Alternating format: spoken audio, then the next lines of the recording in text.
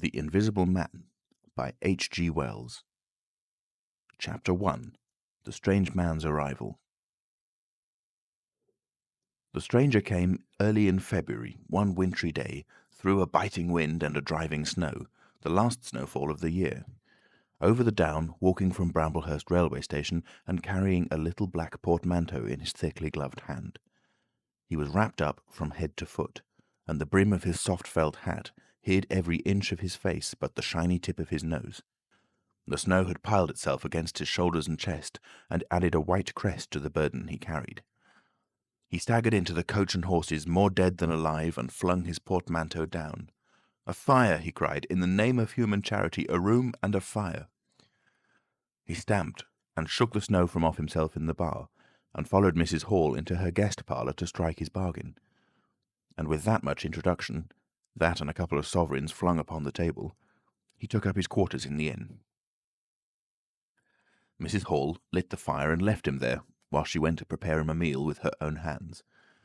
A guest to stop at Iping in the winter-time was an unheard-of piece of luck, let alone a guest who was no haggler, and she resolved to show herself worthy of her good fortune. As soon as the bacon was well under way, and Milly, her lymphatic aid, had been brisked up a bit by a few deftly chosen expressions of contempt, she carried the cloth, plates, and glasses into the parlour, and began to lay them with the utmost éclat. Although the fire was burning up briskly, she was surprised to see that her visitor still wore his hat and coat, standing with his back to her, and staring out of the window at the falling snow in the yard. His gloved hands were clasped behind him, and he seemed to be lost in thought. She noticed that the melting snow that still sprinkled his shoulders dripped upon her carpet.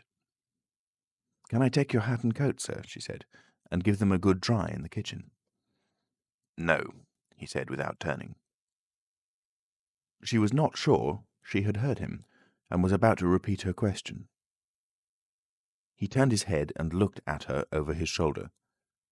"I prefer to keep them on," he said with emphasis, and she noticed that he wore big blue spectacles with sidelights, and had a bush side-whisker over his coat collar that completely hid his cheeks and face. "Very well, sir," she said. "As you like. In a bit the room will be warmer." He made no answer, and had turned his face away from her again, and Mrs. Hall, feeling that her conversational advances were ill-timed, laid the rest of the table things in a quick staccato and whisked out of the room. When she returned, he was still standing there, like a man of stone, his back hunched, his collar turned up, his dripping hat brim turned down, hiding his face and ears completely. She put down the eggs and bacon with considerable emphasis, and called rather than said to him, "Your lunch is served, sir." "Thank you," he said at the same time, and did not stir until she was closing the door. Then he swung round and approached the table with a certain eager quickness.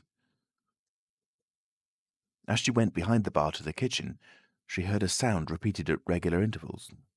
Chirk, chirk, chirk, it went, the sound of a spoon being rapidly whisked around a basin. "That girl," she said. "There, I clean forgot it. It's her being so long." And while she herself finished mixing the mustard, she gave Milly a few verbal stabs for her excessive slowness.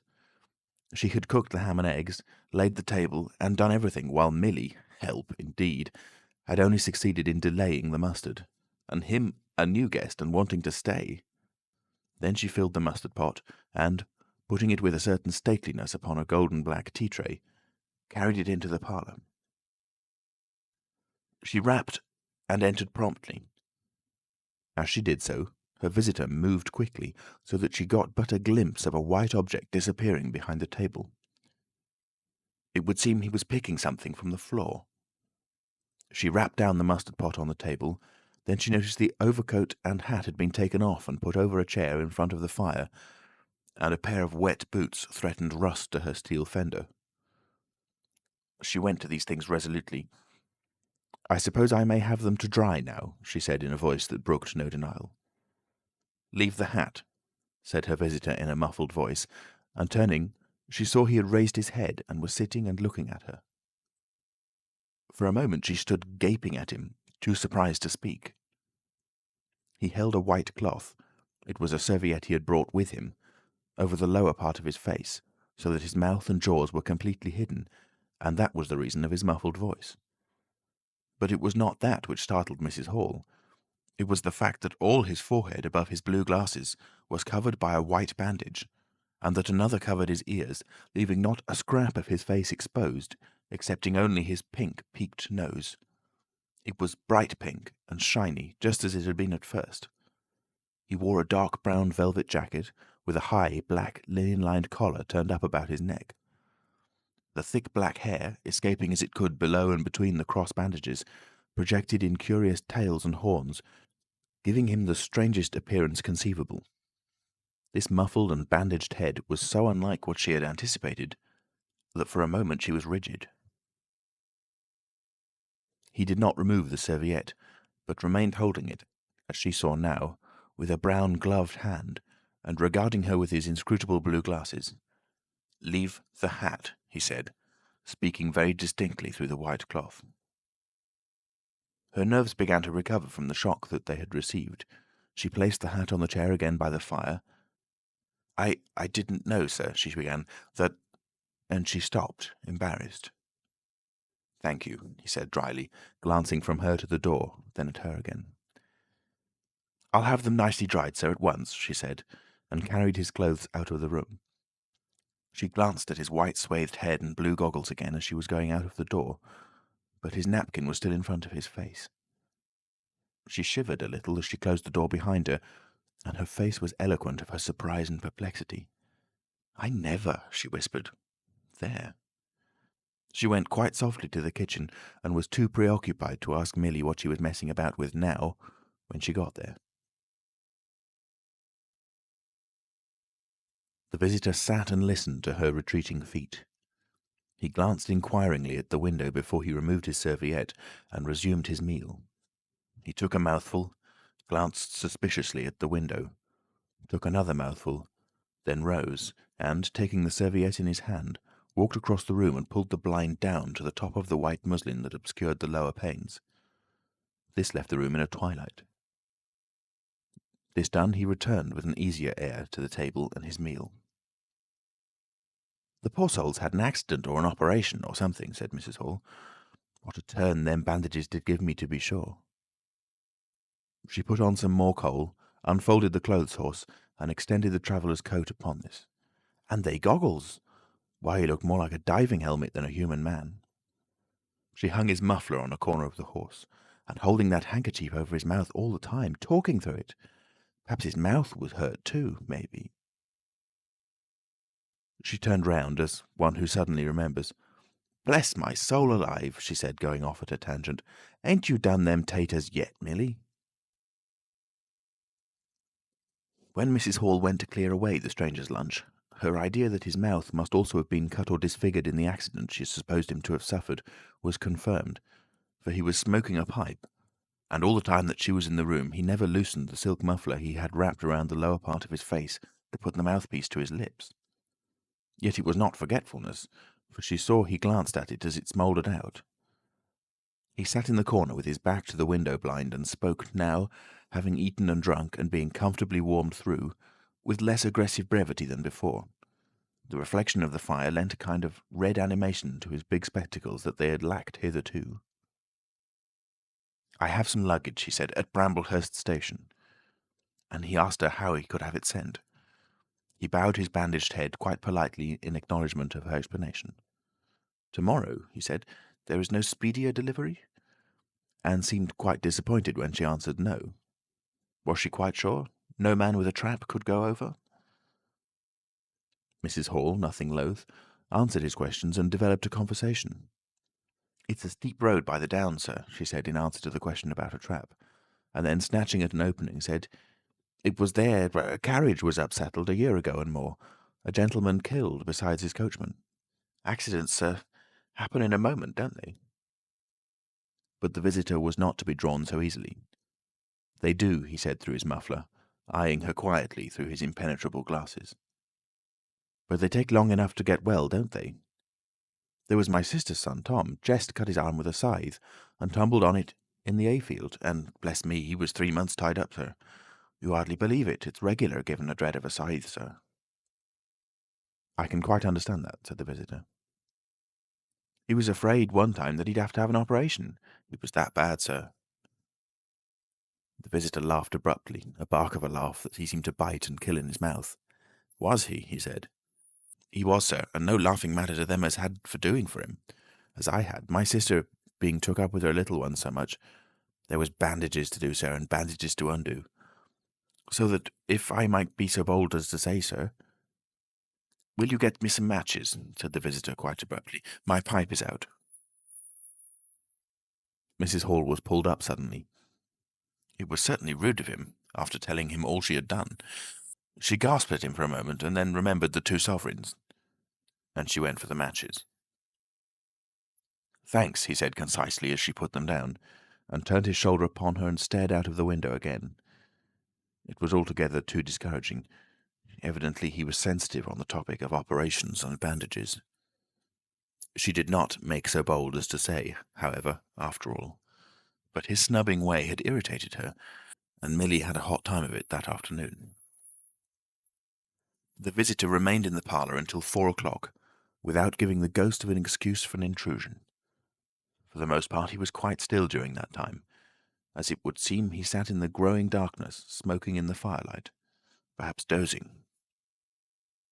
Once or twice a curious listener might have heard him at the coals, and for the space of 5 minutes he was audible pacing the room. He seemed to be talking to himself. Then the armchair creaked as he sat down again. Chapter 2. Mr. Teddy Henfrey's First Impressions. At 4 o'clock, when it was fairly dark and Mrs. Hall was screwing up her courage to go in and ask her visitor if he would take some tea, Teddy Henfrey, the clock jobber, came into the bar. "My sakes, Mrs. Hall," said he, "but this is terrible weather for thin boots." The snow outside was falling faster. Mrs. Hall agreed, and then noticed he had his bag with him. "Now you're here, Mr. Teddy," said she, "I'd be glad if you'd give the old clock in the parlour a bit of a look. 'Tis going, and it strikes well and hearty, but the hour hand won't do nothing but point at 6. And, leading the way, she went across to the parlour door and rapped and entered. Her visitor, she saw as she opened the door, was seated in the armchair before the fire, dozing, it would seem, with his bandaged head drooping on one side. The only light in the room was the red glow from the fire, which lit his eyes like adverse railway signals, but left his downcast face in darkness, and the scanty vestiges of the day that came in through the open door. Everything was ruddy, shadowy, and indistinct to her, the more so since she had just been lighting the bar lamp, and her eyes were dazzled.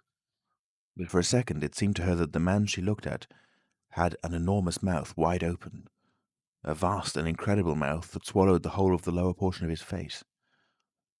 It was the sensation of a moment, the white bound head, the monstrous goggle eyes, and this huge yawn below it. Then he started up in his chair, put up his hand. She opened the door wide so that the room was lighter, and she saw him more clearly, with the muffler held up to his face, just as she had seen him hold the serviette before. The shadows, she fancied, had tricked her. "Would you mind, sir, this man a coming to look at the clock, sir?" she said, recovering from the momentary shock. "Look at the clock?" he said, staring round in a drowsing manner and speaking over his head, and then, getting more fully awake, "Certainly." Mrs. Hall went away to get a lamp, and he rose and stretched himself. Then came the light, and Mr. Teddy Henfrey, entering, was confronted by this bandaged person. He was, he says, taken aback. "Good afternoon," said the stranger, regarding him, as Mr. Henfrey says, with a vivid sense of the dark spectacles, like a lobster. "I hope," said Mr. Henfrey, "that it's no intrusion." None whatever," said the stranger, "though I understand," he said, turning to Mrs. Hall, "that this room is really to be mine for my own private use." "I thought, sir," said Mrs. Hall, "you'd prefer the clock—" "Certainly," said the stranger, "certainly. But as a rule, I like to be alone and undisturbed. But I'm really glad to have the clock seen to," he said, seeing a certain hesitation in Mr. Henfrey's manner. "Very glad." Mr. Henfrey had intended to apologize and withdraw, but this anticipation reassured him. The stranger turned round with his back to the fireplace and put his hands behind his back. And presently, he said, when the clock mending is over, I think I should like to have some tea, but not till the clock mending is over. Mrs. Hall was about to leave the room. She made no conversational advances this time, because she did not want to be snubbed in front of Mr. Henfrey, when her visitor asked her if she had made any arrangements about his boxes at Bramblehurst. She told him she had mentioned the matter to the postman, and that the carrier could bring them over on the morrow. "You are certain that that is the earliest?" he said. She was certain, with a marked coldness.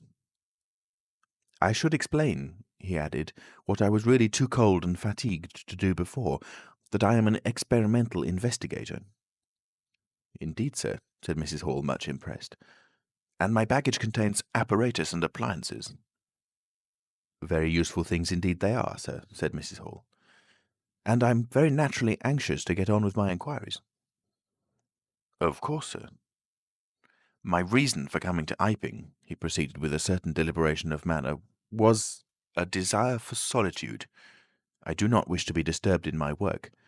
In addition to my work, an accident—" "I thought as much," said Mrs. Hall to herself. "An accident necessitates a certain retirement. My eyes are sometimes so weak and painful that I have shut myself up in the dark for hours together. Lock myself up. Sometimes, now and then. Not at present, certainly. But at such times the slightest disturbance, the entry of a stranger into the room, is a source of excruciating annoyance to me. It is well these things should be understood." "Certainly, sir," said Mrs. Hall. "And if I might make so bold as to ask—" "That, I think, is all," said the stranger, with that quietly irresistible air of finality he could assume at will. Mrs. Hall reserved her question and sympathy for a better occasion. After Mrs. Hall had left the room, he remained standing in front of the fire, glaring, so Mr. Henfrey puts it, at the clock mending. Mr. Henfrey not only took off the hands of the clock and the face, but extracted the works, and he tried to work in as slow and quiet and unassuming manner as possible. He worked with the lamp close to him, and the green shade threw a brilliant light upon his hands and upon the frame and wheels, and left the rest of the room shadowy. When he looked up, coloured patches swam in his eyes. Being constitutionally of a curious nature, he had removed the works, a quite unnecessary proceeding, with the idea of delaying his departure, and perhaps falling into conversation with the stranger. But the stranger stood there perfectly silent and still. So still, it got on Henfrey's nerves. He felt alone in the room and looked up, and there, grey and dim, was the bandaged head and huge blue lenses, staring fixedly with a mist of green spots drifting in front of them. It was so uncanny to Henfrey that for a minute they remained staring blankly at one another. Then Henfrey looked down again. Very uncomfortable position. One would like to say something. Should he remark that the weather was very cold for the time of the year? He looked up as if to take aim with that introductory shot. "The weather—" he began. "Why don't you finish and go?" said the rigid figure, evidently in a state of painfully suppressed rage. "All you've got to do is fix the hour hand on its axle. You're simply humbugging." "Certainly, sir. 1 minute more. I overlooked—" and Mr. Henfrey finished and went. But he was feeling excessively annoyed. "Damn it," said Mr. Henfrey to himself, trudging down the village through the thawing snow. "A man must do a clock at times, surely." And again, "Can't a man look at you?" Ugly. And yet again, seemingly not. If the police was wanting you, you wouldn't be more wrapped and bandaged. At Gleason's corner he saw Hall, who had recently married the stranger's hostess at the Coach and Horses, and who now drove the Iping conveyance, when occasional people required it, to Sidderbridge Junction, coming towards him on his return from that place. Hall had evidently been stopping a bit at Sidderbridge, to judge by his driving. "How do, Teddy?" he said, passing. "You've got a rum un up at home," said Teddy. Hall very socially pulled up. "What's that?" he said. "Rum-looking customer stopping at the Coach and Horses," said Teddy. "My sakes!" And he proceeded to give Hall a vivid description of his grotesque guest. "Looks a bit like a disguise, don't it? I'd like to see a man's face if I had him stopping in my place," said Henfrey. but women are that trustful when strangers are concerned. He's took your rooms and he ain't even given a name, Hall. You don't say so, said Hall, who was a man of sluggish apprehension. Yes, said Teddy, by the week. Wherever he is, you can't get rid of him under the week. And he's got a lot of luggage coming tomorrow, so he says. Let's hope it won't be stones in boxes, Hal. He told Hall how his aunt at Hastings had been swindled by a stranger with empty portmanteau. Altogether, he left Hall vaguely suspicious. Get up, old girl, said Hall. I suppose I must see about this. Teddy trudged on his way with his mind considerably relieved. Instead of seeing about it, however, Hall on his return was severely rated by his wife on the length of time he had spent in Sidderbridge, and his mild inquiries were answered snappishly and in a manner not to the point. But the seed of suspicion Teddy had sown germinated in the mind of Mr. Hall, in spite of these discouragements.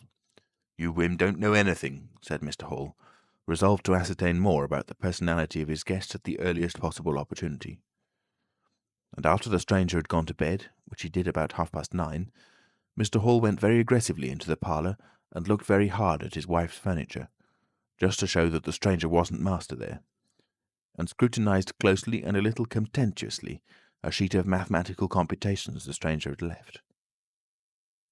When retiring for the night, he instructed Mrs. Hall to look very closely at the stranger's luggage when it came the next day. "You mind your own business, Hall," said Mrs. Hall, "and I'll mind mine."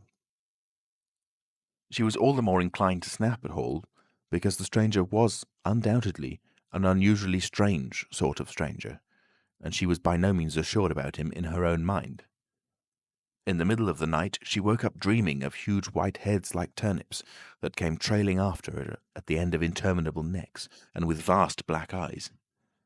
But, being a sensible woman, she subdued her terrors, and turned over and went to sleep again.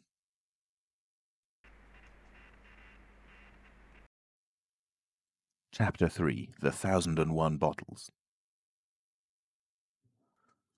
So it was that on the 29th day of February, at the beginning of the thaw, this singular person fell out of infinity into Iping village. Next day his luggage arrived through the slush, and very remarkable luggage it was. There were a couple of trunks indeed, such as a rational man might need, but in addition there were a box of books, big, fat books of which some were just in an incomprehensible handwriting, and a dozen or more crates, boxes and cases, containing objects packed in straw, as it seemed to Hall, tugging with a casual curiosity at the straw, glass bottles. The stranger, muffled in hat, coat, gloves, and wrapper, came out impatiently to meet Fearenside's cart, while Hall, who was having a word or so of gossip preparatory to helping them in, out he came, not noticing Fearenside's dog, who was sniffing in a dilettante spirit at Hall's legs. "Come along with those boxes," he said. "I've been waiting long enough." And he came down the steps towards the tail of the cart, as if to lay hands on the smaller crate. No sooner had Fearenside's dog caught sight of him, however, than it began to bristle and growl savagely, and when he rushed down the steps it gave an undecided hop and then sprang straight at his hand. "Ugh!" cried Hall, jumping back, for he was no hero with dogs, and Fearenside howled, "Lie down!" and snatched his whip. They saw the dog's teeth had slipped the hand, heard a kick, saw the dog execute a flanking jump and get home on the stranger's leg, and heard the rip of his trousering. Then the finer end of Fearenside's whip reached his property, and the dog, yelping with dismay, retreated under the wheels of the wagon. It was all the business of a swift half-minute. No one spoke. Everyone shouted. The stranger glanced swiftly at his torn glove and at his leg, made as if he would stoop to the latter, then turned and rushed swiftly up the steps into the inn. They heard him go headlong across the passage and up the uncarpeted steps to his bedroom. "You brute, you," said Fearenside, climbing off the wagon with his whip in his hand, while the dog watched him through the wheel. "Come here," said Fearenside. "You'd better—" Hall had stood gaping. "He was bit," said Hall. "I'd better go to see to him." And he trotted after the stranger. He met Mrs. Hall in the passage. "Carrier's dog," he said. "Bitten." He went straight upstairs, and the stranger's door being ajar, he pushed it open and was entering without any ceremony, being of a naturally sympathetic turn of mind. The blind was down and the room dim. He caught a glimpse of a most singular thing, what seemed a handless arm waving towards him, and a face of 3 huge, indeterminate spots on white, very like the face of a pale pansy. Then he was struck violently in the chest, hurled back, and the door slammed in his face and locked. It was so rapid that it gave him no time to observe. A waving of indecipherable shapes, a blow, and a concussion. There he stood on the dark little landing, wondering what it might have been that he had seen. A couple of minutes later he rejoined the little group that had formed outside the Coach and Horses. There was Fearenside, telling about it all over again for the second time. There was Mrs. Hall, saying his dog didn't have no business to bite her guests. There was Huckster, the general dealer from over the road, interrogative, and Sandy Wedges from the forge, judicial, besides women and children, all of them saying fatuities. I wouldn't let him bite e'en me, I knows. T'asn't right to have such dogs. What he biting for, then? And so forth. Mrs. Hall, staring at them from the steps and listening, found it incredible that he had seen anything so very remarkable happen upstairs. Besides, his vocabulary was altogether too limited to express his impressions. "He don't want no help, he says," he said in answer to his wife's inquiry. "We'd better be taking of his luggage in." "You ought to have it cauterized at once," said Mr. Huckster, "especially if it's all inflamed." "I'd shoot him, that's what I'd do," said a lady in the group. Suddenly the dog began growling again. "Come along," cried an angry voice in the doorway, and there stood the muffled stranger with his collar turned up and his hat brim bent down. "The sooner you get those things in, the better I'll be pleased." It is stated by an anonymous bystander that his trousers and gloves had been changed. "Was you hurt, sir?" said Fearenside. "I'm rare sorry the dog—" "Not a bit," said the stranger. "Never broke the skin. Hurry up with those things."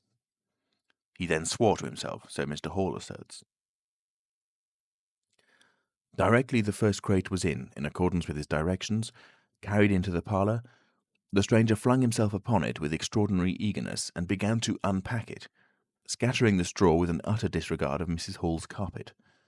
And from it he began to produce bottles, little fat bottles containing powders, small and slender bottles containing coloured and white fluids, fluted blue bottles labelled poison, bottles with round bodies and slender necks, large green glass bottles, large white glass bottles, bottles with glass stoppers and frosted labels, bottles with fine corks, bottles with bungs, bottles with wooden caps, wine bottles, salad oil bottles.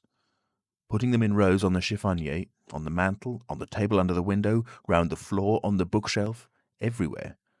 The chemist's shop in Bramblehurst could not boast half so many. Quite a sight it was. Crate after crate yielded bottles until all 6 were empty, and the table high with straw. The only things that came out of these crates beside the bottles were a number of test tubes and a carefully packed balance. And directly the crates were unpacked, the stranger went to the window and set to work, not troubling in the least about the litter of straw, the fire which had gone out, the box of books outside, nor for the trunks and other luggage that had gone upstairs. When Mrs. Hall took his dinner to him, he was already so absorbed in his work, pouring little drops out of the bottles into test tubes, that he did not hear her until she had swept away the bulk of the straw and put the tray on the table, with some little emphasis perhaps, seeing the state that her floor was in. Then he half turned his head and immediately turned it away again. But she saw he had removed his glasses. They were beside him on the table, and it seemed to her that his eye sockets were extraordinarily hollow. He put on his spectacles again and then turned and faced her. She was about to complain of the straw on the floor when he anticipated her. "I wish you wouldn't come in without knocking," he said in the tone of abnormal exasperation that seemed so characteristic of him. "I knocked, but seemingly— Perhaps you did. But in my investigations, my really very urgent and necessary investigations, the slightest disturbance, the jar of a door— I must ask you—" "Certainly, sir. You can turn the lock if you're like that, you know. Any time." "A very good idea," said the stranger. "This straw, sir, if I can be so bold as to remark—" "Don't.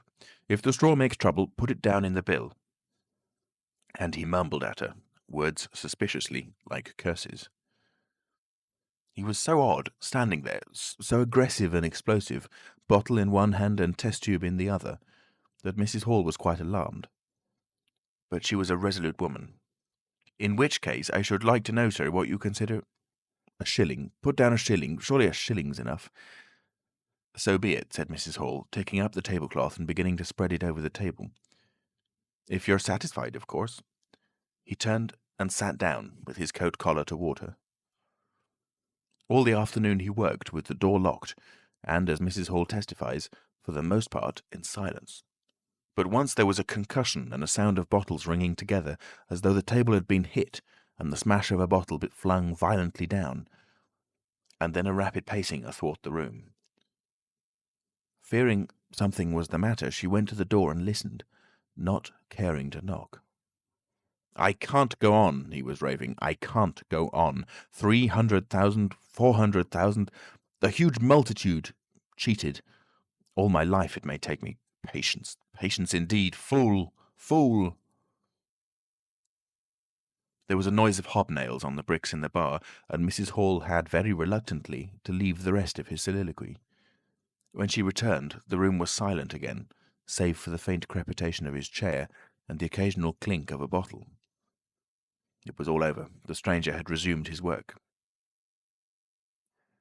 When she took in his tea, she saw broken glass in the corner of the room under the concave mirror, and a golden stain that had been carelessly wiped. She called attention to it. "Put it down in the bill," snapped her visitor. "For God's sake, don't worry me. If there's damage done, put it down in the bill." And he went on ticking a list in the exercise book before him. "I'll tell you something," said Fearenside mysteriously. It was late in the afternoon, and they were in the little beer shop of Iping Hanger. "Well," said Teddy Henfrey. "This chap you're speaking of, what my dog bit, well, he's black. Leastways his legs are. I seed through the tear of his trousers and the tear of his glove. You'd have expected a sort of pinky to show, wouldn't you? Well, there wasn't none. Just blackness. I tell you he's as black as my hat." "My sakes," said Henfrey, "it's a rummy case altogether. Why, his nose is as pink as paint." "That's true," said Fearenside. "I knows that, and I tell you what I'm thinking. That man's a piebald, Teddy, black here and white there in patches. And he's ashamed of it. He's a kind of half-breed, and the colours come off patchy instead of mixing. I've heard of such things before, and it's the common way with horses, as anyone can see." Chapter 4. Mr. Cuss interviews the stranger. I have told the circumstances of the stranger's arrival in Iping with a certain fullness of detail, in order that the curious impression he created may be understood by the reader. But, excepting two odd incidents, the circumstances of his stay until the extraordinary day of the club festival may be passed over very cursorily. There were a number of skirmishes with Mrs. Hall on matters of domestic discipline, but in every case, until late April, when the first signs of penury began, he overrode her by the easy expedient of an extra payment. Hall did not like him, and whenever he dared, he talked of the advisability of getting rid of him. But he showed his dislike chiefly by concealing it ostentatiously and avoiding his visitor as much as possible. "Wait till the summer," said Mrs. Hall sagely, "when the artisks are beginning to come. Then we'll see. He may be a bit overbearing, but bills settled punctual is bills settled punctual, whatever you'd like to say." The stranger did not go to church, and indeed made no difference between Sunday and the irreligious days, even in costume. He worked, as Mrs. Hall thought, very fitfully. Some days he would come down early and be continuously busy. On others he would rise late, pace his room, fretting audibly for hours together, smoke, sleep in the armchair by the fire. Communication with the world beyond the village he had none. His temper continued very uncertain. For the most part his manner was that of a man suffering under almost unendurable provocation, and once or twice things were snapped, torn, crushed, or broken in spasmodic gusts of violence. He seemed under a chronic irritation of the greatest intensity. His habit of talking to himself in a low voice grew steadily upon him, but though Mrs. Hall listened conscientiously, she could make neither head nor tail of what she heard. He rarely went abroad by daylight, but at twilight he would go out, muffled up invisibly, whether the weather were cold or not, and he chose the loneliest paths and those most overshadowed by trees and banks. His goggling spectacles and ghastly bandaged face under the penthouse of his hat came with a disagreeable suddenness out of the darkness upon one or two home-going labourers, and Teddy Henfrey, tumbling out of the Scarlet Coat one night at 9:30, was scared shamefully by the stranger's skull-like head. He was walking hat in hand, lit by the sudden light of the opened inn door. Such children as saw him at nightfall dreamt of bogies, and it seemed doubtful whether he disliked boys more than they disliked him, or the reverse. But there was certainly a vivid enough dislike on either side. It was inevitable that a person of so remarkable an appearance and bearing should form a frequent topic in such a village as Iping. Opinion was greatly divided about his occupation. Mrs. Hall was sensitive on the point. When questioned, she explained very carefully that he was an experimental investigator, going gingerly over the syllables as one who dreads pitfalls. When asked what an experimental investigator was, she would say with a touch of superiority that most educated people knew such things as that, and would thus explain that he discovered things. Her visitor had had an accident, she said, which temporarily discoloured his face and hands, and, being of a sensitive disposition, he was averse to any public notice of the fact. Out of her hearing, there was a view largely entertained that he was a criminal trying to escape from justice by wrapping himself up so as to conceal himself altogether from the eye of the police. This idea sprang from the brain of Mr. Teddy Henfrey. No crime of any magnitude dating from the middle or end of February was known to have occurred. Elaborated in the imagination of Mr. Gould, the probationary assistant in the National School, this theory took the form that the stranger was an anarchist in disguise, preparing explosives, and he resolved to undertake such detective operations as his time permitted. These consisted for the most part in looking very hard at the stranger whenever they met, or in asking people who had never seen the stranger leading questions about him. But he detected nothing. Another school of opinion followed Mr. Fearenside, and either accepted the piebald view or some modification of it, as, for instance, Silas Durgan, who was heard to assert, if he chooses to show himself at fairs, he'll make his fortune in no time, and, being a bit of a theologian, compared the stranger to the man with the one talent. Yet another view explained the entire man by regarding the stranger as a harmless lunatic. That had the advantage of accounting for everything straight away. Between these main groups there were waverers and compromisers. Sussex folk have few superstitions, and it was only after the events of early April that the thought of the supernatural was first whispered in the village. Even then it was only credited among the women folk. But whatever they thought of him, people in Iping, on the whole, agreed in disliking him. His irritability, though it might have been comprehensible to an urban brain worker, was an amazing thing to these quiet Sussex villagers. The frantic gesticulations they surprised now and then, the headlong pace after nightfall that swept him upon them round quiet corners, the inhuman bludgeoning of all tentative advances of curiosity, the taste for twilight that led to the closing of doors, the pulling of blinds, the extinction of candles and lamps. Who could agree with such goings-on? They drew aside as he passed down the village, and when he had gone by, young humorists would go up with coat collars and down with hat brims, and go pacing nervously after him in imitation of his occult bearing. There was a song popular at the time called "The Bogeyman." Miss Satchell sang it in the schoolroom concert in aid of the church lamps, and thereafter, whenever one of the two villages were gathered together and the stranger appeared, a bar or so of this tune, more or less sharp or flat, was whistled in the midst of them. Also, belated little children would call "Bogeyman" after him, and make off tremulously elated. Cuss, the general practitioner, was devoured by curiosity. The bandages excited his professional interest. The report of the 1,001 bottles aroused his jealous regard. All through April and May he coveted an opportunity of talking to the stranger, and at last, towards Whitsuntide, he could stand it no longer, but hit upon the subscription list for a village nurse as an excuse. He was surprised to find that Mr. Hall did not know his guest's name. "He give a name," said Mrs. Hall, an assertion which was quite unfounded, "but I didn't rightly hear it." She thought it seemed so silly not to know the man's name. Cuss rapped at the parlour door and entered. There was a fairly audible imprecation from within. "Pardon my intrusion," said Cuss, and then the door closed and cut Mrs. Hall off from the rest of the conversation. She could hear the murmur of voices for the next 10 minutes, then a cry of surprise, a stirring of feet, a chair flung aside, a bark of laughter, Quick steps to the door, and Cuss appeared, his face white, his eyes staring over his shoulder.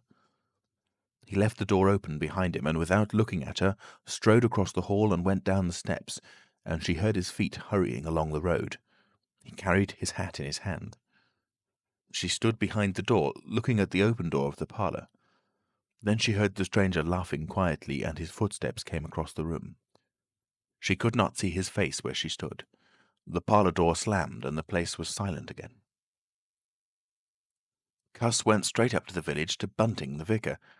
"Am I mad?" Cuss began abruptly as he entered the shabby little study. "Do I look like an insane person?" "What's happened?" said the vicar, putting the ammonite on the loose sheets of his forthcoming sermon. "The chap at the inn—" "Well?" "Give me something to drink," said Cuss, and he sat down. When his nerves had been steadied by a glass of cheap sherry, the only drink the good vicar had available, he told him of the interview he had just had. "Went in," he gasped, "and began to demand a subscription for that nurse fund. He'd stuck his hands in his pockets as I came in, and he sat down lumpily in his chair. Sniffed. I told him I'd heard he took an interest in scientific things. He said yes. Sniffed again. Kept on sniffing all the time, evidently recently caught an infernal cold. No wonder, wrapped up like that. I developed the nurse idea, and all the while kept my eyes open. Bottles, chemicals, everywhere. Balance, test tubes in stands, and a smell of evening primrose. Would he subscribe? Said he'd considered him. Asked him, point blank, was he researching? Said he was. A long research? Got quite cross. A damnable long research, said he, blowing the cork out, so to speak. Oh, said I. And out came the grievance. The man was just on the boil, and my question boiled him over. He had been given a prescription, a most valuable prescription, although what for he wouldn't say. Was it medical? Damn you, what are you fishing after? I apologized. Dignified sniff and cough. He resumed. He'd read it. 5 ingredients. Put it down, turned his head. Draught of air from window lifted the paper. Swish, rustle. He was working in a room with an open fireplace, he saw. Saw a flicker, and there was the prescription burning and lifting chimneywood. Rushed towards it just as it whisked up the chimney. So, just at that point, to illustrate his story, out came his arm. Well? No hand. Just an empty sleeve. Lord, I thought, that's a deformity. Got a cork arm, I suppose, and has taken it off. Then I thought, there's something odd in that. What the devil keeps the sleeve up and open if there's nothing in it? There was nothing in it, I tell you. Nothing down it, right down to the joint. I could see right down it to the elbow, and there was a glimmer of light shining in through a tear of cloth. Good God, I said. Then he stopped, stared at me with those black goggles of his, and then at his sleeve. Well? That's all. He never said a word, just glared, and put his sleeve back in his pocket quietly. I was saying, said he, that there was the prescription burning, wasn't I? Interrogative cough. How the devil, said I, can you move an empty sleeve like that? Empty sleeve? Yes, said I, an empty sleeve. It's an empty sleeve, is it? You saw it as an empty sleeve? He stood up right away. I stood up too. He came towards me in 3 very slow steps and stood quite close. Sniffed venomously. I didn't flinch, though I'm hanged if that bandaged knob of his and those blinkers aren't enough to unnerve anyone coming quietly up to you. You said it was an empty sleeve, he said. Certainly, I said. At staring and saying nothing, a barefaced man, unspectacled, starts scratch. Then very quietly he pulled his sleeve out of his pocket again and raised his arm towards me as though he would show it to me again. He did it very, very slowly. I looked at it. Seemed an age. Well, said I, clearing my throat, there's nothing in it. I had to say something. I was beginning to feel frightened. I could see right down it. He extended it straight towards me, slowly, slowly, just like that, until the cuff was 6 inches from my face. Queer thing to see an empty sleeve come at you like that. And then, well, something, exactly like a finger and thumb it felt, nipped my nose. Bunting began to laugh. "There wasn't anything there," said Cuss, his voice running up into a shriek at the "there." "It's all very well for you to laugh, but I tell you I was so startled I hit his cuff hard and turned around and cut out of the room. I left him." Cuss stopped. There was no mistaking the sincerity of his panic. He turned round in a helpless way and took a second glass of the excellent Vicar's very inferior sherry. "When I hit his cuff," said Cuss, "I tell you it felt exactly like hitting an arm. And there wasn't an arm. There wasn't the ghost of an arm." Mr. Bunting thought it over. He looked suspiciously at Cuss. "It's a most remarkable story," he said. He looked very wise and grave indeed. "It's really," said Mr. Bunting with judicial emphasis, "a most remarkable story." Chapter 5. The Burglary at the Vicarage. The facts of the burglary at the vicarage came to us chiefly through the medium of the vicar and his wife. It occurred in the small hours of Whit Monday, the day devoted in Iping to the club festivities. Mrs. Bunting, it seems, woke up suddenly in the stillness that comes before the dawn, with the strong impression that the door of their bedroom had opened and closed. She did not arouse her husband at first, but sat up in bed, listening. She then distinctly heard the pad, pad, pad of bare feet coming out of the adjoining dressing-room and walking along the passage towards the staircase. As soon as she felt assured of this, she roused the Reverend Mr. Bunting as quietly as possible. He did not strike a light, but putting on his spectacles, her dressing-gown, and his bath slippers, he went out onto the landing to listen. He heard quite distinctly a fumbling going on at his study desk downstairs, and then a violent sneeze. At that he returned to his bedroom, armed himself with the most obvious weapon, the poker, and descended the staircase as noiselessly as possible. Mr. Bunting came out on the landing. The hour was about 4, and the ultimate darkness of the night was past.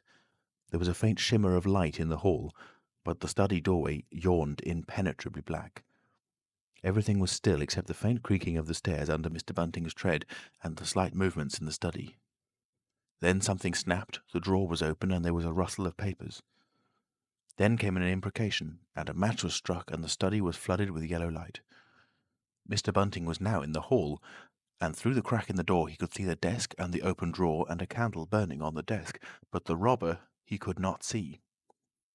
He stood there in the hall, undecided what to do, and Mrs. Bunting, her face white and intent, crept slowly downstairs after him. One thing kept Mr. Bunting's courage, the persuasion that this burglar was a resident in the village. They heard the chink of money, and realised that the robber had found the housekeeping reserve of gold, £2.10 in half-sovereigns altogether. At that sound Mr. Bunting was nerved to abrupt action. Gripping the poker firmly, he rushed into the room, closely followed by Mrs. Bunting. "Surrender!" cried Mr. Bunting fiercely, and then stooped amazed. Apparently the room was perfectly empty. Yet their conviction that they had that very moment heard someone moving in the room had amounted to a certainty. For half a minute perhaps they stood gaping. Then Mrs. Bunting went across the room and looked behind the screen, while Mr. Bunting, by a kindred impulse, peered under the desk. Then Mrs. Bunting turned back the window curtains, and Mr. Bunting looked up the chimney and probed it with the poker. Then Mrs. Bunting scrutinised the waste-paper basket, and Mr. Bunting opened the lid of the coal scuttle. Then they came to a stop and stood with eyes interrogating each other. "I could have sworn," said Mr. Bunting. "The candle," said Mrs. Bunting. "Who lit the candle?" "The drawer," said Mr. Bunting. "And the money's gone." She went hastily to the doorway. Of all the strange occurrences! There was a violent sneeze in the passage. They rushed out, and as they did so, the kitchen door slammed. "Bring the candle," said Mr. Bunting, and led the way. They both heard a sound of bolts being hastily shot back. As he opened the kitchen door, he saw through the scullery that the back door was just opening, and the faint light of early dawn displayed the dark masses of the garden beyond. He is certain that nothing went out of the door. It opened, stood open for a moment, and then closed with a slam. As it did so, the candle Mrs. Bunting was carrying from the study flickered and flared. It was a moment or more before they entered the kitchen. The place was empty. They refastened the back door, examined the kitchen, pantry, and scullery thoroughly, and at last went down into the cellar. There was not a soul to be found in the house, search as they would. Daylight found the vicar and his wife, a quaintly costumed little couple, still marvelling about on their own ground floor by the unnecessary light of a guttering candle.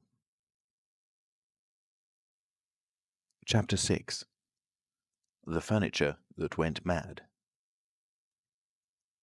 Now it happened that in the early hours of Whit Monday, before Milly was hunted out for the day, Mr. Hall and Mrs. Hall both rose and went noiselessly down into the cellar. Their business there was of a private nature, and had something to do with the specific gravity of their beer. They had hardly entered the cellar when Mrs. Hall found she had forgotten to bring down a bottle of sarsaparilla from their joint room. As she was the expert and principal operator in this affair, Hall very properly went upstairs for it. On the landing he was surprised to see that the stranger's door was ajar. He went on into his own room and found the bottle as he had been directed. But returning with the bottle, he noticed that the bolts of the front door had been shot back, that the door was in fact simply on the latch, and with a flash of inspiration he connected this with the stranger's room upstairs and the suggestions of Mr. Teddy Henfrey. He distinctly remembered holding the candle while Mrs. Hall shot these bolts overnight. At the sight he stopped, gaping, then with the bottle still in his hand went upstairs again. He rapped at the stranger's door. There was no answer. He rapped again, then pushed the door wide open and entered. It was as he had expected. The bed, the room also, was empty. And what was stranger, even to his heavy intelligence, on the bedroom chair and along the rail of the bed were scattered the garments, the only garments, so far as he knew, and the bandages of their guest. His big slouch hat, even, was cocked jauntily over the bedpost. As Hall stood there, he heard his wife's voice coming out of the depth of the cellar, with that rapid telescoping of the syllables and interrogative cocking up of the final words to a high note, by which the West Sussex villager is wont to indicate a brisk impatience. "George, you got what I want?" At that he turned and hurried down to her. "Janny," he said over the rail of the cellar steps, "'tis the truth what Henfrey says. He's not in his room, he ain't, and the front door's unbolted." At first Mrs. Hall did not understand, and as soon as she did, she resolved to see the empty room for herself. Hall, still holding the bottle, went first. "If he ain't there," he said, "his clothes are. And what's he doing without his clothes, then? There's a most curious business." As they came up the cellar steps, they both, it was afterwards ascertained, fancied they heard the front door open and shut, but seeing it closed and nothing there, neither said a word to the other about it at the time. Mrs. Hall passed her husband in the passage and ran on first upstairs. Someone sneezed on the staircase. Hall, following 6 steps behind, thought that he heard her sneeze. She, going on first, was under the impression that Hall was sneezing. She flung open the door and stood regarding the room. "Awful curious," she said. She heard a sniff close behind her head, as it seemed, and turning, was surprised to see Hall a dozen feet off on the topmost stair. But in another moment he was beside her. She bent forward and put her hand on the pillow and then under the clothes. "Cold," she said. "He's been up this hour or more." As she did so, a most extraordinary thing happened. The bedclothes gathered themselves together, leapt suddenly into a sort of peak, and then jumped headlong over the bottom rail. It was exactly as if a hand had clutched them in the centre and flung them aside. Immediately after, the stranger's hat hopped off the bedpost, described a whirling flight in the air through the better part of a circle, and then dashed straight at Mrs. Hall's face. Then as swiftly came the sponge from the washstand, and then the chair, flinging the stranger's coat and trousers carelessly aside, and laughing dryly in a voice singularly like the stranger's, turned itself up with its 4 legs at Mrs. Hall, seemed to take aim at her for a moment, and then charged at her. She screamed and turned, and then the chair legs came gently but firmly against her back, and impelled her and Hall out of the room. The door slammed violently and was locked. The chair and bed seemed to be executing a dance of triumph for a moment. Then abruptly everything was still. Mrs. Hall was left almost in a fainting condition in Mr. Hall's arms on the landings. It was with the greatest difficulty that Mr. Hall and Milly, who had been roused by her scream of alarm, succeeded in getting her downstairs and applying the restoratives customary in such cases. "'Tis spirits," said Mrs. Hall, I noticed spirits I read in papers on tables and chairs leaping and dancing. Take a drop more, Jenny, said Hall. 'Twill steady ye. Lock him out, said Mrs. Hall. Don't let him come in again. I half guessed I might have known, with them goggling eyes and bandaged head and never going to church of a Sunday. And all they bottles. More'n it's right for anyone to have. He's put the spirits into the furniture. My good old furniture. 'Twas in that chair my very dear poor mother used to sit when I was a little girl. To think it should rise up against me now. Just a drop more, Janny, said Hull. Your nerves is all upset. They sent Millie across the street through the golden 5 o'clock sunshine to rouse up Mr. Sandy Wadgers, the blacksmith. Mr. Hall's compliments, and the furniture upstairs was behaving most extraordinary. Would Mr. Wadgers come round? He was a knowing man, was Mr. Wadgers, and very resourceful. He took quite a grave view of the case. I'm damned if that ain't witchcraft, was the view of Mr. Sandy Wadgers. You want horseshoes for such gentry as he. He came round greatly concerned. They wanted him to lead the way upstairs to the room, but he didn't seem to be in any hurry. He preferred to talk in the passage. Over the way, Huxter's apprentice came out and began taking down the shutters of the tobacco window. He was called over to join the discussion. Mr. Huxter naturally followed over in the course of a few minutes. The Anglo-Saxon genius for parliamentary government asserted itself. There was a great deal of talk and no decisive action. "Let's have the facts first," insisted Mr. Sandy Wadgers. "Let's be sure we be acting perfectly right in busting that there door open. A door on-bust is always open to busting, but you can't on-bust a door once you've busted in." And suddenly and most wonderfully, the door of the room upstairs opened of its own accord, and as they looked up in amazement, they saw descending the stairs the muffled figure of the stranger, staring more blankly and blankly than ever before, with those unreasonably large blue glass eyes of his. He came down stiffly and slowly, staring all the time. He walked across the passage, staring, and then stopped. "Look there," he said, and their eyes followed the direction of his gloved finger and saw a bottle of sarsaparilla hard by the cellar door. Then he entered the parlour and suddenly, swiftly, viciously slammed the door in their faces. Not a word was spoken until the last echoes of the slam had died away. They stared at one another. "Well, if that don't lick everything," said Mr. Wadgers, and left the alternative unsaid. "I'd go in and ask about it," said Wadgers to Mr. Hall. "I'd demand an explanation." It took some time to bring the landlady's husband up to that pitch. At last he rapped, opened the door, and got as far as "Excuse me." "Go to the devil," said the stranger in a tremendous voice, "and shut that door after you." So that brief interview terminated. Chapter 7. The Unveiling of the Stranger. The stranger went into the little parlour of the Coach and Horses about 5:30 in the morning, and there he remained until near midday, the blinds down, the door shut, and none, after Hall's repulse, venturing near him. All that time he must have fasted. Thrice he rang his bell, the third time furiously and continuously, but no one answered him. "Him and his go to the devil indeed," said Mrs. Hall. Presently came an imperfect rumour of the burglary at the vicarage, and two were put together. Hall, assisted by Wadgers, went off to find Mr. Shuttleforth, the magistrate, and take his advice. No one ventured upstairs. How the stranger occupied himself is unknown. Now and then he would stride violently up and down, and twice came an outburst of curses, a tearing of paper, and a violent smashing of bottles.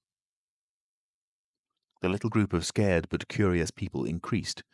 Mrs. Huxter came over, some gay young fellows resplendent in black ready-made jackets and piqué paper ties, for it was Whit Monday, joined the group with confused interrogations. Young Archie Harker distinguished himself by going up the yard and trying to peep under the window blinds. He could see nothing, but gave reason for supposing that he did, and others of the Iping youth presently joined him.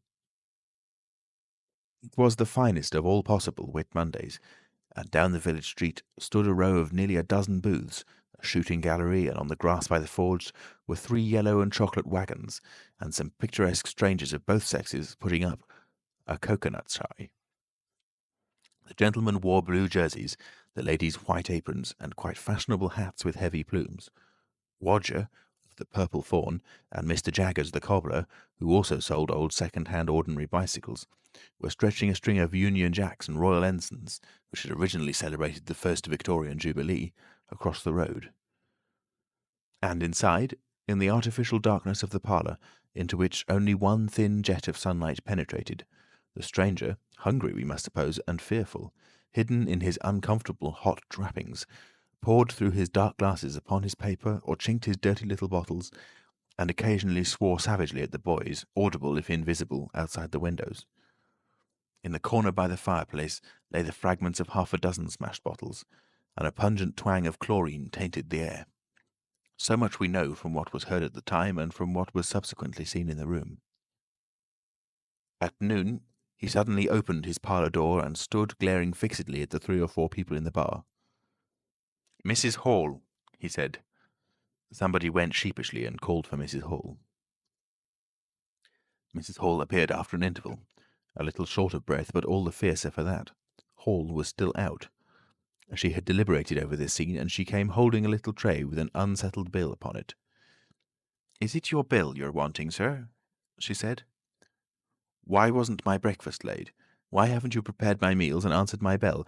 Do you think I live without eating?" "Why isn't my bill paid?" said Mrs. Hall. "That's what I want to know." "I told you 3 days ago I was awaiting a remittance."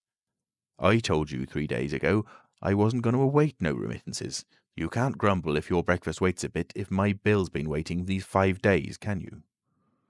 The stranger swore, briefly but vividly. "Nar, nar," from the bar. "And I'd thank you kindly, sir, if you'd keep your swearing to yourself, sir," said Mrs. Hall. The stranger stood looking more like an angry diving helmet than ever. It was universally felt in the bar that Mrs. Hall had the better of him. His next words showed as much. "Look here, my good woman," he began. "Don't good woman me," said Mrs. Hall. "I've told you my remittance hasn't come." "Remittance indeed," said Mrs. Hall. "Still, I dare say in my pocket. You told me 3 days ago that you hadn't anything but a sovereign's worth of silver upon you." "Well, I've found some more." "Hullo," from the bar. "I wonder where you found it," said Mrs. Hall. That seemed to annoy the stranger very much. He stamped his foot. "What do you mean?" he said. "That I wonder where you found it," said Mrs. Hall. "And before I take any bills, or get any breakfasts, or do any such things whatsoever, you've got to tell me 2 things I don't understand, and what nobody don't understand, and what everybody is very anxious to understand. I want to know what you've been doing to my chair upstairs, and I want to know how 'tis your room was empty, and how you got in again. Them as stops in this house comes in by the doors. That's the rule of the house, and that you didn't do. And what I want to know is how you did come in, and I want to know—" Suddenly the stranger raised his gloved hands clenched, stamped his foot, and said, "Stop!" with such extraordinary violence that he silenced her instantly. "You don't understand," he said, "who I am or what I am. I'll show you. By heaven, I'll show you." Then he put his open palm over his face and withdrew it. The centre of his face became a black cavity. "Here," he said. He stepped forward and handed Mrs. Hall something. She, staring at his metamorphosed face, accepted automatically. Then, when she saw what it was, she screamed loudly, dropped it, and staggered back. The nose, it was the stranger's nose, pink and shining, rolled on the floor. Then he removed his spectacles, and everyone in the bar gasped. He took off his hat, and with a violent gesture tore at his whiskers and bandages. For a moment they resisted him. A flash of horrible anticipation passed through the bar. "Oh, my God!" said someone. Then off they came. It was worse than anything. Mrs. Hall, standing open-mouthed and horror-struck, shrieked at what she saw, and made for the door of the house. Everyone began to move. They were prepared for scars, disfigurements, tangible horrors. But nothing. The bandages and false hair flew across the passage into the bar, making a hobbledehoy jump to avoid them. Everyone tumbled on everyone else down the steps. For the man who stood there shouting some incoherent explanation was a solid, gesticulating figure up to the coat collar of him, and then nothingness, no visible thing at all.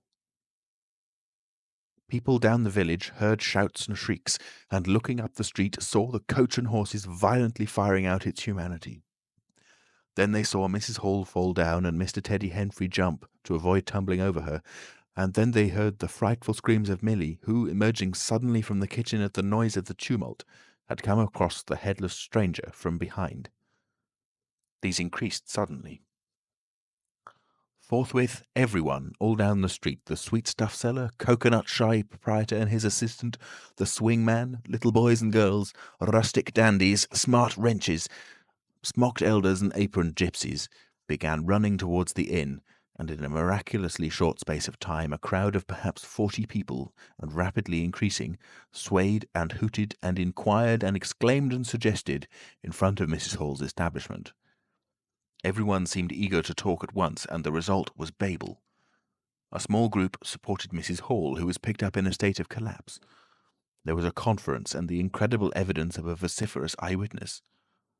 "Oh, bogey! What's he been doing then? Ain't hurt the girl, has he? Run at 'en with a knife, I believe. No head, I tell ye. It didn't mean no manner of speaking. I meant man without a head. Nonsense! 'Tis some conjuring trick. Fetched off his wrapping, he did." In its struggles to see in through the open door, the crowd formed itself into a straggling wedge, with the more adventurous apex nearest the inn. "He stood for a moment. I heard the girl scream, and he turned. I saw her skirts whisk, and he went after her. Didn't take 10 seconds. Back he comes with a knife in his hand and a loaf. Stood just as if he was staring. Not a moment ago. Went in that there door. I tell ye, he ain't got no head at all. You just missed un." There was a disturbance behind, and the speaker stopped to step aside for a little procession that was marching very resolutely towards the house. First Mr. Hall, very red and determined, then Mr. Bobby Jaffers, the village constable, then the wary Mr. Wadgers. They had come now, armed with a warrant. People shouted conflicting information of the recent circumstances. "Ed or no Ed," said Jaffers, "I got arrestin', and restin' I will." Mr. Hall marched up the steps, marched straight to the door of the parlour, and flung it open. "Constable," he said, "do your duty." Jaffers marched in. Hall next, Wadgers last. They saw in the dim light the headless figure facing them, with a gnawed crust of bread in one gloved hand and a chunk of cheese in the other. "That's him," said Hall. "What the devil's this?" came in a tone of angry expostulation from above the collar of the figure. "You're a damned rum customer, mister," said Mr. Jaffers. "But Ed or no Ed, the warrant says body, and duty's duty." "Keep off," said the figure, starting back. Abruptly he whipped down the bread and cheese, and Mr. Hall just grasped the knife on the table in time to save it. Off came the stranger's left glove, and was slapped in Jaffers' face. In another moment, Jaffers, cutting short some statement concerning a warrant, had gripped him by the handless wrist and caught his invisible throat. He got a sounding kick on the shin that made him shout, but kept his grip. Hall sent the knife sliding along the table to Wadgers, who acted as goalkeeper for the offensive, so to speak, and then stepped forward as Jaffers and the stranger swayed and staggered towards him, clutching and hitting in. A chair stood in the way and went aside with a crash as they came down together. "Get the feet," said Jaffers between his teeth. Mr. Hall, endeavouring to act on instructions, received a sounding kick in the ribs that disposed of him for a moment, and Mr. Wadgers, seeing the decapitated stranger had rolled over and got the upper side of Jaffers, retreated towards the door, knife in hand, and so collided with Mr. Huxter and the Sidderbridge carter coming to the rescue of law and order. At the same moment, down came 3 or 4 bottles from the chiffonnier, and shot a web of pungency into the air of the room. "I'll surrender," cried the stranger, though he had Jaffers down, and in another moment he stood up, panting, a strange figure, headless and handless, for he had pulled off his right glove now as well as his left. "It's no good," he said, as if sobbing for breath. It was the strangest thing in the world to hear that voice coming as if out of empty space. But the Sussex peasants are perhaps the most matter-of-fact people under the sun. Jaffers got up also and produced a pair of handcuffs. Then he stared. "I say," said Jaffers, brought up short by a dim realization of the incongruity of the whole business. "Darn it, can't use 'em as I can see." The stranger ran his arm down his waistcoat, and as if by a miracle the buttons to which his empty sleeve pointed became undone. Then he said something about his shin and stooped down. He seemed to be fumbling with his shoes and socks. "Why," said Huckster suddenly, "that's not a man at all. It's just empty clothes. Look, you can see down his collar and the linings of his clothes. I could put my arm—" He extended his hand. It seemed to meet something in mid-air, and he drew it back with a sharp exclamation. "I wish you'd keep your fingers out of my eye," said the aerial voice in a tone of savage expostulation. "The fact is, I am all here, head, hands, legs, and all the rest, but it happens I'm invisible. It's a confounded nuisance, but I am. There's no reason why I should be poked to pieces by every stupid bumpkin in Iping, is it?" The suit of clothes, now all unbuttoned and hanging loosely upon its unseen supports, stood up, arms akimbo. Several other of the men-folks had now entered the room, so that it was closely crowded. "Invisible, eh?" said Huckster, ignoring the stranger's abuse. "Whoever heard the likes of that?" "It's strange, perhaps, but it's not a crime. Why am I assaulted by a policeman in this fashion?" "Ah, that's a different matter," said Jarvis. "No doubt you're a bit difficult to see in this light, but I got a warrant and it's all correct. What I'm after ain't no invisibility, it's burglary. There's a house been broke into and money took." "Well, and circumstances certainly point—" "Stuff and nonsense," said the invisible man. "I hope so, sir, but I've got my instructions." "Well," said the stranger, I'll come, but no handcuffs." "It's the regular thing," said Jaffers. "No handcuffs," stipulated the stranger. "Pardon me," said Jaffers. Abruptly the figure sat down, and before anyone could realize what was being done, the slippers, socks, and trousers had been kicked off under the table.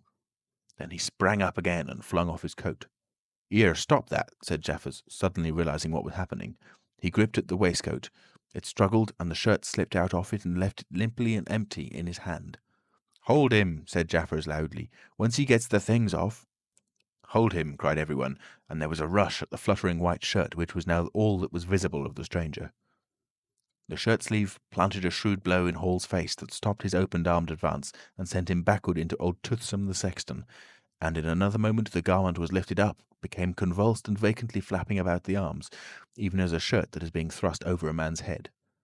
Jaffers clutched at it and only helped to pull it off.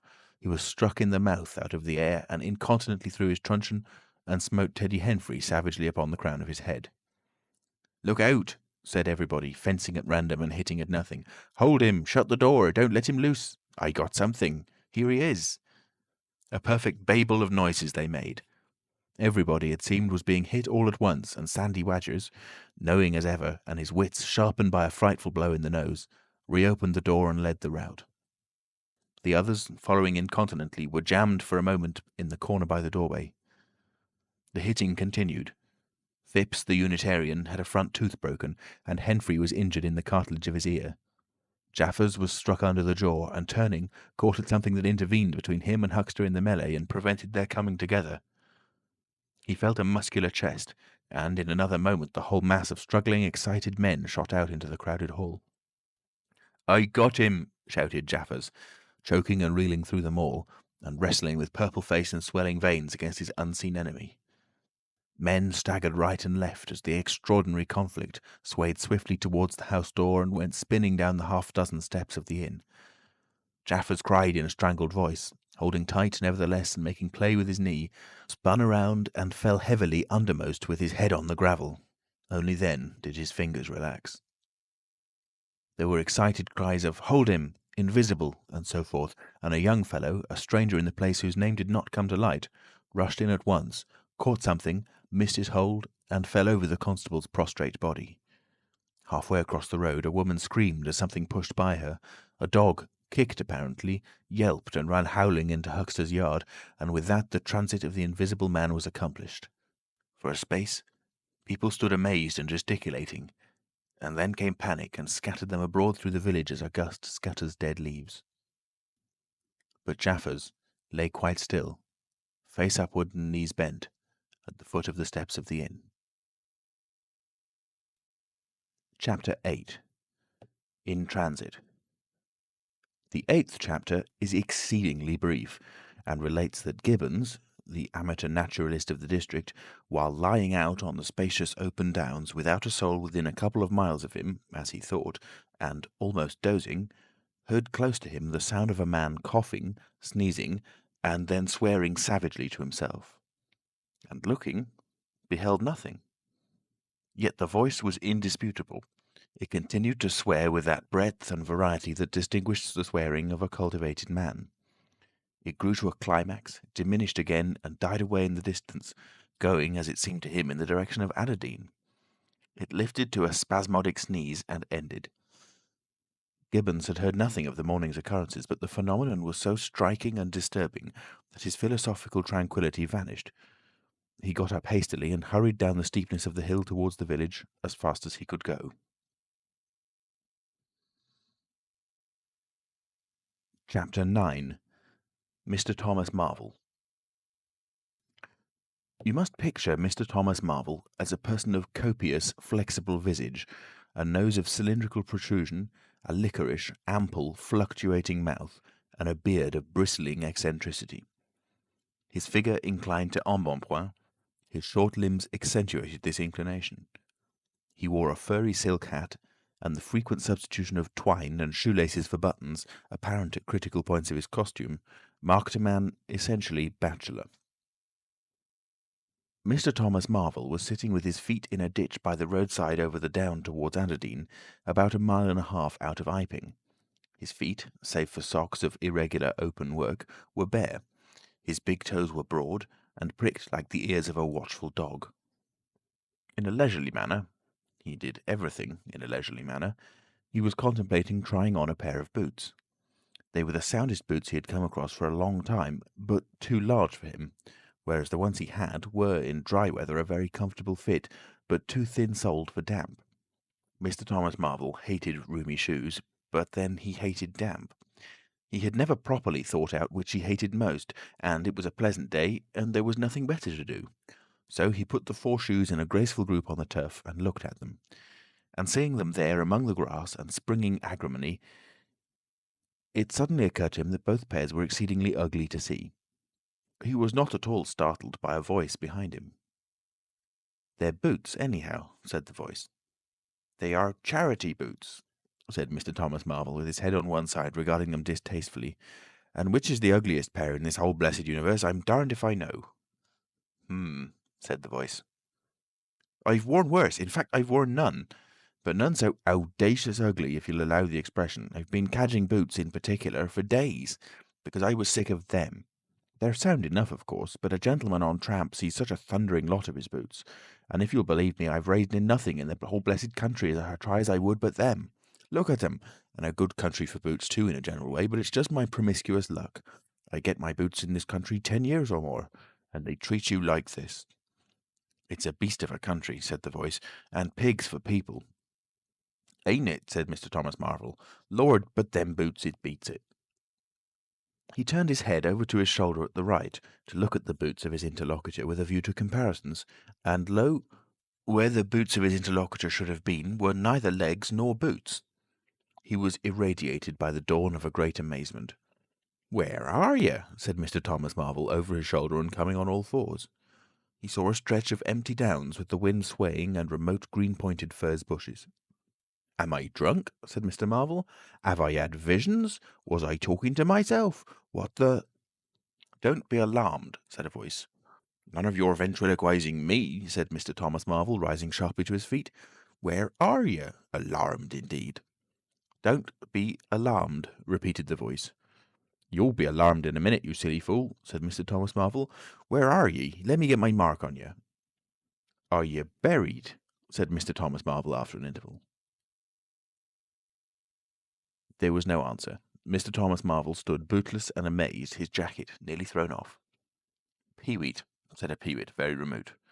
"Peewit, indeed," said Mr. Thomas Marvel. "This ain't no time for foolery." The down was desolate, east and west, north and south. The road, with its shallow ditches and white bordering stakes, ran smooth and empty north and south, and, save for that peewit, the blue sky was empty too. "So help me," said Mr. Thomas Marvel, shuffling his coat onto his shoulders again. "It's the drink. I might have known." It's not the drink, said the voice. You keep your nerves steady. Ow, said Mr. Marvel, and his face grew white amidst its patches. It's the drink, his lips repeated noiselessly. He remained staring about him, rotating slowly backwards. I could have swore I heard a voice, he whispered. Of course you did. It's there again, said Mr. Marvel, closing his eyes and clasping his hand on his brow with a tragic gesture. He was suddenly taken by the collar and shaken violently, and left more dazed than ever. Don't be a fool, said the voice. I'm off my bloomin' chump, said Mr. Marvel. It's no good. It's fretting about them blasted boots. I'm off my blessed bloomin' chump. Or it's spirits.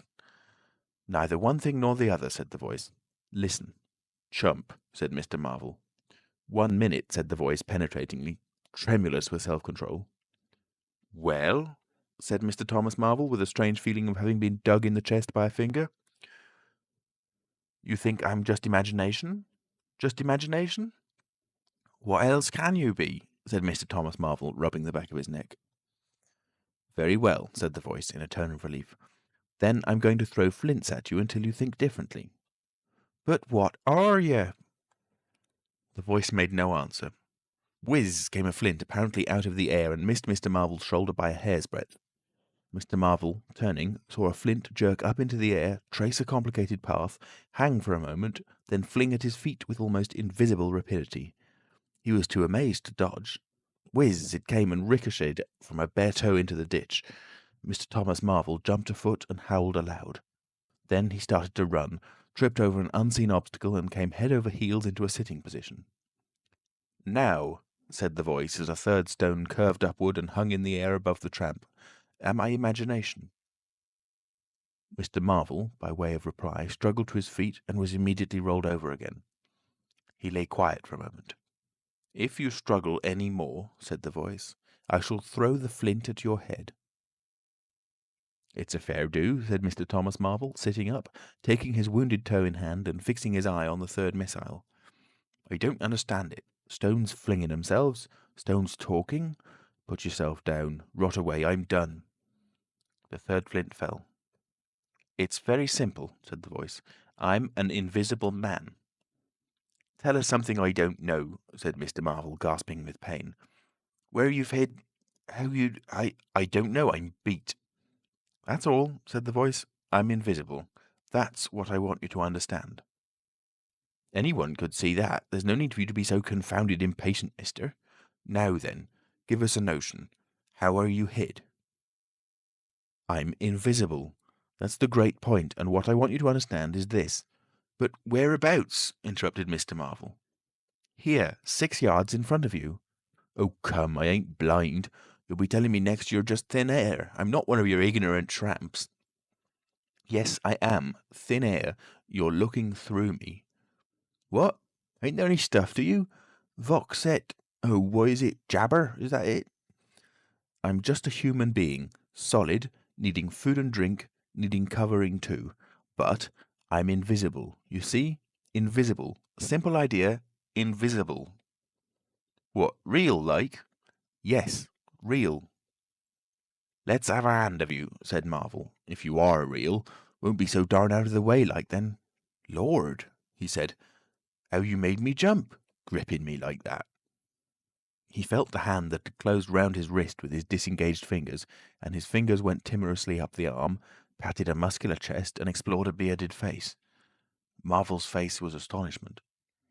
I'm dashed, he said. If this don't beat cockfighting, most remarkable. And there I can see a rabbit clean through you half a mile away, not a bit of you visible except... He scrutinized the apparently empty space keenly. You haven't been eating bread and cheese? He asked, holding the invisible arm. You're quite right, and it's not quite assimilated into the system. Ah, said Mr. Marvel. Sort of ghostly, though. Of course, all this isn't half wonderful, as you think. It's quite wonderful enough for my modest wants, said Mr. Thomas Marvel. How'd you manage it? How the deuce is it done? It's too long a story, and besides... I tell you, the old business fairly beats me, said Mr. Marvel. What I want to say at present is this. I need help. I have come to that. I came upon you suddenly. I was wandering, mad with rage, naked, impotent. I could have murdered, and I saw you." "Lord!" said Mr. Marvel. "I came up behind you, hesitated, went on." Mr. Marvel's expression was eloquent. "Then stopped. 'Here,' I said, 'is an outcast like myself. This is the man for me.' So I turned back and came to you, and—" "Lord!" said Mr. Marvel. "But I'm all in a tizzy. May I ask how is it, and what you may be requiring in the way of help? Invisible. I want you to help me get clothes and shelter, and then with other things. I've left them long enough. If you won't, well, but you will, must." "Look here," said Mr. Marvel. "I'm too flabbergasted. Don't knock me about any more, and leave me go. I must steady a bit. And you've pretty near broken my toe. It's all so unreasonable. Empty downs, empty sky, nothing visible for miles except the bosom of nature, and then comes a voice out of heaven, and stones, and a fist. Lord!" "Pull yourself together," said the voice, "for you have to do the job I've chosen for you." Mr. Marvel blew out his cheeks, and his eyes were round. "I've chosen you," said the voice. "You are the only man, except some of those fools down there, who knows there is such a thing as an invisible man. You have to be my helper. Help me, and I will do great things for you. An invisible man is a man of power." He stopped for a moment to sneeze violently. "But if you betray me," he said, "if you fail to do as I direct you—" He paused and tapped Mr. Marvel's shoulder smartly. Mr. Marvel gave a yelp of terror at the touch. "I don't want to betray you," said Mr. Marvel, edging away from the direction of the fingers. "Don't you go a-thinking that, whatever you do. All I want to do is help you. Just tell me what I got to do. Lord! Whatever you want done, that I'm most willing to do." Chapter 10. Mr. Marvel's Visit to Iping. After the first gusty panic had spent itself, Iping became argumentative. Scepticism suddenly reared its head. Rather nervous scepticism, not at all assured of its back, but scepticism none the less. It is so much easier not to believe in an invisible man, and those who had actually seen him dissolve into air, or felt the strength of his arm, could be counted on the fingers of two hands. And of those witnesses, Mr. Wadgers was presently missing, having retired impregnably behind the bolts and bars of his own house, and Jaffers was lying stunned in the parlour of the Coach and Horses. Great and strange ideas transcending experience often have less effect upon men and women than smaller, more tangible considerations. Iping was gay with bunting, and everybody was in gala dress. Whit Monday had been looked forward to for a month or more. By the afternoon, even those who believed in the unseen were beginning to resume their little amusements in a tentative fashion, and on the supposition that he had gone quite away, and with the sceptics he was already a jest. But people, sceptics and believers alike, were remarkably sociable all that day. Haysman's Meadow was gay with a tent, in which Mrs. Bunting and other ladies were preparing tea, while, without, the Sunday school children ran races and played games under the noisy guidance of the curate and the Misses Cuss and Sackbut. No doubt there was a slight uneasiness in the air, but people for the most part had the sense to conceal whatever imaginative qualms they experienced. On the village green, an inclined string, down which, clinging the while to a pulley-swung handle, one could be hurled violently against a sack at the other end, came in for considerable favour among the adolescent, as also did the swings and the cocoanut shies. There was also promenading, and the steam organ attached to a small roundabout filled the air with a pungent flavour of oil and with equally pungent music. Members of the club, who had attended church in the morning, were splendid in badges of pink and green, and some of the gayer-minded had adorned their bowler hats with brilliant-coloured flowers of ribbon. Old Fletcher, whose conceptions of holiday-making were severe, was visible through the jasmine about his window or through the open door, whichever way you chose to look, poised delicately on a plank supported on two chairs and whitewashing the ceiling of his front room. About 4 o'clock, a stranger entered the village from the direction of the Downs. He was a short, stout person in an extraordinarily shabby top hat, and he appeared to be very much out of breath. His cheeks were alternately limp and tightly puffed. His mottled face was apprehensive, and he moved with a sort of reluctant alacrity. He turned the corner of the church, and directed his way to the Coach and Horses. Among others, old Fletcher remembers seeing him, and indeed the old gentleman was so struck by his peculiar agitation that he inadvertently allowed a quantity of whitewash to run down the brush into the sleeve of his coat whilst regarding him. This stranger, to the perceptions of the proprietor of the cocoanut shy, appeared to be talking to himself, and Mr. Huxter remarked the same thing. He stopped at the foot of the Coach and Horses steps, and, according to Mr. Huxter, appeared to undergo a severe internal struggle before he could induce himself to enter the house. Finally, he marched up the steps, and was seen by Mr. Huxter to turn to the left and open the door of the parlour. Mr. Huxter heard voices from within the room and from the bar, apprising the man of his error. "That room's private," said Hall, and the stranger shut the door clumsily and went into the bar. In the course of a few minutes he reappeared, wiping his lips with the back of his hand with an air of quiet satisfaction that somehow impressed Mr. Huxter, as he assumed.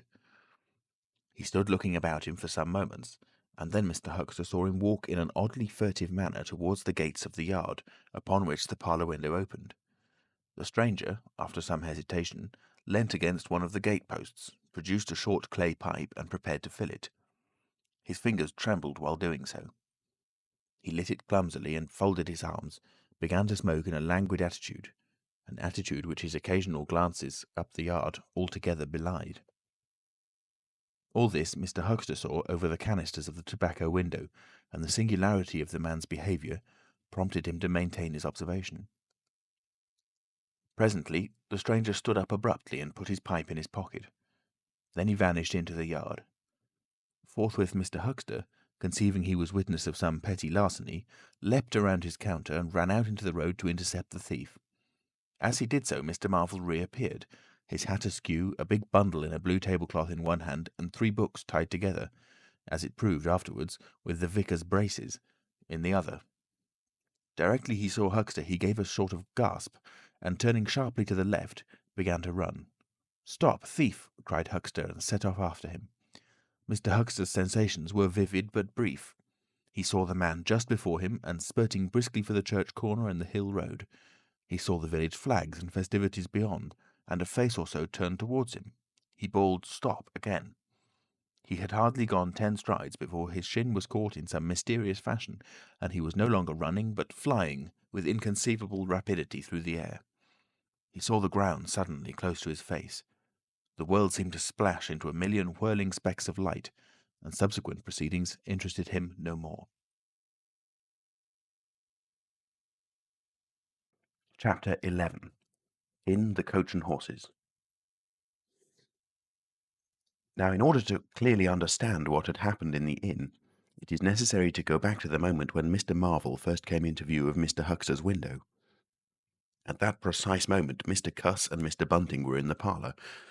They were seriously investigating the strange occurrences of the morning, and were, with Mr. Hall's permission, making a thorough examination of the invisible man's belongings. Jaffers had partially recovered from his fall, and had gone home in charge of his sympathetic friends. The stranger's scattered garments had been removed by Mrs. Hall, and the room tidied up. And on the table, under the window where the stranger had been wont to work, Cuss had hit almost at once on 3 big books in manuscript, labelled Diary. "Diary," said Cuss, putting the 3 books on the table. "Now, at any rate, we shall learn something." The vicar stood with his hands on the table. "Diary," repeated Cuss, sitting down, putting 2 volumes to support the third, and opening it. No name on the flyleaf. Bother, cipher, and figures." The vicar came round to look over his shoulder. Cuss turned the pages over with a face suddenly disappointed. Dear me, it's all cipher, Bunting." "There are no diagrams?" asked Mr. Bunting. "No illustrations throwing light?" "See for yourself," said Mr. Cuss. "Some of it's mathematical, and some of it's Russian, or some such language, to judge by the letters, and some of it's Greek. Now, the Greek I thought you—" "Of course," said Mr. Bunting, taking out and wiping his spectacles, and feeling suddenly very uncomfortable, for he had no Greek left in his mind worth talking about. "Yes, the Greek, of course, may furnish a clue." "I'll find you a place. I'd rather glance through the volumes first," said Mr. Bunting, still wiping. A general impression first, cousin. Then, we can go looking for clues." He coughed, put on his glasses, arranged them fastidiously, coughed again, and wished something would happen to avert the seemingly inevitable exposure. Then he took the volume Cuss handed him in a leisurely manner, and then something did happen. The door opened suddenly. Both gentlemen started violently, looked around, and were relieved to see a sporadically rosy face beneath a furry silk hat. "Tap?" asked the face, and stood staring. "No," said both gentlemen at once. "Over the other side, my man," said Mr. Bunting. "And please shut that door," said Mr. Cuss, irritably. "All right," said the intruder, as it seemed in a low voice curiously different from the huskiness of its first inquiry. "Right you are," said the intruder in the former voice. "Stand clear." And he vanished and closed the door. "A sailor, I should judge," said Mr. Bunting. "Amusing fellows they are. Stand clear, indeed. A nautical term referring to his getting back out of the room, I suppose." "I dare say so," said Cuss. "My nerves are all loose today. It made me quite jump, the door opening like that." Mr. Bunting smiled as if he had not jumped. "And now," he said with a sigh, "these books." Someone sniffed as he did so. "One thing is indisputable," said Bunting, drawing a chair up next to that of Mr. Cuss. "There certainly have been very strange things happening at Iping during the last few days. Very strange. I cannot, of course, believe in this absurd invisibility story." "It's incredible," said Cuss, "incredible. But the fact remains that I certainly saw right down his sleeve." "But are you sure? Suppose a mirror, for instance. Hallucinations are so easily produced. I don't know if you've ever seen a really good conjurer." "I won't argue again," said Cuss. "We've thrashed that out, Bunting. And just now there's these books. Ah, here's some of what I take to be Greek. Greek letters, certainly." He pointed to the middle of the page. Mr. Bunting flushed slightly and brought his face nearer, apparently finding some difficulty with his glasses. Suddenly he became aware of a strange feeling at the nape of his neck. He tried to raise his head and encountered an immovable resistance. The feeling was a curious pressure, the grip of a heavy, firm hand, and it bore his chin irresistibly to the table.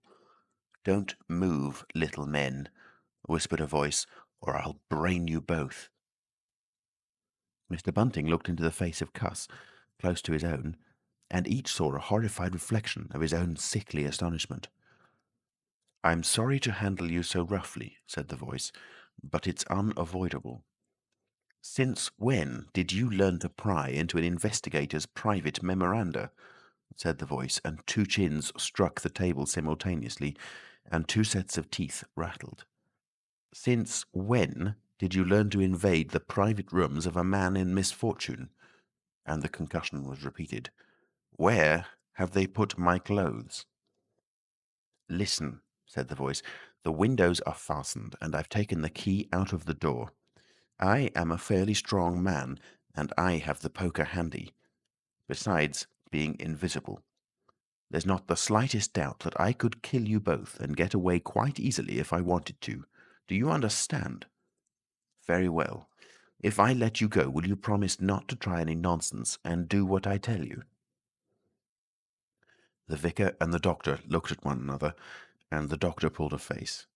"Yes," said Mr. Bunting, and the doctor repeated it.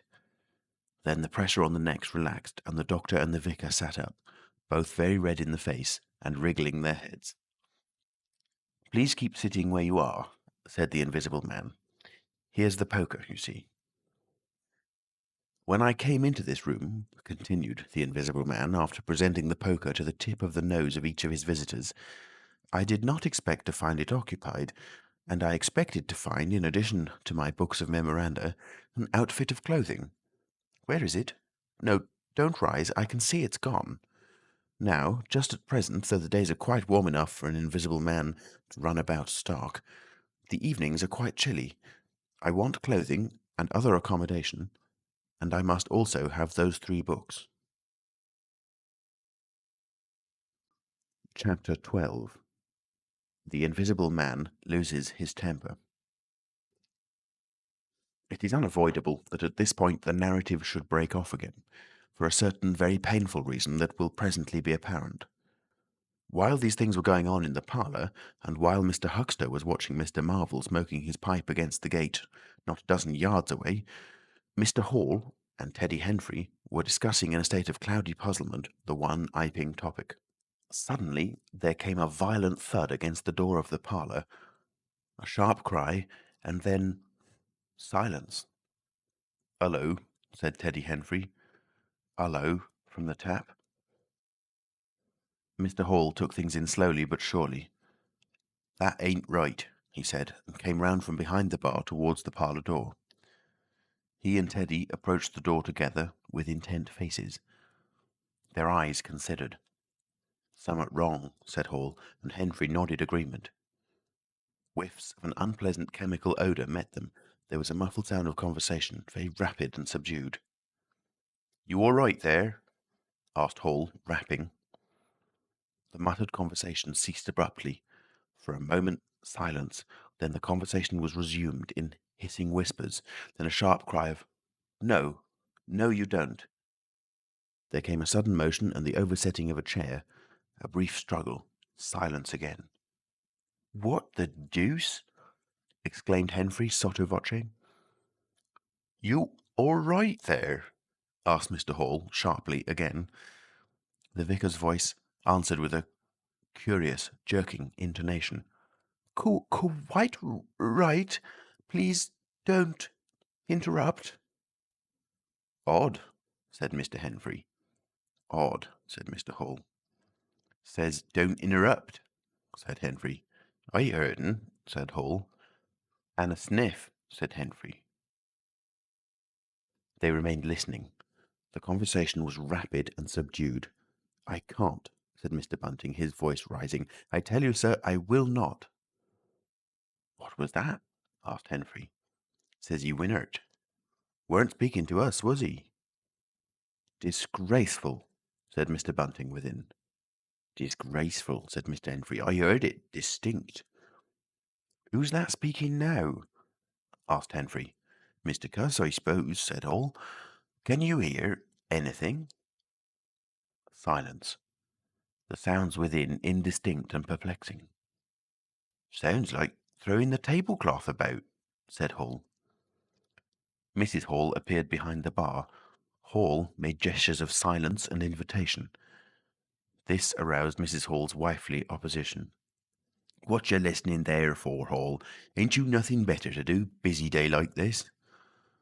Hall tried to convey everything by grimaces and dumb show, but Mrs. Hall was obdurate. She raised her voice. So Hall and Henfrey, rather crestfallen, tiptoed back to the bar, gesticulating to explain to her. At first she refused to see anything in what they had heard at all. Then she insisted on Hall keeping silence while Henfrey told her his story. She was inclined to think the whole business nonsense. Perhaps they were just moving the furniture about. "I heard un say disgraceful. That I did," said Hall. "I heard that, Mrs. Hall," said Henfrey. "Like as not," began Mrs. Hall. "Shh!" said Mr. Teddy Henfrey. "Didn't I hear the window?" "What window?" asked Mrs. Hall. "The parlour window," said Henfrey. Everyone stood listening intently. Mrs. Hall's eyes, directed straight before her, saw without seeing the brilliant oblong of the inn door, the road white and vivid, and Huxter's shop front blistering in the June sun. Abruptly Huxter's door opened, and Huxter appeared, eyes staring with excitement, arms gesticulating. "Yap!" cried Hunter. "Stop thief!" And he ran obliquely across the oblong towards the yard gates and vanished. Simultaneously came a tumult from the parlour and a sound of windows being closed.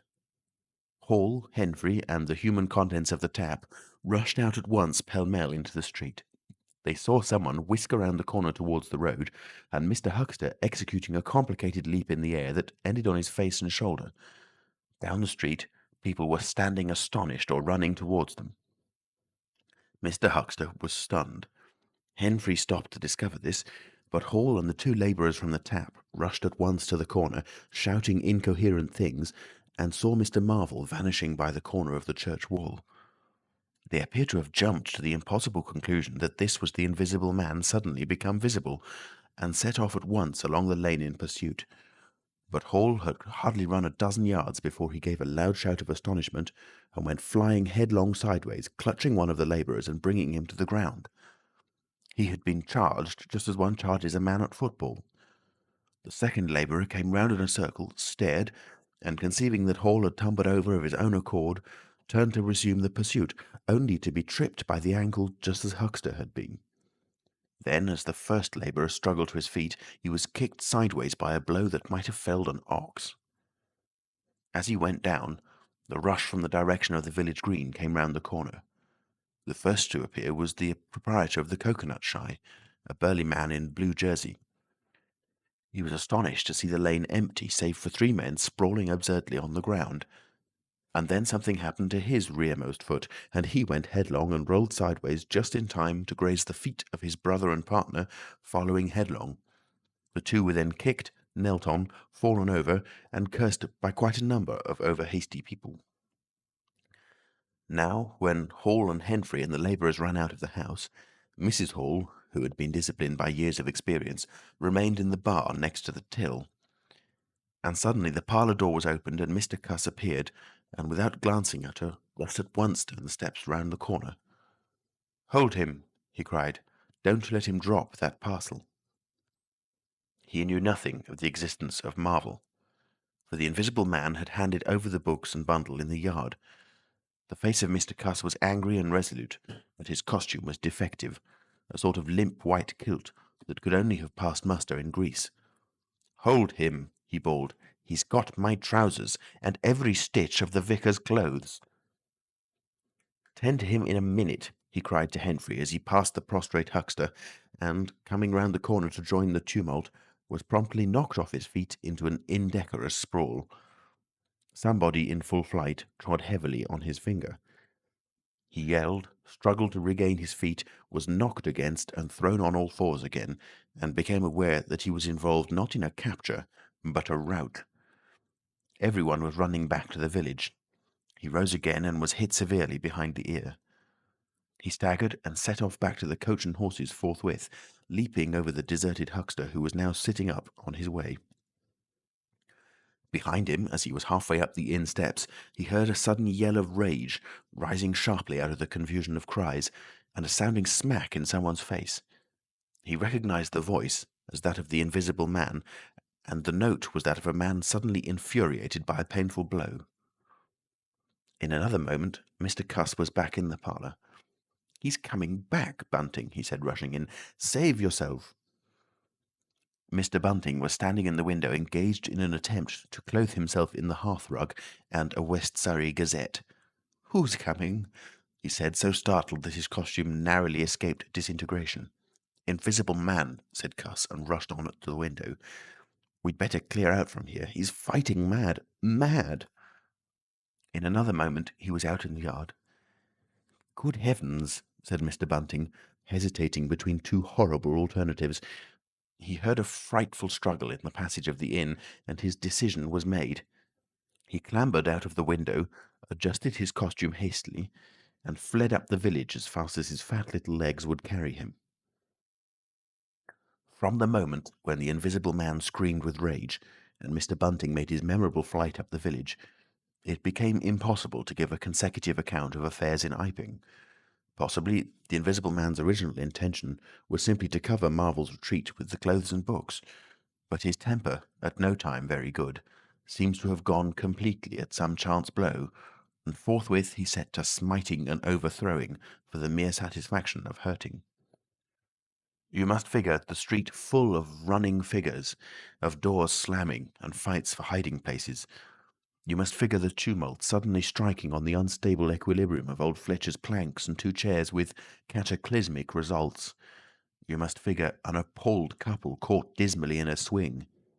And then the whole tumultuous rush has passed, and the Iping street with its gourds and flags is deserted, save for the still raging unseen, and littered with coconuts, overthrown canvas screens, and the scattered stock in trade of a sweetstuff stall. Everywhere there is a sound of closing shutters and shoving bolts, and the only visible humanity is an occasional flitting eye under a raised eyebrow in the corner of a window pane. The Invisible Man amused himself for a little while by breaking all the windows in the Coach and Horses, and then he thrust a street lamp through the parlour window of Mrs. Gribble. He, it must have been, who cut the telegraph wire to Adderdean just beyond Higgins's cottage on the Adderdean road, and, after that, as his peculiar qualities allowed, he passed out of human perceptions altogether, and he was neither heard, seen, nor felt in Iping any more. He vanished absolutely. But it was the best part of 2 hours before any human being ventured out again into the desolation of an Iping street. Chapter 13. Mr. Marvel discusses his resignation.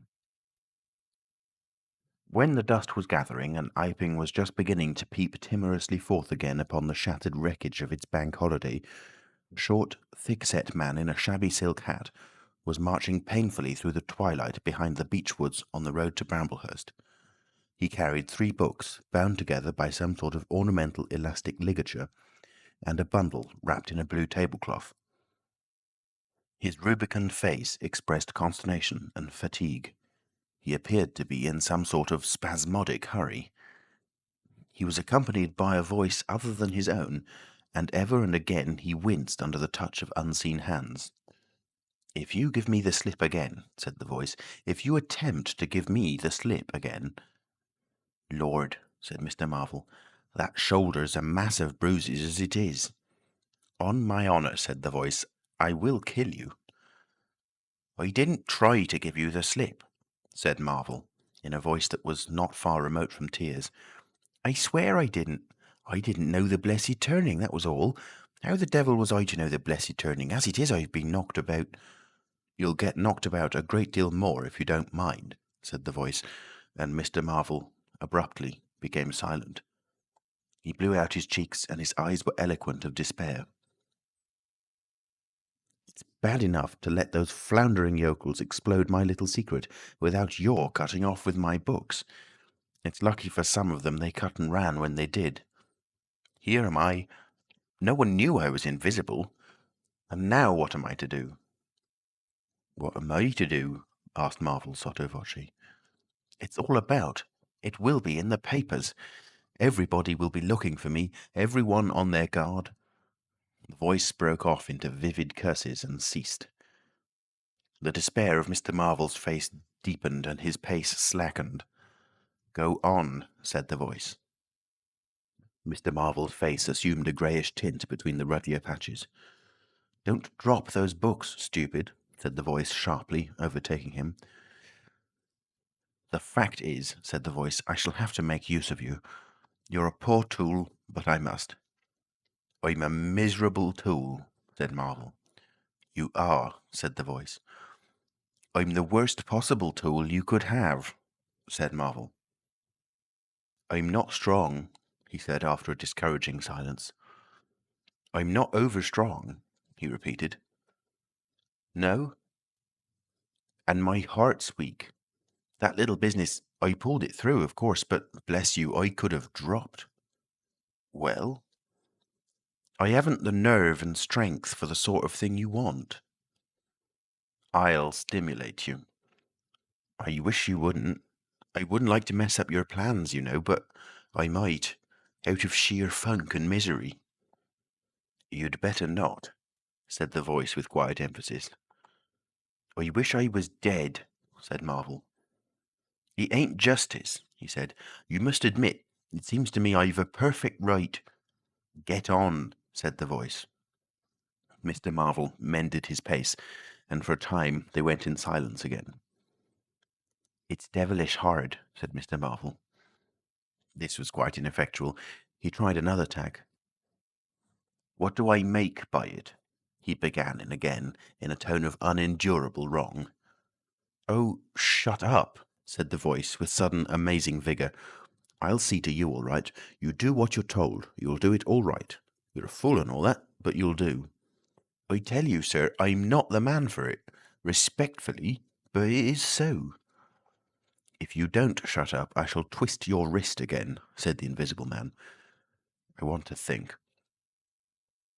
Presently 2 oblongs of yellow light appeared through the trees, and the square tower of a church loomed through the gloaming. "I shall keep my hand on your shoulder," said the voice, "all through the village. Go straight through, and try no foolery. It'll be the worse for you if you do." "I know that," sighed Mr. Marvel. "I know all that." The unhappy-looking figure in the obsolete silk hat passed up the street of the little village with his burdens, and vanished into the gathering darkness beyond the lights of the windows. Chapter 14. At Port Stowe.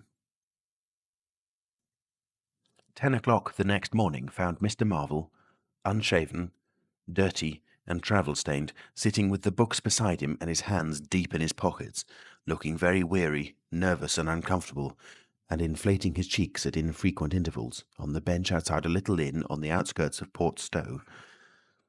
Beside him were the books, but now they were tied with string. The bundle had been abandoned in the pine woods beyond Bramblehurst, in accordance with a change of plans in the Invisible Man. Mr. Marvel sat on the bench, and although no one took the slightest notice of him, his agitation remained at fever heat. His hands would go ever and again to his various pockets with a curious, nervous fumbling. When he had been sitting for the best part of an hour, however, an elderly mariner, carrying a newspaper, came out of the inn and sat down beside him. "Pleasant day," said the mariner. Mr. Marvel glanced about him, with something very like terror. "Very," he said. "Just seasonable weather for the time of year," said the mariner, taking no denial. "Quite," said Mr. Marvel. The mariner produced a toothpick, and, saving his regard, was engrossed thereby for some minutes. His eyes, meanwhile, were at liberty to examine Mr. Marvel's dusty figure and the books beside him. As he had approached Mr. Marvel, he had heard a sound like the dropping of coins into a pocket. He was struck by the contrast of Mr. Marvel's appearance with this sudden suggestion of opulence. Thence his mind wandered back again to a topic that had taken a curiously firm hold of his imagination. "Books?" he said suddenly, noisily finishing with the toothpick. Mr. Marvel started and looked at them. "Oh, yes," he said. "Yes, they're books." "There's some extraordinary things in books," said the mariner. "I believe you," said Mr. Marvel. "And some extraordinary things out of them," said the mariner. "True, likewise," said Mr. Marvel. He eyed his interlocutor and then glanced about him. "There's some extraordinary things in newspapers, for example," said the mariner. "There are." "In this newspaper," said the mariner. "Ah," said Mr. Marvel. "There's a story," said the mariner, fixing Mr. Marvel with an eye that was firm and deliberate. "There's a story about an invisible man, for instance." Mr. Marvel pulled his mouth askew and scratched his cheek and felt his ears glowing. "What will they be writing next?" he asked faintly. "Austria or America?" "Neither," said the mariner. "Here." "Lord," said Mr. Marvel, starting. "When I say here," said the mariner, to Mr. Marvel's intense relief, "I don't of course mean here in this place. I mean hereabouts." "An invisible man," said Mr. Marvel. "And what's he been up to?" "Everything," said the mariner, controlling Marvel with his eye and then amplifying. "Every blessed thing." "I ain't seen a paper these 4 days," said Marvel. "Iping's the place he started at," said the mariner. "Indeed," said Mr. Marvel. "He started there, and where he came from nobody don't seem to know. Here it is, Peculiar Story from Iping. And it says in this paper that the evidence is extraordinary strong. Extraordinary." "Lord," said Mr. Marvel. "But then it's an extraordinary story. There's a clergyman and a medical gent witnesses. Saw him all right and proper. At leastways didn't see him. He was staying it as at the Coach and Horses. And don't no one seem to be aware of his misfortune. Aware of his misfortune, it says, until in an altercation at the inn, it says, his bandages on his head was torn off. It was then observed that his head was invisible. I Attempts were at once made to secure him. Casting off his garments, it says, he succeeded in escaping, but not until after a desperate struggle in which he had inflicted serious injuries, it says, on our worthy and able constable, Mr. J. A. Jaffers. Pretty straight story, eh? Names and everything. Lord, said Mr. Marvel, looking nervously about him, trying to count the money in his pockets by his unaided sense of touch, and full of a strange and novel idea. It sounds most astonishing. Don't it? Extraordinary, I call it.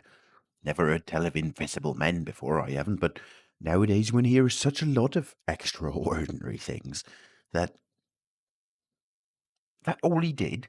Asked Marvel, trying to seem at his ease. It's enough, ain't it? Said the mariner. Didn't go back by any chance? Asked Marvel. Just escaped and that's all, eh? All? Said the mariner. Why, ain't it enough? Quite enough, said Marvel. I should think it was enough, said the mariner. I should think it was enough. He didn't have any pals? It don't say he had any pals, does it? Asked Mr. Marvel, anxious. Ain't one of a sort enough for you? Asked the mariner. No, thank heaven, as one say. He didn't. He nodded his head slowly. It makes me regular uncomfortable, the bare thought of that chap running about the country. He is at present at large, and from certain evidence it is supposed he has took, I suppose they mean, the road to Port Stowe. You see, we're right in it. None of your American wonders this time, and just think of the things he might do. Where'd you be if he took a drop over and above and had a fancy to go for you? Supposing he wants to rob, who can prevent him? He can trespass, he can burgle, he could walk through the cordon of a policeman as easy as me, or you could give the slip to a blind man. Easier, for these here blind chaps hear uncommon sharp, I'm told. And wherever there was liquor, he fancied. He's got a tremendous advantage, certainly, said Mr. Marvel. And, well, you're right, said the mariner. He has. All of this time, Mr. Marvel had been glancing about him intently, listening for faint footfalls, trying to detect imperceptible movements. He seemed on the point of some great resolution. He coughed behind his hand.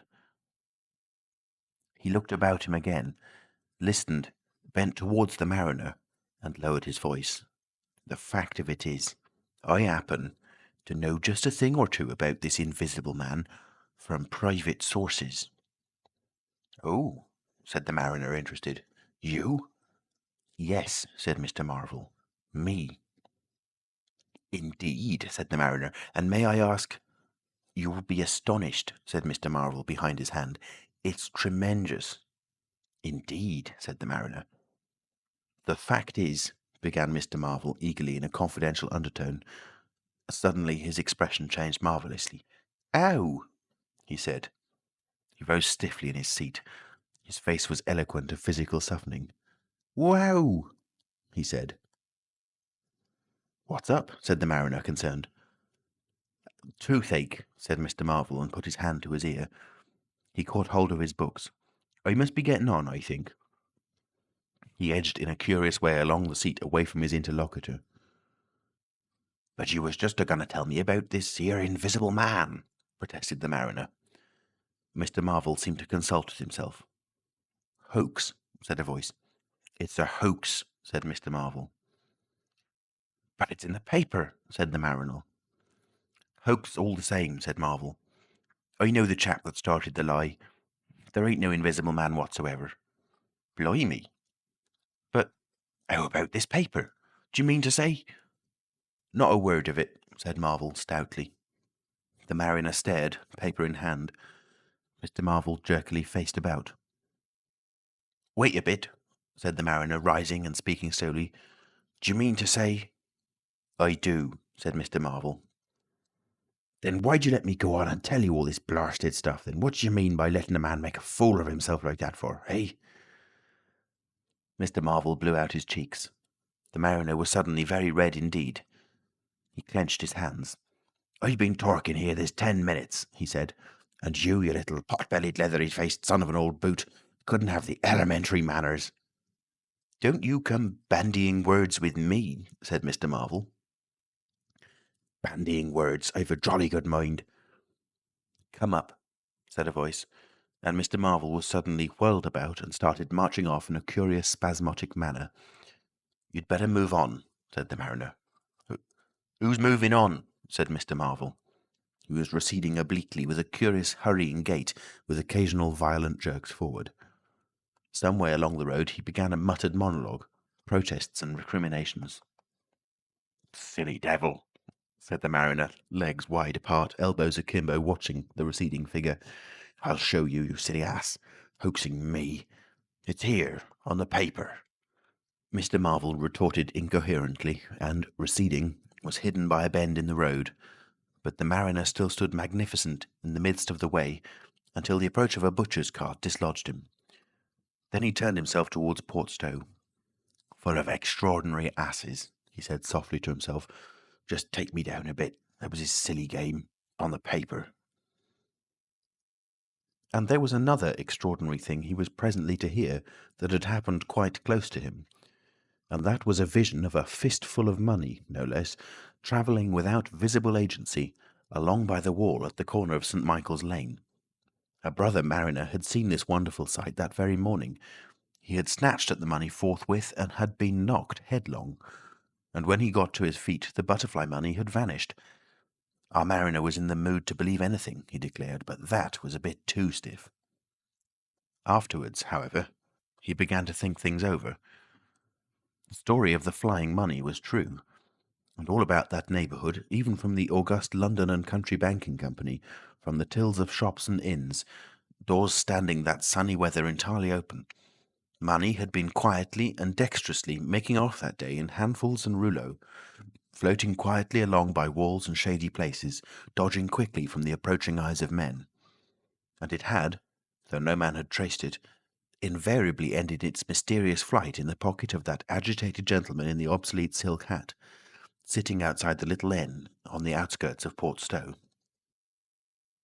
It was 10 days after, and indeed only when the Burdock story was already old, that the mariner collated these facts and began to understand how near he had been to the wonderful invisible man.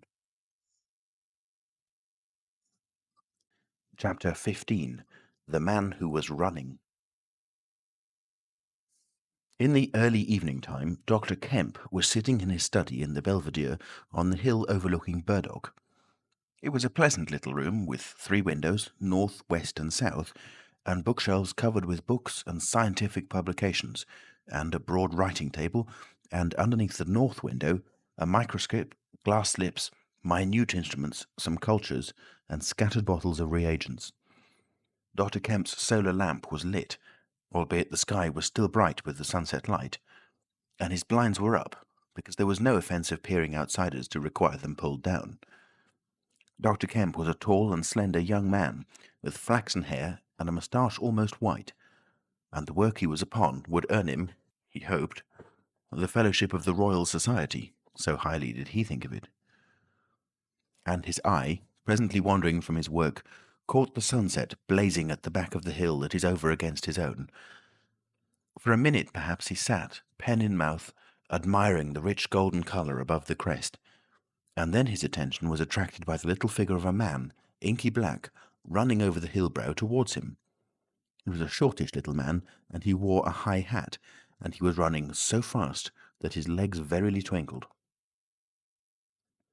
"Another of those fools," said Dr. Kemp, "like that ass who ran into me this morning around a corner with 'Visible Man a-coming, sir.'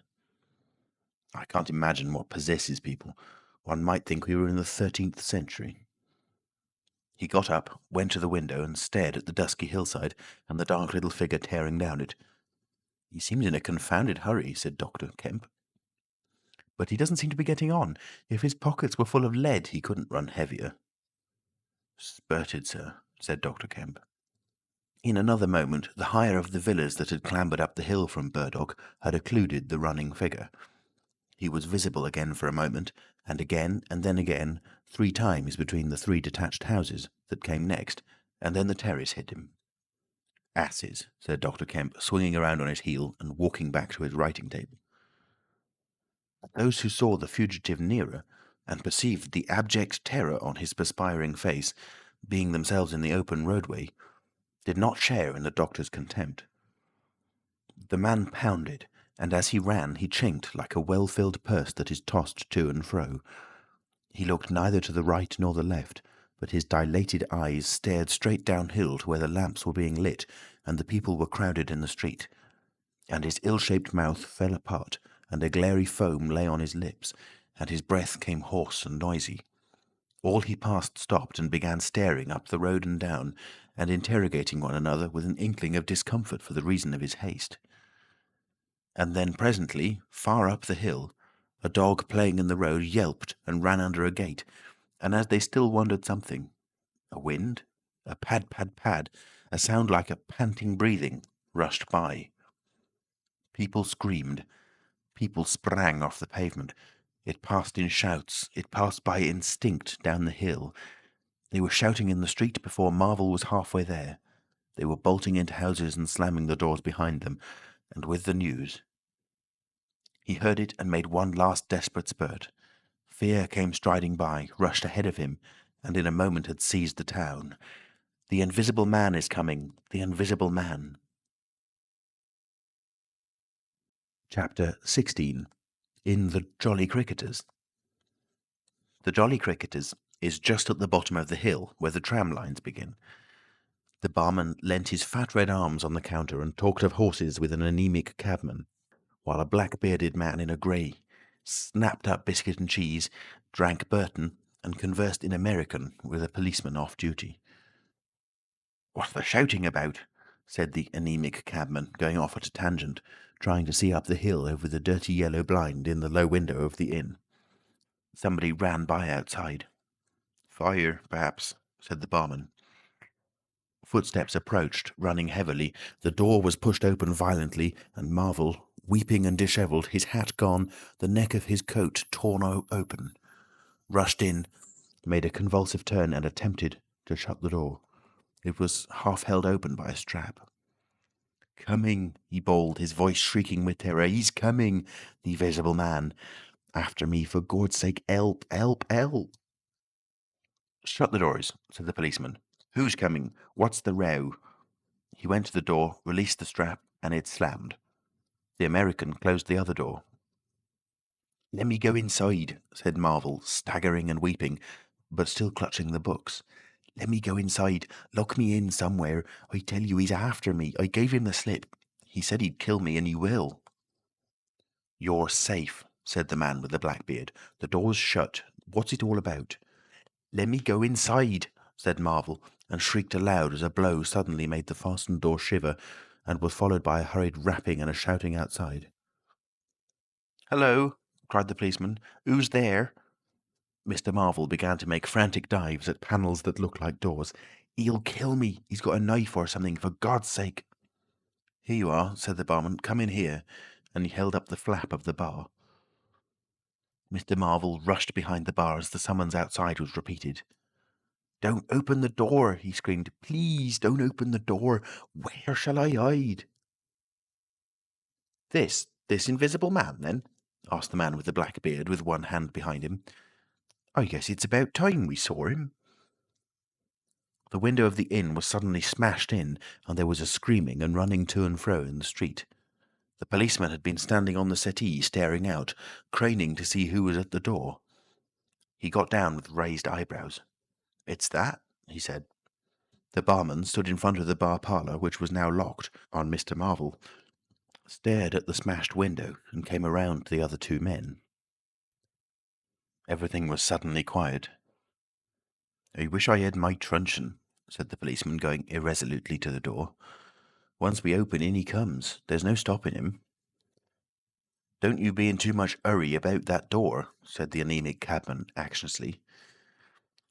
"Draw the bolts," said the man with the black beard. "And if he comes—" He showed a revolver in his hand. "That won't do," said the policeman. "That's murder." "I know what country I'm in," said the man with the beard. "I'm going to let off at his legs. Draw the bolts." "Not with that blinking thing going off behind me," said the barman, craning over the blind. "Very well," said the man with the black beard, and stooping down, revolver ready, drew himself. Barman, cabman, and policeman faced about. "Come in," said the bearded man in an undertone, standing back and facing the unbolted doors with his pistol behind him. No one came in. The door remained closed. 5 minutes afterwards, when a second cabman pushed his head in cautiously, they were still waiting, and an anxious face peered out of the bar parlour and supplied information.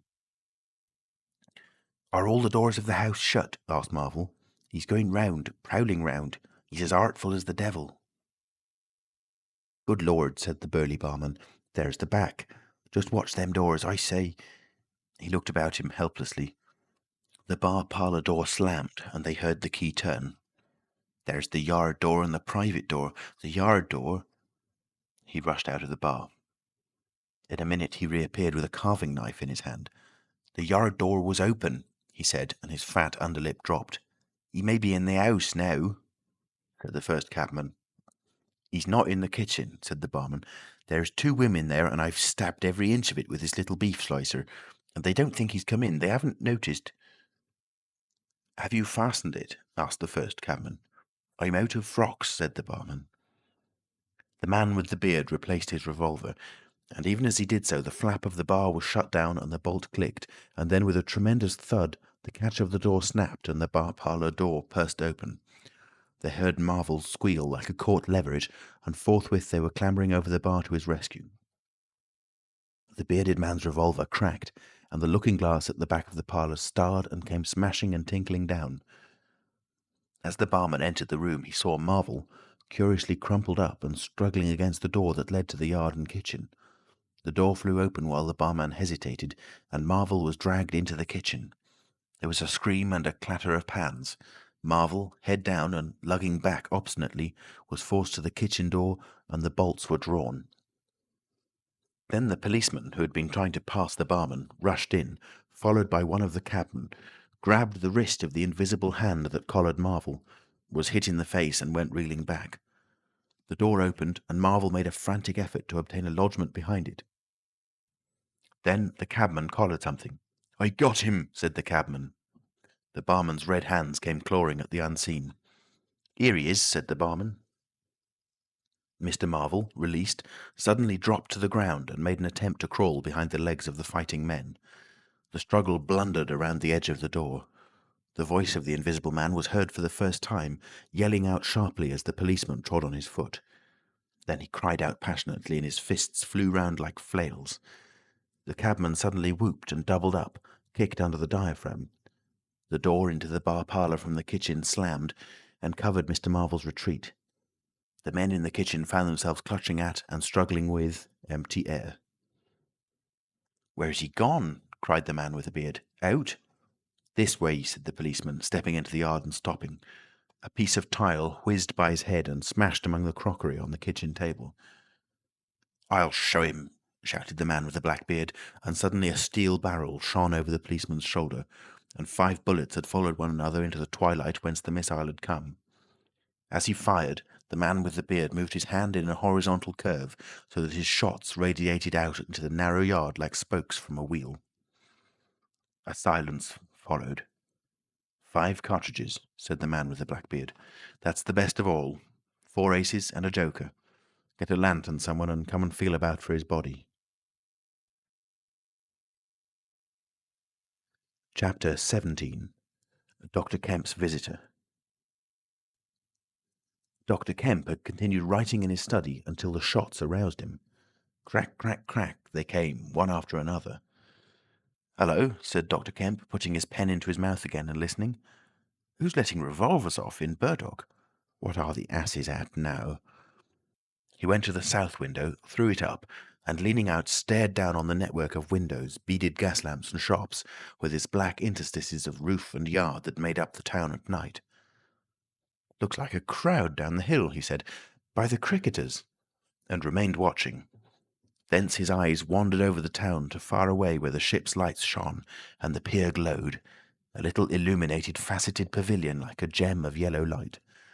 The moon in his first quarter, hung over the westward hill, and the stars were clear and almost tropically bright. After 5 minutes, during which his mind had travelled into a remote speculation of social conditions of the future, and lost itself at last over the time dimension, Dr. Kemp roused himself with a sigh, pulled down the window again, and returned to his writing desk. It must have been about an hour after this that the front doorbell rang. He had been writing slackly and with intervals of abstraction since the shots. He sat listening. He heard the servant answer the door and waited for her feet on the staircase, but she did not come. "Wonder what that was," said Dr. Kemp. He tried to resume his work, failed, got up, went downstairs from his study to the landing, rang, and called over the balustrade to the housemaid as she appeared in the hall below. "Was that a letter?" he asked. "Only a runaway ring, sir," she answered. "I'm restless tonight," he said to himself. He went back to his study and this time attacked his work resolutely. In a little while he was hard at work again, and the only sounds in the room were the ticking of the clock and the subdued shrillness of his quill, hurrying in the very centre of the circle of light his lampshade threw on his table. It was 2 o'clock before Dr. Kemp had finished his work for the night. He rose, yawned, and went downstairs to bed. He had already removed his coat and vest when he noticed that he was thirsty. He took a candle and went down to the dining room in search of a siphon and whisky. Dr. Kemp's scientific pursuits have made him a very observant man, and as he recrossed the hall, he noticed a dark spot on the linoleum near the mat at the foot of the stairs. He went on upstairs, and then it suddenly occurred to him to ask himself what the spot on the linoleum might be. Apparently some subconscious element was at work. At any rate, he turned with his burden, went back to the hall, put down the siphon and whisky, and, bending down, touched the spot. Without any great surprise, he found it had the stickiness and colour of drying blood. He took up his burden again and returned upstairs, looking about him and trying to account for the blood spot. On the landing he saw something and stopped astonished. The door handle of his own room was blood-stained. He looked at his own hand. It was quite clean, and then he remembered the door of his room had been open when he came down from his study, and that consequently he had not touched the handle at all. He went straight into his room, his face quite calm, perhaps a trifle more resolute than usual. His glance, wandering inquisitively, fell on the bed. On the counterpane was a mess of blood, and the sheet had been torn. He had not noticed this before because he had walked straight to the dressing-table. On the further side, the bedclothes were depressed, as if someone had recently been sitting there. Then he had an odd impression that he heard a low voice say, "Good heavens, Kemp!" But Dr. Kemp was no believer in voices. He stood staring at the tumbled sheets. Was that really a voice? He looked about again, but noticed nothing further than the disordered and blood-stained bed. Then he distinctly heard a movement across the room, near the wash-hand stand.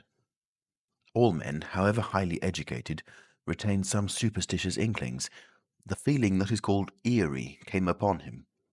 He closed the door of the room, came forward to the dressing-table, and put down his burdens. Suddenly, with a start, he perceived a coiled and blood-stained bandage of linen rag hanging in mid-air between him and the wash-hand stand. He stared at this in amazement. It was an empty bandage, a bandage properly tied, but quite empty. He would have advanced to grasp it, but a touch arrested him, and a voice speaking quite close to him. "Kemp," said the voice. "Eh?" said Kemp, with his mouth open. "Keep your nerve," said the voice. "I'm an invisible man." Kemp made no answer for a space, simply stared at the bandage. "Invisible man," he said. "I am an invisible man," repeated the voice. The story he had been active to ridicule only that morning rushed through Kemp's brain. He does not appear to have been either very much frightened or very greatly surprised at the moment. Realization came later. "I thought it was all a lie," he said. The thought uppermost in his mind was the reiterated arguments of the morning. "Have you a bandage on?" he asked. "Yes," said the invisible man. "Oh," said Kemp, and then roused himself. "I say," he said, "but this is nonsense. It's some trick." He stepped forward suddenly, and his hand, extended towards the bandage, met invisible fingers. He recoiled at the touch, and his colour changed. "Keep steady, Kemp, for God's sake. I want help badly. Stop." The hand gripped his arm. He struck at it. "Kemp!" cried the voice. "Kemp, keep steady!" And the grip tightened. A frantic desire to free himself took possession of Kemp. The hand of the bandaged arm gripped his shoulder, and he was suddenly tripped and flung backwards upon the bed. He opened his mouth to shout, and the corner of the sheet was thrust between his teeth. The invisible man had him down grimly, but his arms were free, and he struck and tried to kick savagely. "Listen to reason, will you?" said the invisible man, sticking to him in spite of a pounding in the ribs. "By heaven, you'll madden me in a minute." "Lie still, you fool!" bawled the invisible man in Kemp's ear. Kemp struggled for another moment and then lay still. "If you shout, I'll smash your face," said the invisible man, relieving his mouth. "I'm an invisible man. It's no foolish and no magic. I really am an invisible man, and I want your help. I don't want to hurt you, but if you behave like a frantic rustic, I must. Don't you remember me, Kemp? Griffin of University College?" "Let me get up," said Kemp. "I'll stop where I am, and let me sit quiet for a minute." He sat up and felt his neck. "I am Griffin of University College, and I have made myself invisible. I am just an ordinary man, a man you have known, made invisible." "Griffin?" said Kemp. "Griffin," answered the voice. "A younger student than you were, almost an albino, 6 feet high and broad, with a pink and white face and red eyes, who won the medal for chemistry." "I am confused," said Kemp. "My brain is rioting. What has this to do with Griffin?" "I am Griffin." Kemp thought. "It's horrible," he said. "But what devilry must happen to make a man invisible?" "It's no devilry. It's a process, sane and intelligible enough." "It's horrible," said Kemp. "How on earth—" "It's horrible enough. But I am wounded and in pain and tired. Great God, Kemp, you're a man. Take it steady. Give me some food and drink, and let me sit down here." Kemp stared at the bandage as it moved across the room, then saw a basket chair dragged across the floor and come to rest near the bed. It creaked, and the seat was depressed by the quarter of an inch or so. He rubbed his eyes and felt his neck again. "This beats ghosts," he said, and laughed stupidly. "That's better. Thank heaven you're getting sensible." "Or silly," said Kemp, and knuckled his eyes. "Give me some whiskey. I'm near dead." "It didn't feel so. Where are you? If I get up, shall I run into you? There. All right. Whiskey. Here. Where shall I give it to you?" The chair creaked, and Kemp felt the glass drawn away from him. He let go by an effort. His instinct was all against it. It came to rest, poised 20 inches above the front edge of the seat of the chair. He stared at it in infinite perplexity. This must be hypnotism. You have suggested you are invisible." "Nonsense," said the voice. "It's frantic. Listen to me." "I demonstrated conclusively this morning," began Kemp, "that invisibility—" "Never mind what you've demonstrated. I'm starving," said the voice, "and the night is chilly to a man without clothes." "Food?" said Kemp. The tumbler of whiskey tilted itself. "Yes," said the invisible man, rapping it down. "Have you a dressing gown?" Kemp made some exclamation in an undertone. He walked to a wardrobe and produced a robe of dingy scarlet. "This do?" he asked. It was taken from him. It hung limp for a moment in mid-air, fluttered weirdly, stood full and decorously buttoning itself, and sat down in his chair. "Drawers, socks, slippers would be a comfort," said the unseen curtly. "And food." "Anything. But this is the insanest thing I was ever in my life." He turned out his drawers for the articles, and then went downstairs to ransack his larder. He came back with some cold cutlets and bread, pulled up a light table, and placed them before his guest. "Never mind knives," said his visitor, and a cutlet hung in mid-air with a sound of gnawing. "Invisible," said Kemp, and sat down on a bedroom chair. "I always like to get something about me before I eat," said the invisible man, with a full mouth, eating greedily. "Queer fancy." "I suppose that wrist is all right," said Kemp. "Trust me," said the invisible man. "Of all the strange and wonderful—" "Exactly. But it's odd I should blunder into your house to get my bandaging. My first stroke of luck. Anyhow, I meant to sleep in this house tonight. You must stand that. It's a filthy nuisance, my blood showing, isn't it? Quite a clot over there. Gets visible as it coagulates, you see. It's the only living tissue I've changed, and only for as long as I'm alive. I've been in the house 3 hours. "But how's it done?" began Kemp in a tone of exasperation. "Confound it, the whole business. It's unreasonable from beginning to end." "Quite reasonable," said the Invisible Man. "Perfectly reasonable." He reached over and secured the whisky bottle. Kemp stared at the devouring dressing-gown. A ray of candlelight penetrating a torn patch in the right shoulder made a triangle of light under the left ribs. "Where are the shots?" he asked. "How did the shooting begin?" "There was a real fool of a man, a sort of confederate of mine, curse him, who tried to steal my money. Has done so." "Is he invisible too?" "No." "Well, can't I have some more to eat before I tell you all that? I'm hungry, in pain, and you want me to tell stories." Kemp got up. "You didn't do any shooting?" he asked. "Not me," said his visitor. "Some fool I'd never seen fired at random. A lot of them got scared. They all got scared at me. Curse them. I say, I want more to eat than this, Kemp." "I'll see what there is to eat downstairs," said Kemp. "Not much, I'm afraid." After he had done eating and he had made a heavy meal, the Invisible Man demanded a cigar. He bit the end savagely before Kemp could find a knife, and cursed when the outer leaf loosened. It was strange to see him smoking. His mouth and throat, pharynx and nares, became visible as a sort of whirling smoke cast. "This blessed gift of smoking," he said, and puffed vigorously. "I am lucky to have fallen upon you, Kemp. You must help me. Fancy tumbling on you just now. I'm in a devilish scrape. I've been mad, I think, the things I've been through. But we will do things yet. Let me tell you—" He helped himself to more whisky and soda. Kemp got up, looked about him, and fetched a glass from his spare room. "It's wild, but I suppose I may drink.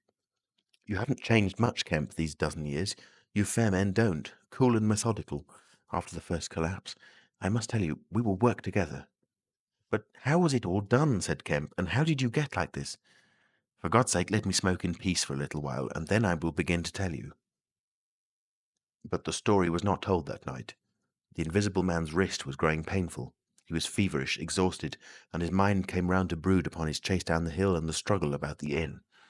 He spoke in fragments of marvel. He smoked faster. His voice grew angry. Kemp tried to gather what he could. "He was afraid of me. I could see that he was afraid of me," said the Invisible Man many times over. "He meant to give me the slip. He was always casting about. What a fool I was. The cur! I should have killed him." "Where did you get the money?" asked Kemp abruptly.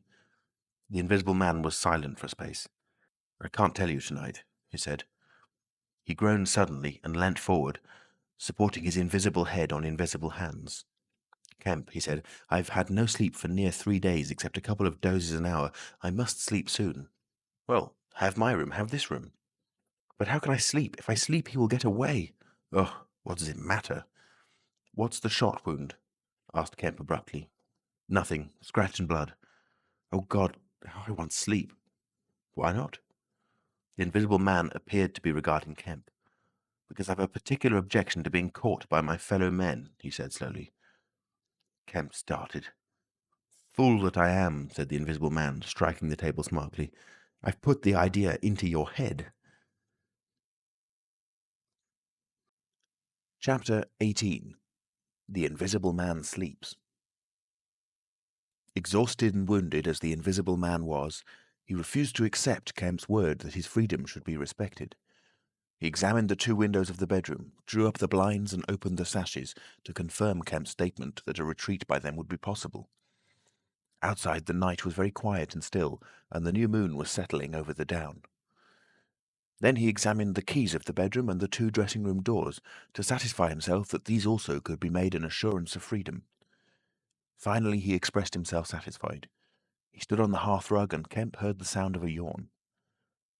"I'm sorry," said the Invisible Man, "if I cannot tell you all that I have done tonight, but I am worn out. It's grotesque, no doubt. It's horrible. But believe me, Kemp, in spite of your arguments of this morning, it is quite a possible thing. I have made a discovery. I meant to keep it to myself. I can't. I must have a partner. And you We can do such things. But tomorrow. Now, Kemp, I feel as though I must sleep or perish." Kemp stood in the middle of the room, staring at the headless garment. "I suppose I must leave you," he said. "It's incredible. 3 things happening like this, overturning all my preconceptions, would make me insane. But it's real. Is there anything more that I can get you?" "Only bid me good night," said Griffin. "Good night," said Kemp, and shook an invisible hand. He walked sideways to the door. Suddenly, the dressing-gown walked quickly towards him. "Understand me," said the dressing-gown. "No attempts to hamper me or capture me or—" Kemp's face changed a little. "I thought I gave you my word," he said. Kemp closed the door softly behind him, and the key was turned upon him forthwith. Then, as he stood with an expression of passive amazement on his face, the rapid feet came to the door of the dressing-room, and that too was locked. Kemp slapped his brow with his hand. "Am I dreaming? Has the world gone mad, or have I?" He laughed and put his hand to the locked door.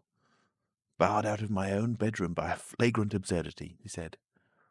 He walked to the head of the staircase, turned, and stared at the locked doors. "It's fact," he said. He put his fingers to his slightly bruised neck. "Undeniable fact. But—" He shook his head hopelessly, turned, and went downstairs. He lit the dining-room lamp, got out a cigar, and began pacing the room, ejaculating. Now and then he would argue with himself. "Invisible," he said. "Is there such a thing as an invisible animal? In the sea, yes. Thousands, millions. All the larvae, all the little nauplii and tonoras, all the microscopic things like jellyfish. In the sea there are more things invisible than visible. I never thought of that before. And in the ponds, too, all those little pond-life things, specks of colourless, translucent jelly. But in air? No, it can't be. But after all, why not? If a man was made of glass, he would still be visible." His meditation became profound. The bulk of 3 cigars had passed into the invisible or diffused as a white ash over the carpet before he spoke again.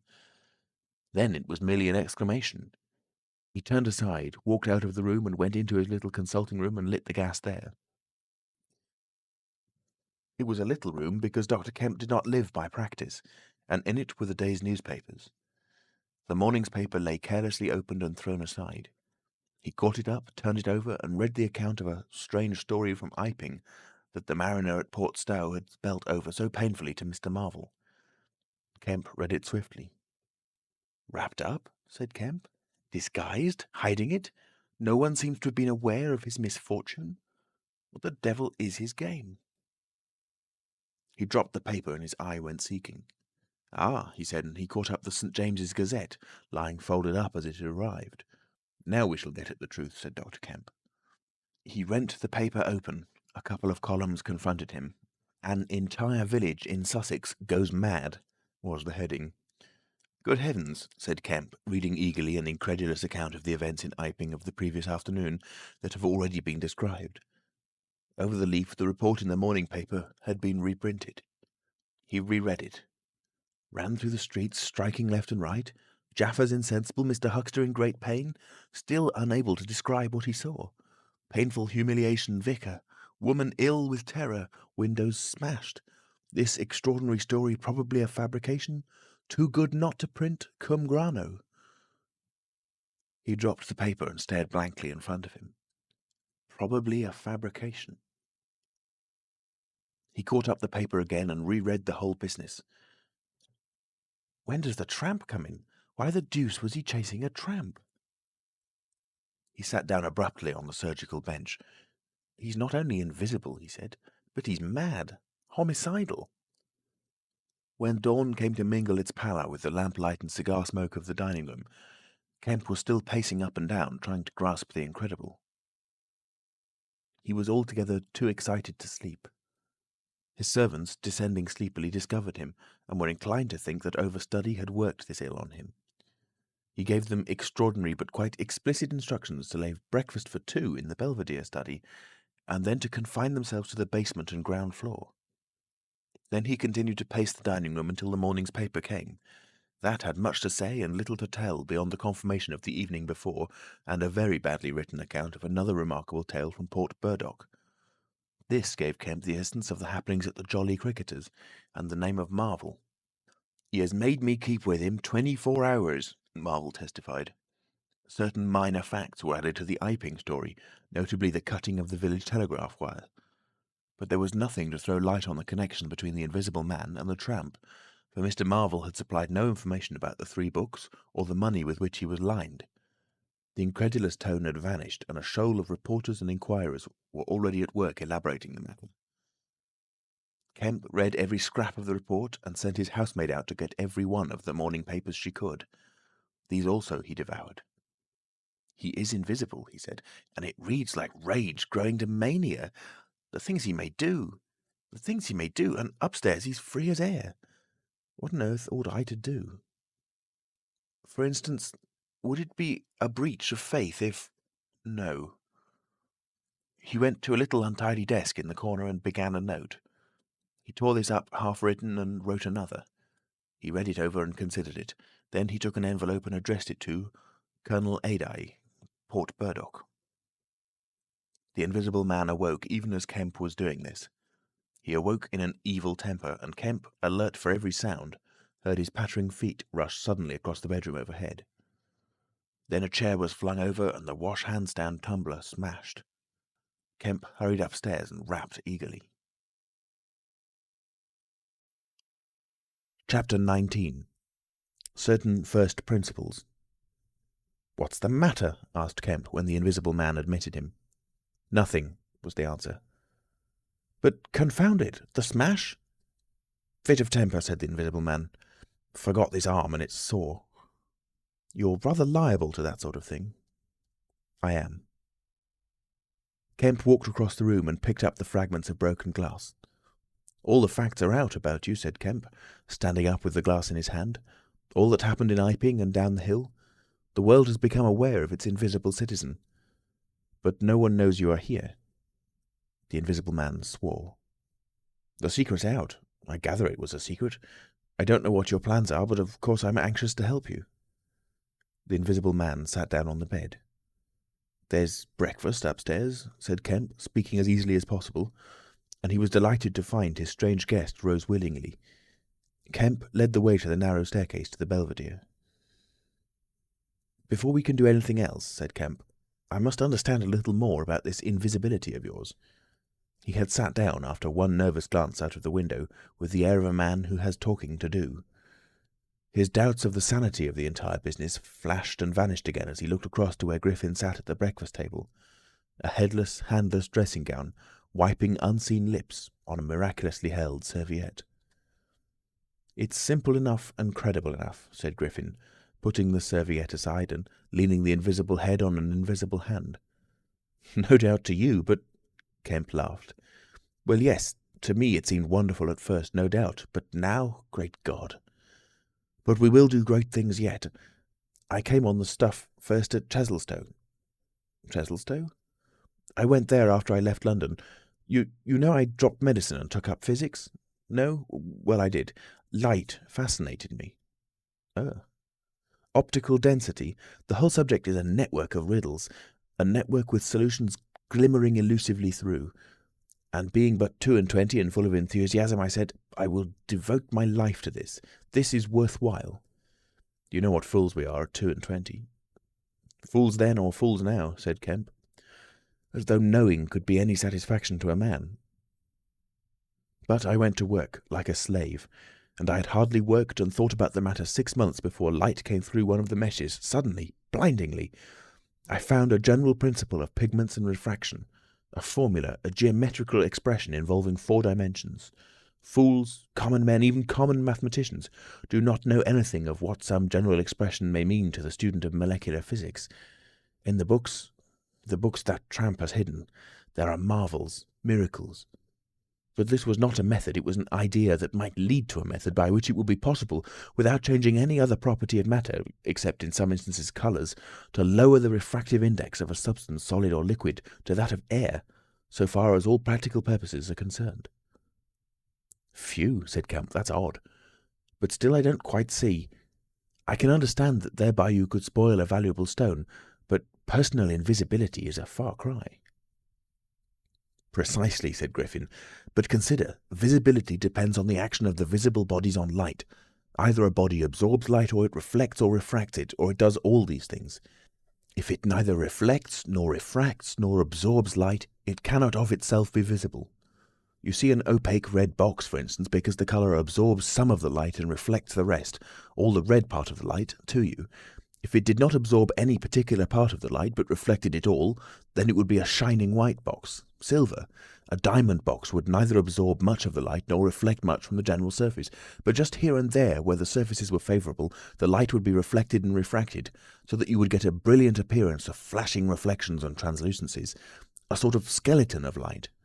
A glass box would not be so brilliant, not so clearly visible as a diamond box, because there would be less refraction and reflection. You see that? From certain points of view you could see quite clearly through it. Some kinds of glass would be more visible than others. A box of flint glass would be brighter than a box of ordinary window glass.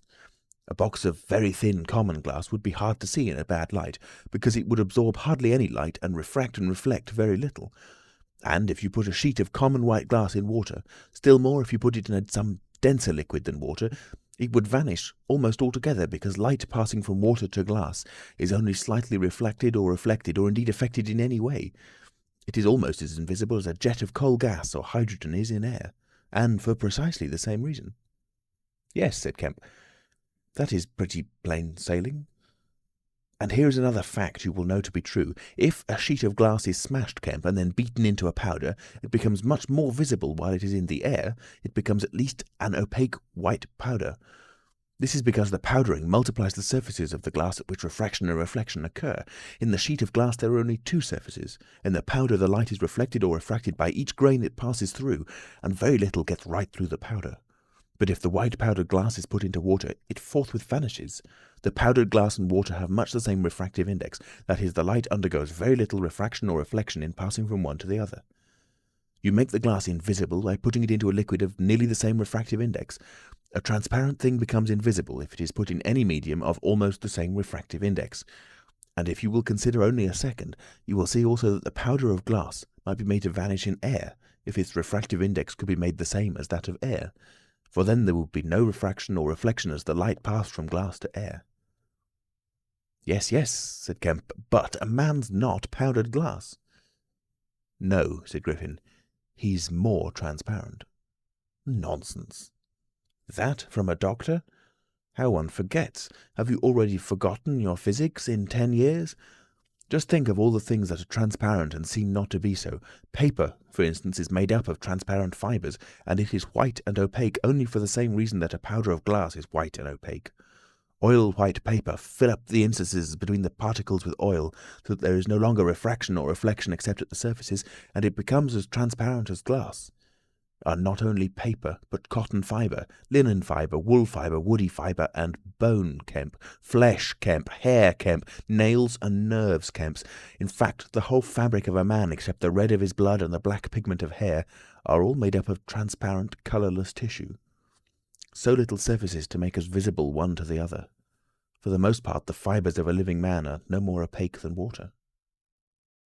"Great heavens," said Kemp, "of course! Of course! I was thinking only last night of the sea larvae and all jellyfish."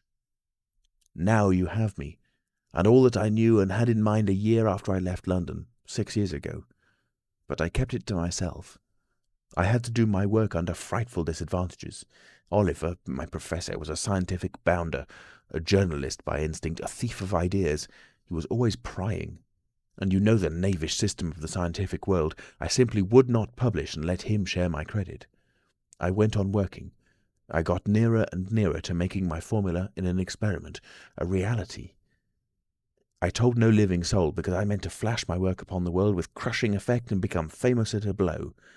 I took up the question of pigments to fill up certain gaps, and suddenly, but by design, not by accident, I made a discovery in physiology." "Yes?" "You know the red colouring matter of blood? It can be made white, colourless, and remain with all the functions it has now." Kemp gave a cry of credulous amazement. The Invisible Man rose and began pacing the little study. "You may well exclaim. I remember that night. It was late at night. In the daytime one was bothering with the gaping, silly students, and I worked then sometimes till dawn. It came suddenly, splendid and complete in my mind. I was alone, the laboratory was still, with the tall lights burning brightly and silently. In all my great moments I have been alone. One could make an animal, a tissue, transparent. One could make it invisible, all except the pigments. I could be invisible, I said, suddenly realizing what it meant to be an albino with such knowledge. It was overwhelming. I left the filtering I was doing and went and stared out of the great window at the stars. I could be invisible, I repeated. To do such a thing would be to transcend magic, and I beheld, unclouded by doubt, a magnificent vision of all that invisibility might mean to a man, the mystery, the power, the freedom. Drawbacks I saw none. You have only to think, and I, a shabby, poverty-struck, hemmed-in demonstrator, teaching fools in a provincial college, might suddenly become this. I ask you, Kemp, if you, anyone, I tell you, would have flung himself upon that research, and I worked 3 years, and every mountain of difficulty I toiled over showed another from its summit. The infinite details, and the exasperation! A professor, a provincial professor, always prying. When are you going to publish this work of yours, was his everlasting question. And the students, the cramped means. 3 years I had of it. And after 3 years of secrecy and exasperation, I found that to complete it was impossible. Impossible. How? Asked Kemp. Money, said the Invisible Man, and went again to stare out of the window. He turned around abruptly. I robbed the old man. Robbed my father. The money was not his, and he shot himself. Chapter 20. At the house in Great Portland Street. For a moment Kemp sat in silence, staring at the back of the headless figure at the window. Then he started, struck by a thought, rose, took the Invisible Man's arm, and turned him away from the outlook. "You're tired," he said, "and while I sit, you walk about. Have my chair." He placed himself between Griffin and the nearest window. For a space Griffin sat silent, then he resumed abruptly. "I had left the Chesilstowe cottage already," he said, "when that happened. It was last December. I had taken a room in London, a large unfurnished room with a big ill-managed lodging-house in a slum near Great Portland Street. The room was soon full of the appliances I had bought with his money, and the work was going on steadily, successfully, drawing near an end. I was like a man emerging from a thicket and suddenly coming on some unmeaning tragedy. I went to bury him. My mind was still on this research, and I did not lift a finger to save his character. I remember the funeral, the cheap hearse, the scant ceremony, the windy, frost-bitten hillside, and the old college friend of his who read the service over him, a shabby, black, bent old man with a snivelling cold. I remember walking back to the empty house, through the place that had once been a village and was now patched and tinkered by the jerry-builders into the ugly likeness of a town. Every way the roads ran out at last into the desecrated fields, and ended in rubble heaps and rank wet weeds. I remember myself as a gaunt black figure, going along the slippery, shiny pavement, and the strange sense of detachment I felt from the squalid respectability, the sordid commercialism of the place. I did not feel a bit sorry for my father. He seemed to me to be the victim of his own foolish sentimentality. The current cant required my attendance at his funeral, but it was really not my affair. But going along the High Street, my old life came back to me for a space, for I met the girl I had known 10 years since. Our eyes met. Something moved me to turn back and talk to her. She was a very ordinary person. It was all like a dream, that visit to the old places. I did not feel then that I was lonely, that I had come out from the world into a desolate place. I appreciated my loss of sympathy, but I put it down to the general inanity of things. Re-entering my room seemed like the recovery of reality. There were the things I knew and loved. There stood the apparatus, the experiments arranged and waiting, and now there was scarcely a difficulty left beyond the planning of details. I will tell you, Kemp, sooner or later, all the complicated processes. We need not go into that now. For the most part, saving certain gaps I chose to remember, they are written in cipher in those books the tramp has hidden. We must hunt him down. We must get those books again. But the essential phase was to place the transparent object whose refractive index was to be lowered between two radiating centres of a sort of ethereal vibration, of which I will tell you more fully later. No, not those Röntgen vibrations. I don't know these others of mine have been described, yet they are obvious enough. I needed 2 little dynamos, and these I worked with a cheap gas engine. My first experiment was with a bit of white wool fabric. It was the strangest thing in the world to see it in the flicker of the flashes, soft and white, and then to watch it fade like a wreath of smoke and vanish. I could scarcely believe I had done it. I put my hand into the emptiness, and there was the thing, as solid as ever. I felt it awkwardly and threw it on the floor. I had a little trouble finding it again. And then came a curious experience. I heard a meow behind me, and turning, saw a lean white cat, very dirty, on the cistern cover outside the window. A thought came into my head. "Everything ready for you," I said, and I went to the window, opened it, and called softly. She came in, purring. The poor beast was starving, and I gave her some milk. All my food was in a cupboard in the corner of the room. After that she went smelling round the room, evidently with the idea of making herself at home. The invisible rag upset her a bit. You should have seen her spit at it. But I made her comfortable on the pillow of my truckle bed, and I gave her butter to get her to wash. And you processed her? I processed her. But giving drugs to a cat is no joke, Kemp, and the process failed. Failed? In 2 particulars. These were the claws and the pigment stuff. What is it? At the back of the eye in a cat, you know? Tapetum? Yes, the tapetum. It didn't go. After I'd given the stuff to bleach the blood and done certain other things to her, I gave the beast opium and put her and the little pillow she was sleeping on the apparatus. And after all the rest had faded and vanished, there remained 2 little ghosts of her eyes. Odd. I can't explain it. She was bandaged and clamped, of course, so I had her safe. But she woke while she was still misty and meowed dismally, and someone came knocking. It was an old woman from downstairs who suspected me of vivisecting, a drink-sodden old creature with only a white cat to care for in all the world. I whipped out some chloroform, applied it, and answered the door. "Did I hear a cat?"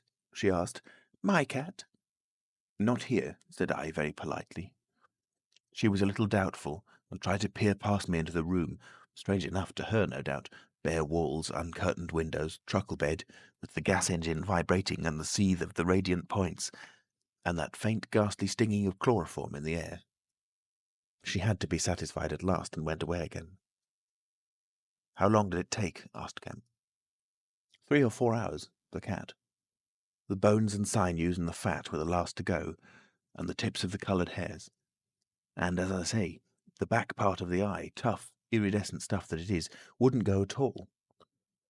It was night outside long before the business was over, and nothing was to be seen but the dim eyes and the claws. I stopped the gas engine, felt for and stroked the beast which was still insensible, and then, being tired, left it sleeping on the invisible pillow, and went to bed. I found it hard to sleep. I lay awake thinking weak, aimless stuff, going over the experiment over and over again, or dreaming feverishly of things growing misty and vanishing about me until everything, the ground I stood on, vanished. And so I came to that sickly falling nightmare one gets. About 2, the cat began meowing about the room. I tried to hush it by talking to it, and then I decided to turn it out. I remember the shock when I had striking a light. They were just the round eyes shining green, and nothing round them. I would have given it milk, but I hadn't any. It wouldn't be quiet, it just sat down and meowed at the door. I tried to catch it with the idea of putting it out of the window, but it wouldn't be caught. It vanished. Then it began meowing in different parts of the room. At last I opened the window and made a bustle. I suppose it went out at last. I never saw any more of it. Then, heaven knows why, I fell thinking of my father's funeral again, and the dismal windy hillside until the day had come. I found sleeping was hopeless, and, locking my door after me, wandered out into the morning streets. "You don't mean to say there's an invisible cat at large?" said Kemp. "If it hasn't been killed," said the Invisible Man. Why not? Why not? Said Kemp. I didn't mean to interrupt. It's very probably been killed. It was alive 4 days afterwards. I know, and down a grating in Great Titchfield Street, because I saw a crowd round the place trying to see whence the meowing came. He was silent for the best part of a minute. Then he resumed abruptly. I remember that morning before the change very vividly. I must have gone up Great Portland Street. I remember the barracks in Albany Street and the horse soldiers coming out, and at last I found the summit of Primrose Hill. It was a sunny day in January, one of those sunny, frosty days that come before the snow this year. My weary brain tried to formulate the position, to plot out a plan of action. I was surprised to find, now that the prize was within my grasp, how inconclusive its attainment seemed. As a matter of fact, I was worked out. The intense stress of nearly 4 years' continuous work left me incapable of any strength of feeling. I was apathetic, and I tried in vain to recover the enthusiasm of my first inquiries, the passion of discovery that had enabled me to compass even the downfall of my father's grey hairs. Nothing seemed to matter. I saw pretty clearly this was a transient mood due to overwork and want of sleep, and that either by drugs or rest it would be possible to recover my energies. All I could think clearly was that the thing had to be carried through. The fixed idea still ruled me, and soon, for the money I had was almost exhausted. I looked about me at the hillside with children playing and girls watching them, and tried to think of all the fantastic advantages an invisible man would have in the world.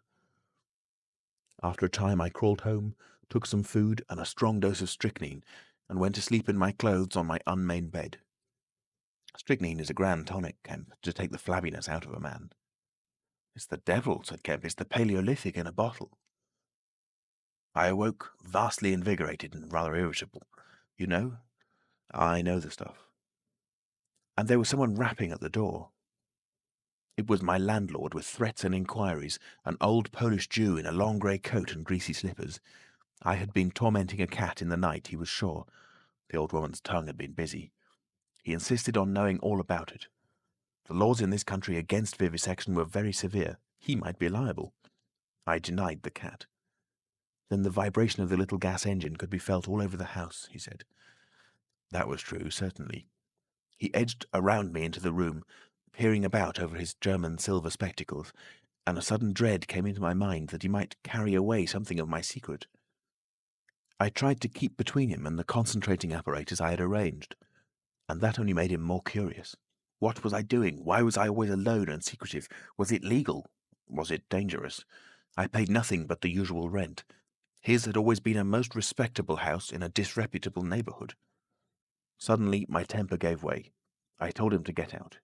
He began to protest, to jabber of his right of entry. In a moment I had him by the collar, something ripped, and he went spinning out into his own passage. I slammed and locked the door and sat down quivering.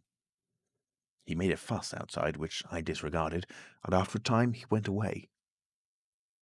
But this brought matters to a crisis. I did not know what he would do, nor even what he had power to do. To move to fresh apartments would have meant delay. Altogether I had barely £20 left in the world, for the most part in a bank, and I could not afford that. Vanish? It was irresistible. Then there would be an inquiry, the sacking of my room. At the thought of the possibility of my work being exposed or interrupted at its very climax, I became angry and active. I hurried out with my 3 books of notes, my cheque-book, the tramp has them now, and directed them from the nearest post office to a house of call for letters and parcels in Great Portland Street. I tried to go out noiselessly. Coming in, I found my landlord going quietly upstairs. He had heard the door close, I suppose. You would have laughed to see him jump aside on the landing as I came tearing up after him. He glared at me as I went by him, and I made the house quiver with my slamming of the door. I heard him come shuffling up to my floor, hesitate, and go down. I set to work upon my preparations forthwith. It was all done that evening and night. While I was still sitting under the sickly, drowsy influence of the drugs that decolorize blood, there came a repeated knocking at the door. It ceased. Footsteps went away and returned, and the knocking was resumed. There was an attempt to push something under the door, a blue paper. Then, in a fit of irritation, I arose and went and flung the door wide open. "Now then?" I said. It was my landlord with a notice of ejectment or something. He held it out to me, saw something odd about my hands, I expected, and lifted his eyes to my face. For a moment he gaped. Then he gave a sort of inarticulate cry, dropped candle and writ together, and went blundering down the dark passage to the stairs. I shut the door, locked it, and went to the looking-glass. Then I understood his terror. My face was white, like white stone. But it was all horrible. I had not expected the suffering. A night of racking anguish, sickness and fainting. I set my teeth, though my skin was presently afire, all my body afire, but I lay there like grim death. I understood now how it was that the cat had howled until I chloroformed it. Lucky it was I lived alone and untended in my room. There were times when I sobbed and groaned and talked, but I stuck to it. I became insensible and woke languid in the darkness. The pain had passed. I thought I was killing myself, and I did not care. I shall never forget that dawn, and the strange horror of seeing that my hands had become as clouded glass, and watching them grow clearer and thinner as the day went by, until at last I could see the sickly disorder of my room through them, though I closed my transparent eyelids. My limbs became glassy. The bones and arteries faded, vanished, and the little white nerves went last. I gritted my teeth and stayed there to the end. At last only the dead tips of the fingernails remained, pallid and white, and the brown stain of some acid upon my fingers. I struggled up. At first I was as incapable as a swathed infant, stepping with limbs I could not see. I was weak and very hungry. I went and stared at nothing in my shaving-glass, at nothing save where an attenuated pigment still remained behind the retina of my eyes, fainter than mist. I had to hang onto the table and press my forehead against the glass. It was only by frantic effort of will that I dragged myself back to the apparatus and completed the process. I slept during the forenoon, pulling the sheet over my eyes to shut out the light, and about midday I was awakened again by a knocking. My strength had returned. I sat up and listened and heard a whispering. I sprang to my feet and, as noiselessly as possible, began to detach the connections of my apparatus and to distribute it about the room so as to destroy the suggestions of its arrangement. Presently the knocking was renewed and voices called, first my landlord's and then two others. To gain time, I answered them. The invisible rag and pillow came to hand, and I opened the window and pitched them out onto the cistern cover. As the window opened, a heavy crash came at the door. Someone had charged it with the idea of smashing the lock, but the stout bolts I had screwed up some days before stopped him. That startled me, made me angry. I began to tremble and do things hurriedly. I tossed together some loose paper, straw, packing paper, and so forth in the middle of the room, and turned on the gas. Heavy blows began to rain upon the door. I could not find the matches. I beat my hands on the wall with rage. I turned the gas again, stepped out of the window on the cistern cover, very softly lowered the sash, and sat down, secure and invisible, but quivering with anger, to watch events. They split a panel, I saw, and in another moment they had broken away the staples of the bolts, and stood in the open doorway. It was the landlord and his two stepsons, sturdy young men of 3 or 4 and 20. Behind them fluttered the old hag of a woman from downstairs. You may imagine their astonishment to find the room empty. One of the younger men rushed to the window at once, flung it up and stared out. His staring eyes and thick-lipped, bearded face came a foot from my face. I was half-minded to hit his silly countenance, but I arrested my doubled fist. He stared right through me. So did the others as they joined him. The old man went and peered under the bed, and they all made a rush for the cupboard. They had to argue about it in length in Yiddish and Cockney English. They concluded I had not answered them, that their imagination had deceived them. A feeling of extraordinary elation took the place of my anger as I sat outside the window and watched these 4 people, for the old lady came in, glancing suspiciously about like a cat, trying to understand the riddle of my behaviour. The old man, so far as I could understand his patois, agreed with the old lady that I was a vivisectionist.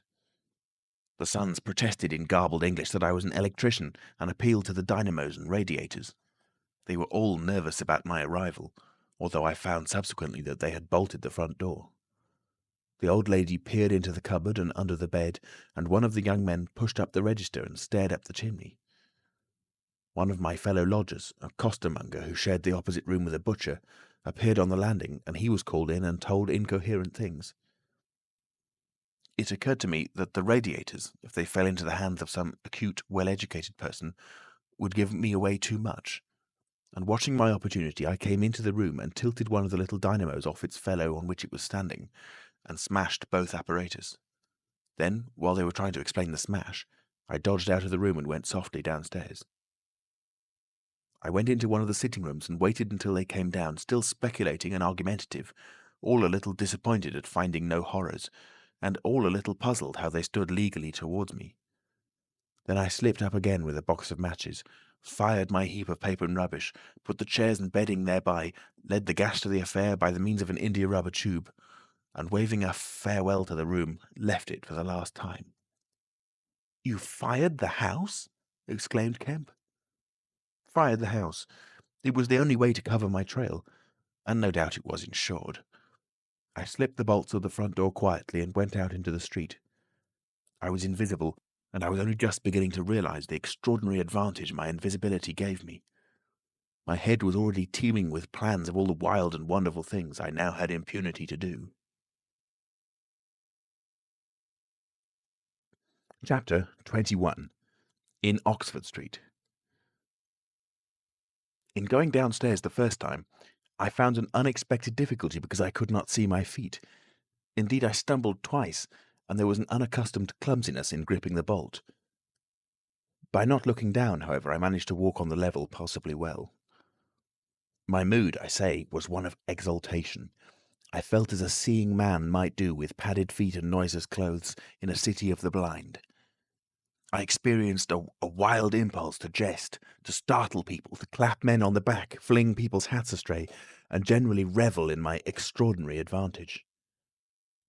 But hardly had I emerged upon Great Portland Street, however, my lodging was close to the big draper's shop there, when I heard a clashing concussion and was hit violently behind, and turning, saw a man carrying a basket of soda water siphons, and looking in amazement at his burden. Although the blow had really hurt me, I found something so irresistible in his astonishment that I laughed aloud. "The devil's in the basket," I said, and suddenly twisted it out of his hand. He let go incontinently, and I swung the whole weight into the air. But a fool of a cabman, standing outside a public house, made a sudden rush for this, and his extending fingers took me with excruciating violence under the ear. I let the whole down with a smash on the cabman, and then, with shouts and the clatter of feet about me, people coming out of shops, vehicles pulling up, I realized what I had done for myself, and cursing my folly, backed against a shop window and prepared to dodge out of the confusion. In a moment I should be wedged into a crowd and inevitably discovered. I pushed by a butcher boy, who luckily did not turn to see the nothingness that shoved him aside, and dodged behind the cabman's four-wheeler. I do not know how they settled the business. I hurried straight across the road, which was happily clear, and hardly heeding which way I went, in the fright of detection the incident had given me, plunged into the afternoon throng of Oxford Street. I tried to get into the stream of people, but they were too thick for me, and in a moment my heels were being trodden upon. I took to the gutter, the roughness of which I found painful to my feet, and forthwith the shaft of a crawling hansom dug me forcibly under the shoulder-blade, reminding me that I was already bruised severely. I staggered out of the way of the cab, avoided a perambulator by a convulsive movement, and found myself behind the hansom. A happy thought saved me, and as this drove slowly along, I followed in its immediate wake, trembling and astonished at the turn of my adventure. And not only trembling, but shivering. It was a bright day in January, and I was stark naked, and the thin slime of mud that covered the road was freezing. Foolish as it seems to me now, I had not reckoned that, transparent or not, I was still amenable to the weather and all its consequences. Then suddenly a bright idea came into my head. I ran round and got into the cab. And so, shivering, scared, and sniffing with the first intimations of a cold, and with the bruises in the small of my back growing upon my attention, I drove slowly along Oxford Street and past Tottenham Court Road. My mood was as different from that in which I had sallied forth 10 minutes ago as it is possible to imagine. This invisibility indeed! The one thought that possessed me was, how was I to get out of the scrape I was in? We crawled past Moody's, and there a tall woman with 5 or 6 yellow-labelled books hailed my cab, and I sprang out just in time to escape her, shaving a railway van narrowly in my flight. I made off up the roadway to Bloomsbury Square, intending to strike north past the museum and so get into the quiet district. I was now cruelly chilled, and the strangeness of my situation so unnerved me that I whimpered as I ran. At the northward corner of the square, a little white dog ran out of the Pharmaceutical Society's offices and incontinently made for me, nose down. I had never realised it before, but the nose is to the mind of a dog what the eye is to the mind of a seeing man. Dogs perceive the scent of a man moving as men perceive his vision. This brute began barking and leaping, showing, as it seemed to me, only too plainly that he was aware of me. I crossed Great Russell Street, glancing over my shoulder as I did so, and went some way along Montague Street before I realised what I was running towards. Then I became aware of a blare of music, and looking along the street saw a number of people advancing out of Russell Square, red shirts and the banner of the Salvation Army to the fore. Such a crowd, chanting in the roadway and scoffing on the pavement, I could not hope to penetrate, and dreading to go back and further from home again, and deciding on the spur of the moment, I ran up the white steps of a house facing the museum railings, and stood there until the crowd should have passed. Happily the dog stopped at the noise of the band too, hesitated and turned tail, running back to Bloomsbury Square again. On came the band, bawling with unconscious irony some hymn about "When shall we see his face?" and it seemed an interminable time to me before the tide of the crowd washed along the pavement by me. Thud, thud, thud came the drum with a vibrating resonance, and for the moment I did not notice two urchins stopping at the railings by me. "See 'em?" said one. "See what?" said the other. "Why, them footmarks, bare, like what he makes in mud." I looked down and saw the youngsters had stopped and were gaping at the muddy footmarks I had left behind me up the newly whitened steps. The passing people elbowed and jostled them, but their confounded intelligence was arrested. Thud, thud, thud, when thud shall we see thud his face, thud, thud. "There's a barefoot man gone up them steps, or I don't know nothing," said one. "And he ain't never come down again, and his foot was a-bleeding." The thick of the crowd had already passed. "Look'ee here, Ted," quoth one of the younger of the detectives, with the sharpness of surprise in his voice, and pointed straight to my feet.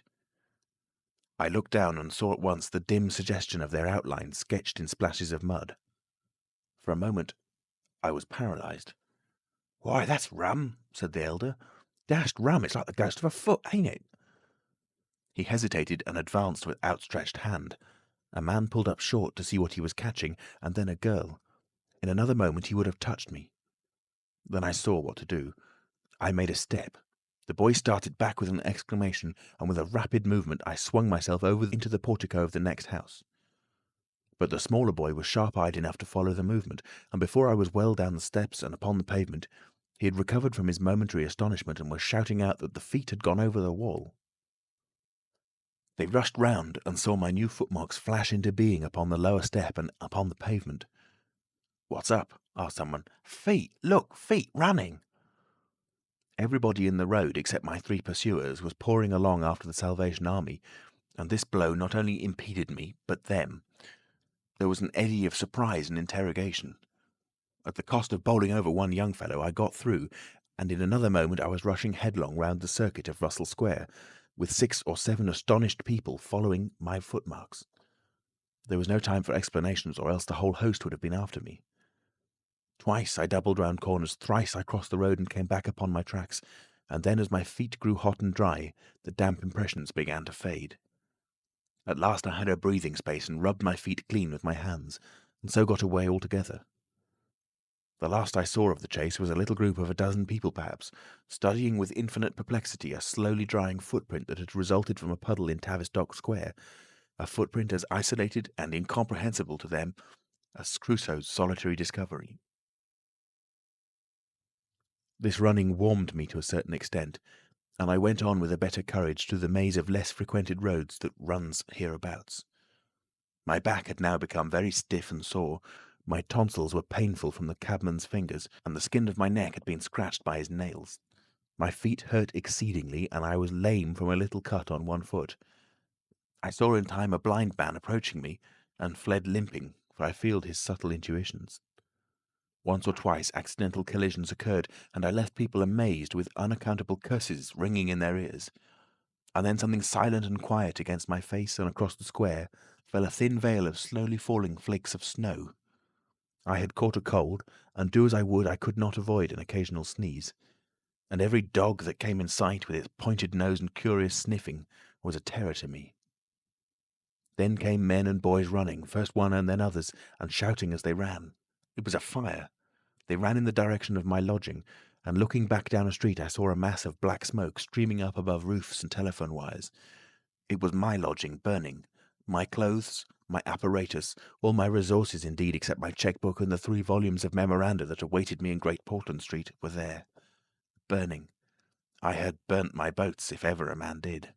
The place was blazing. The Invisible Man paused and thought. Kemp glanced nervously out of the window. "Yes," he said. "Go on." Chapter 22. In the Emporium. So, last January, with the beginning of a snowstorm in the air about me, and if it settled on me it would betray me, weary, cold, painful, inexpressibly wretched, and still but half convinced of my invisible quality, I began this new life to which I am committed. I had no refuge, no appliances, no human being in the world in whom I could confide. To have told my secret would have given me away, made a mere show and rarity of me. Nevertheless, I was half-minded to accost some passer-by and throw myself upon his mercy. But I knew too clearly the terror and brutal cruelty my advances would evoke. I made no plans in the street. My sole object was to get shelter from the snow, to get myself covered and warm. Then I might hope to plan. But even to me, an invisible man, the rows of London houses stood latched, barred, and bolted impregnably. Only one thing could I see clearly before me, the cold exposure and misery of the snowstorm and night. And then I had a brilliant idea. I turned down one of the roads leading from Gower Street to Tottenham Court Road, and found myself outside Omnium's, a big establishment where everything is to be bought. You know the place. Meat, grocery, linen, furniture, clothing, oil paintings even. A huge meandering collection of shops rather than a shop. I thought I should find the doors open, but they were closed, and as I stood in the wide entrance a carriage stopped outside, and a man in uniform, you know, the kind of personage with Omnium on his cap, flung open the door. I contrived to enter, and walking down the shop, it was a department where they were selling ribbons and gloves and stockings and that kind of thing, came to a more spacious region devoted to picnic baskets and wicker furniture. I did not feel safe there, however. People were going to and fro, and I prowled restlessly until I came about a huge section in an upper floor containing multitudes of bedsteads. Over these I clambered, and found a resting place at last among a huge pile of folded flock mattresses. The place was already lit up and agreeably warm, and I decided to remain where I was, keeping a cautious eye on the 2 or 3 sets of shopmen and customers who were meandering through the place until closing time came. Then I should be able, I thought, to rob the place for food and clothing, and disguised, prowl through it and examine its resources, perhaps sleep on some of the bedding. That seemed an acceptable plan. My idea was to procure clothing to make myself a muffled but acceptable figure, to get money, and then to recover my books and parcels where they awaited me, take a lodging somewhere, and elaborate plans for the complete realization of the advantages my invisibility gave me, as I still imagined, over my fellow men. Closing time arrived quickly enough. It could not have been more than an hour after I took up my position on the mattress before I noticed the blinds of the windows being drawn, and customers being marched doorward. And then a number of brisk young men began with remarkable alacrity to tidy up the goods that remained disturbed. I left my lair as the crowds diminished, and prowled cautiously out into the less desolate parts of the shop. I was really surprised to observe how rapidly the young men and women whipped away the goods displayed for sale during the day. All the boxes of goods, the hanging fabrics, the festoons of lace, the boxes of sweets in the grocery section, the displays of this and that were being whipped down, folded up, slapped into tiny receptacles, and everything that could not be taken down and put away had sheets of some coarse stuff like sacking flung over them. Finally, all the chairs were turned up on the counters, leaving the floor clear. Directly each of these young people had done, he or she made promptly for the door with such an expression of animation as I have rarely observed in a shop assistant before. Then came a lot of youngsters, scattering sawdust and carrying pails and brooms. I had to dodge to get out of the way, and as it was, my ankle got stung with the sawdust. For some time, wandering through the swathed and darkened departments, I could hear the brooms at work, and at last, a good hour or more after the shop had been closed, came a noise of locking doors. Silence came upon the place, and I find myself wandering through the vast and intricate shops, galleries, showrooms of the place alone. It was very still. In one place I remember passing near one of the Tottenham Court Road entrances and listening to the tapping of boot heels of the passers-by. My first visit was to the place where I had seen stockings and gloves for sale. It was dark, and I had the devil of a hunt after matches, which I found at last in the drawer of the little cash desk. Then I had to get a candle. I had to tear down wrappings and ransack a number of boxes and drawers, but at last I managed to turn out what I sought. The box label called them lamb's wool pants and lamb's wool vests, then socks, a thick comforter, and then I went to the clothing place and got trousers, a lounge jacket, an overcoat, and a slouch hat, a clerical sort of hat with the brim turned down. I began to feel a human being again, and my next thought was food. Upstairs was a refreshment department, and there I got cold meat. There was coffee still in the urn, and I lit the gas and warmed it up again, and altogether I did not do badly.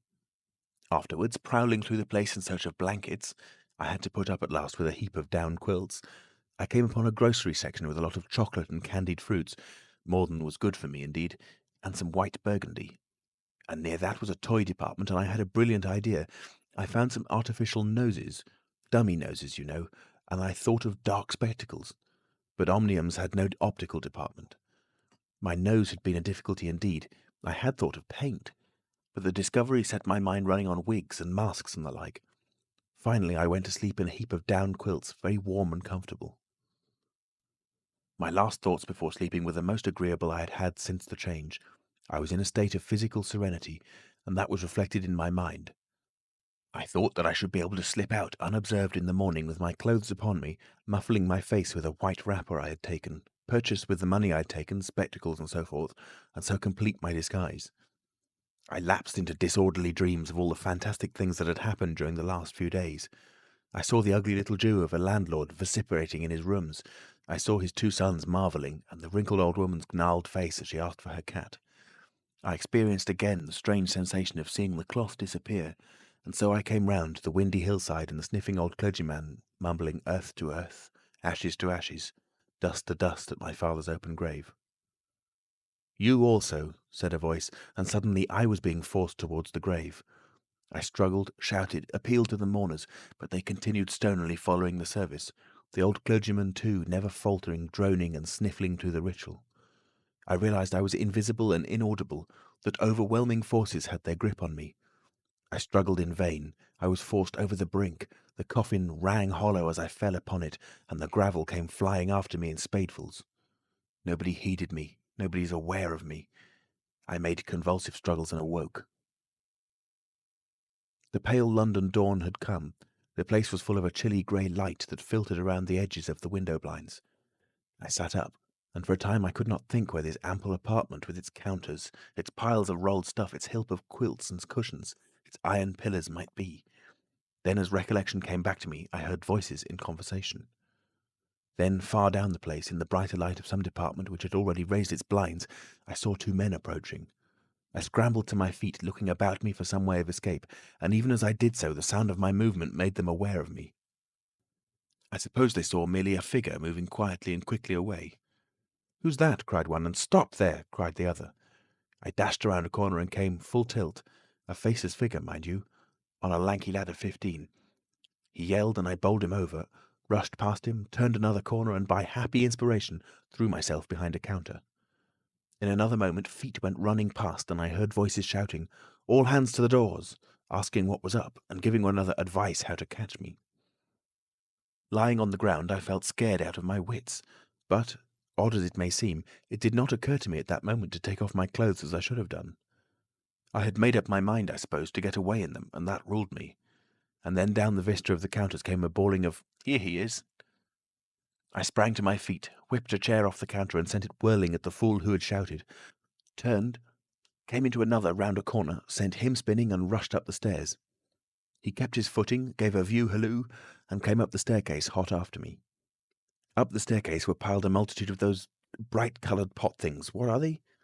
"Art pots," suggested Kemp. "That's it, art pots. Well, I turned at the top step and swung round, plucked one out of a pile and smashed it on his silly head as he came at me. The whole pile of pots went headlong, and I heard shouting and footsteps running from all parts. I made a mad rush for the refreshment place, and there was a man in white, like a man cook, who took up the chase.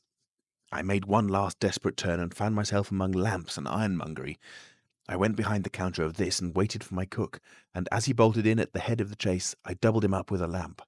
Down he went, and I crouched down behind the counter and began whipping off my clothes as fast as I could. Coat, jacket, trousers, shoes were all right, but a lamb's-wool vest fits a man like a skin. I heard more men coming. My cook was lying quiet on the other side of the counter, stunned or scared speechless, and I had to make another dash for it, like a rabbit hunted out of a woodpile. "This way, policeman!" I heard someone shouting, and I found myself in my bedstead storeroom again, and at the end of a wilderness of wardrobes. I rushed among them, went flat, got rid of my vest after infinite wriggling, and stood a free man again, panting and scared, as the policeman and 3 of the shopmen came round the corner. They made a rush for the vest and pants, and collared the trousers. "He's dropping his plunder," said one of the young men. "He must be somewhere here." But they did not find me all the same. I stood watching them hunt for me for a time, and cursing my ill luck in losing the clothes. Then I went into the refreshment room, drank a little milk I found there, and sat down by the fire to consider my position. In a while, 2 assistants came in and began to talk over the business very excitedly, and like the fools they were. I heard a magnified account of my depredations, and other speculations as to my whereabouts. Then I fell to scheming again. The insurmountable difficulty of the place, especially now it was alarmed, was to get any plunder out of it. I went down into the warehouse to see if there was any chance of packing and addressing a parcel, but I could not understand the system of checking. About 11 o'clock, the snow having thawed as it fell, and the day being finer and a little warmer than the previous one, I decided that the emporium was hopeless, and went out again, exasperated at my want of success, with only the vaguest plans of action in my mind. Chapter 23. In Drury Lane. "But you begin now to realise," said the Invisible Man, "the full disadvantage of my condition. I had no shelter, no covering. To get clothing was to forego all my advantage, to make myself a strange and terrible thing. I was fasting, for to eat, to fill myself with unassimilated matter, would be to become grotesquely visible again." "I never thought of that," said Kemp. "Nor had I, and the snow had warned me of other dangers. I could not go abroad in snow, it would settle on me and expose me. Rain, too, would make me a water outline, a glistening surface of a man, a bubble. And fog, I should be like a fainter bubble in a fog, a surface, a greasy glimmer of humanity. Moreover, as I went abroad in the London air, I gathered dirt about my ankles, floating smuts and dust upon my skin. I did not know how long it would be before I should come visible from that cause also. But I saw clearly it could not be for long, not in London at any rate. I went into the slums towards Great Portland Street, and found myself at the end of the street in which I had lodged. I did not go that way because of the crowd halfway down it, opposite, still looking at the smoking ruins of the house I had fired. My most immediate problem was to get clothing. What to do with my face puzzled me. Then I saw one of those little miscellaneous shops, news, sweets, toys, stationery, belated Christmas tomfoolery, and so forth, an array of masks and noses. I realised the problem was solved. In a flash I saw my course. I turned about, no longer aimless, and went, circuitously, in order to avoid the busy ways, towards the back streets north of the Strand, for I remembered, though not very distinctly where, that some theatrical costumiers had shops in that district. The day was cold, with a nipping wind down the northward running streets. I walked fast to avoid being overtaken. Every crossing was a danger, every passenger a thing to watch alertly. One man, I was about to pass him at the top of Bedford Street, turned upon me abruptly and came into me, sending me into the road and almost under the wheel of a passing hansom. The verdict of the cab rank was that he had some sort of stroke. I was so unnerved by this encounter that I went into Covent Garden Market, and sat down for some time in a quiet corner by a stall of violets, panting and trembling. I found I had caught a fresh cold, and had to turn out after a time, lest my sneezes should attract attention. At last I reached the object of my quest, a dirty, fly-blown little shop in a byway near Drury Lane, with a window full of tinsel robes, sham jewels, wigs, slippers, dominoes, and theatrical photographs. The shop was old-fashioned and low and dark, and the house rose above it for 4 stories, dark and dismal. I peered through the window and, seeing no one within, entered. The opening of the door set a clanking bell ringing. I left it open and walked around a bare costume stand into a corner behind a cheval glass. For a minute or so no one came. Then I heard heavy feet striding across a room, and a man appeared down the shop. My plans were now perfectly definite. I proposed to make my way into the house, secrete myself upstairs, watch my opportunity, and when everything was quiet, rummage out a wig, mask, spectacles, and costume, and go into the world, perhaps a grotesque, but still a credible figure. And incidentally, of course, I could rob the house of any available money. The man who had just entered the shop was a short, slight, hunched, beetle-browed man with long arms and very short, bandy legs. Apparently, I had interrupted a meal. He stared about the shop with an expression of expectation. This gave way to surprise, and then to anger as he saw the shop empty. "Damn the boys," he said. He went a stare up and down the street. He came in again in a minute, kicked the door to with his foot spitefully, and went muttering back to the house door. I came forward to follow him, and at the noise of my movement he stopped dead. I did so too, startled by his quickness of ear. He slammed the house door in my face. I stood hesitating. Suddenly I heard his quick footsteps returning, and the door reopened. He stood looking about the shop like one who was still not satisfied. Then, murmuring to himself, he examined the back of the counter and peered behind some fixtures. Then he stood doubtful. He had left the house door open, and I slipped into the inner room. It was a queer little room, poorly furnished, and with a number of big masks in the corner. On the table was his belated breakfast, and it was confoundedly exasperating for me, Kemp, to have to sniff his coffee and stand watching while he came in and resumed his meal. And his table manners were irritating. 3 doors opened into the little room, one going upstairs and one down, but they were all shut. I could not get out of the room while he was there. I could scarcely move because of his alertness, and there was a draught down my back. Twice I strangled a sneeze just in time. The spectacular quality of my sensations was curious and novel, but for all that I was heartily tired and angry long before he had done his eating. But at last he made an end, and putting his beggarly crockery on the black tin tray upon which he had had his teapot, and gathering all the crumbs up on the mustard-stained cloth, he took the whole lot of things after him. His burden prevented his shutting the door behind him, as he would have done. I had never seen such a man for shutting doors, and I followed him into a very dirty underground kitchen and scullery. I had the pleasure of seeing him begin to wash up, and then, finding no good in keeping down there, and the brick floor being cold on my feet, I returned upstairs and sat in his chair by the fire. It was burning low, and scarcely thinking I put on a little coal. The noise of this brought him up at once, and he stood aglare. He peered about the room and was within an ace of touching me. Even after that examination, he scarcely seemed satisfied. He stopped in the doorway and took a final inspection before he went down. I waited in the little parlour for an age, and at last he came up and opened the upstairs door. I just managed to get by him. On the staircase he stopped suddenly, so that I very nearly blundered into him. He stood looking right back into my face and listening. "I could have sworn," he said. His long hairy hand pulled at his lower lip. His eye went up and down the staircase. Then he grunted and went on up again.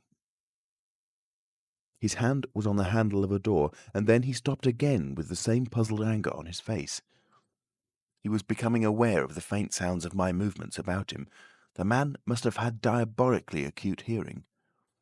He suddenly flashed into rage. "If there's anyone in this house," he cried with an oath, and left the threat unfinished. He put his hand in his pocket, failed to find what he wanted, and rushing past me went blundering noisily and pugnaciously downstairs. But I did not follow him. I sat on the head of the staircase until his return. Presently he came up again, still muttering. He opened the door of the room, and before I could enter, slammed it in my face. I resolved to explore the house, and spent some time in doing so as noiselessly as possible. The house was very old and tumble-down, damp so that the paper in the attics was peeling from the walls, and rat-infested. Some of the door handles were stiff, and I was afraid to turn them.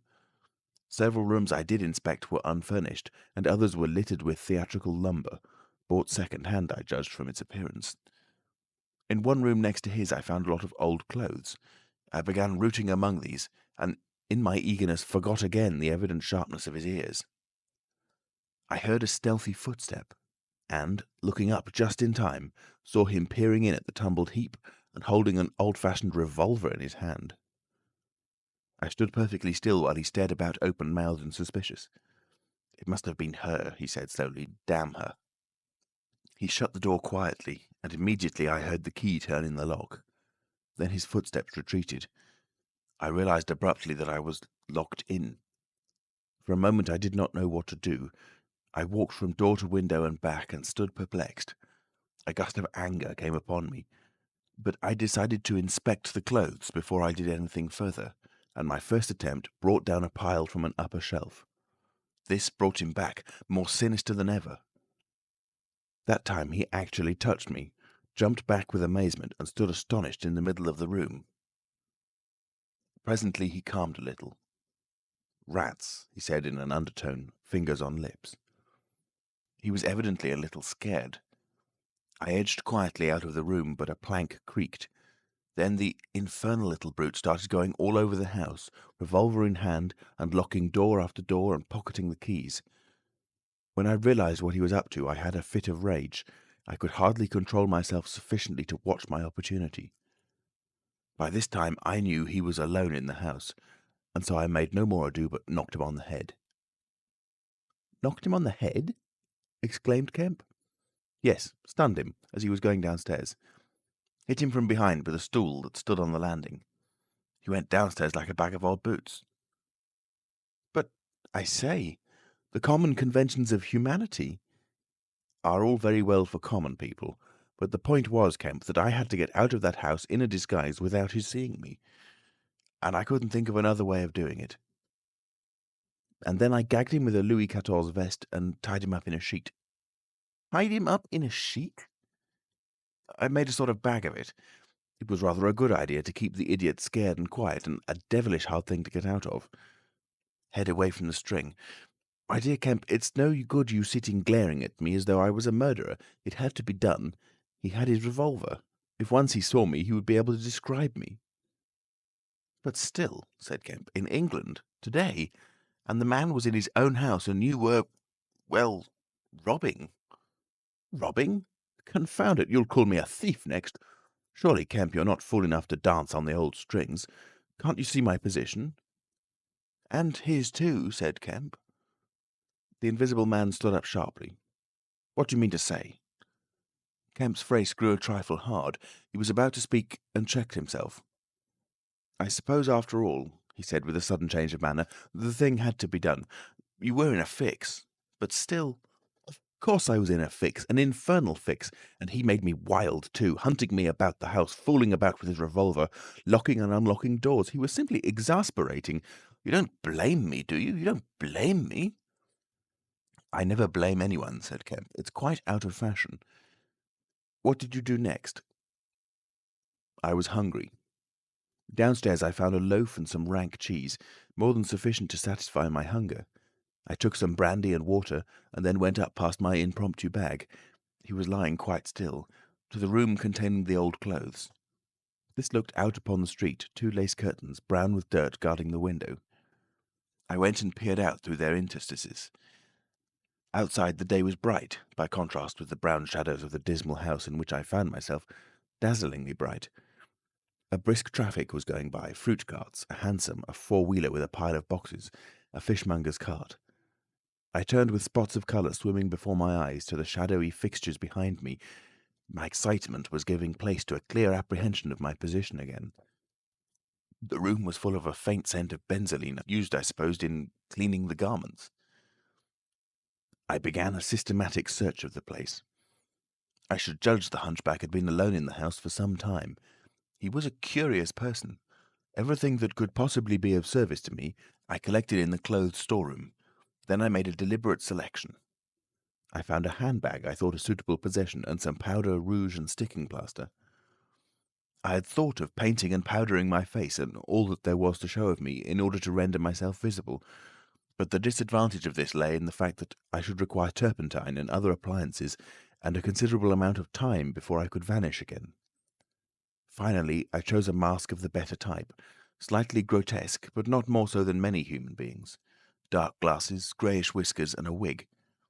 I could find no underclothing, but that I could buy subsequently, and for the time I swathed myself in calico dominoes and some white cashmere scarves. I could find no socks, but the hunchback's boots were rather a loose fit and sufficed. In a desk in the shop were 3 sovereigns and about 30 shillings worth of silver, and in a locked cupboard I burst in the inner room were £8 in gold. I could go forth into the world again, equipped. Then came a curious hesitation. Was my appearance really credible? I tried myself with a little bedroom looking-glass, inspecting myself from every point of view to discover any forgotten chink, but it all seemed sound. I was grotesque to the theatrical pitch, a stage miser, but I was certainly not a physical impossibility. Gaining confidence, I took my looking-glass down into the shop, pulled down the shop blinds, and surveyed myself from every point of view with the help of the cheval glass in the corner. I spent some moments screwing up my courage, and then unlocked the shop door and marched out into the street, leaving the little man to get out of his sheet again when he liked. In 5 minutes, a dozen turnings intervened between me and the costumier's shop. No one appeared to notice me very pointedly. My last difficulty seemed overcome. He stopped again. "And you troubled no more about the hunchback?" said Kemp. "No," said the Invisible Man, "nor have I heard what became of him. I suppose he untied himself or kicked himself out. The knots were pretty tight." He became silent and went to the window and stared out. "What happened when you went out into the Strand?" "Oh, disillusionment again. I thought my troubles were over. Practically, I thought I had impunity to do whatever I chose, everything, save to give away my secret. So I thought. Whatever I did, whatever the consequences might be, was nothing to me. I had merely to fling aside my garments and vanish. No person could hold me. I could take my money where I found it. I decided to treat myself to a sumptuous feast, and then put up at a good hotel and accumulate a new outfit of property. I felt amazingly confident. It's not particularly pleasant recalling that I was an ass. I went into a place and was already ordering lunch when it occurred to me that I could not eat unless I exposed my invisible face. I finished ordering the lunch, told the man I should be back in 10 minutes, and went out exasperating. I don't know if you've ever been disappointed in your appetite." "Not quite so badly," said Kemp, "but I can imagine it." I could have smashed the silly devils. At last, faint with the desire for tasteful food, I went into another place and demanded a private room. "I am disfigured," I said, "badly." They looked at me curiously, but of course it was not their affair, and so at last I got my lunch. It was not particularly well served, but it sufficed, and when I had it, I sat over a cigar, trying to plan my line of action. And outside a snowstorm was beginning. The more I thought it over, Kemp, the more I realised what a helpless absurdity an Invisible Man was, in a cold and dirty climate and a crowded civilized city. Before I made this mad experiment, I had dreamt of 1,000 advantages. That afternoon it seemed all disappointment. I went over the heads of the things a man reckons desirable. No doubt invisibility made it possible to get them, but it made it impossible to enjoy them when they are got. Ambition. What is the good of pride of place when you cannot appear there? What is the good of the love of a woman when her name must needs be Delilah? I have no taste for politics, for the blackguardisms of fame, for philanthropy, for sport. What was I to do? And for this I had become a wrapped-up mystery, a swathed and bandaged caricature of a man. He paused, and his attitude suggested a roving glance at the window.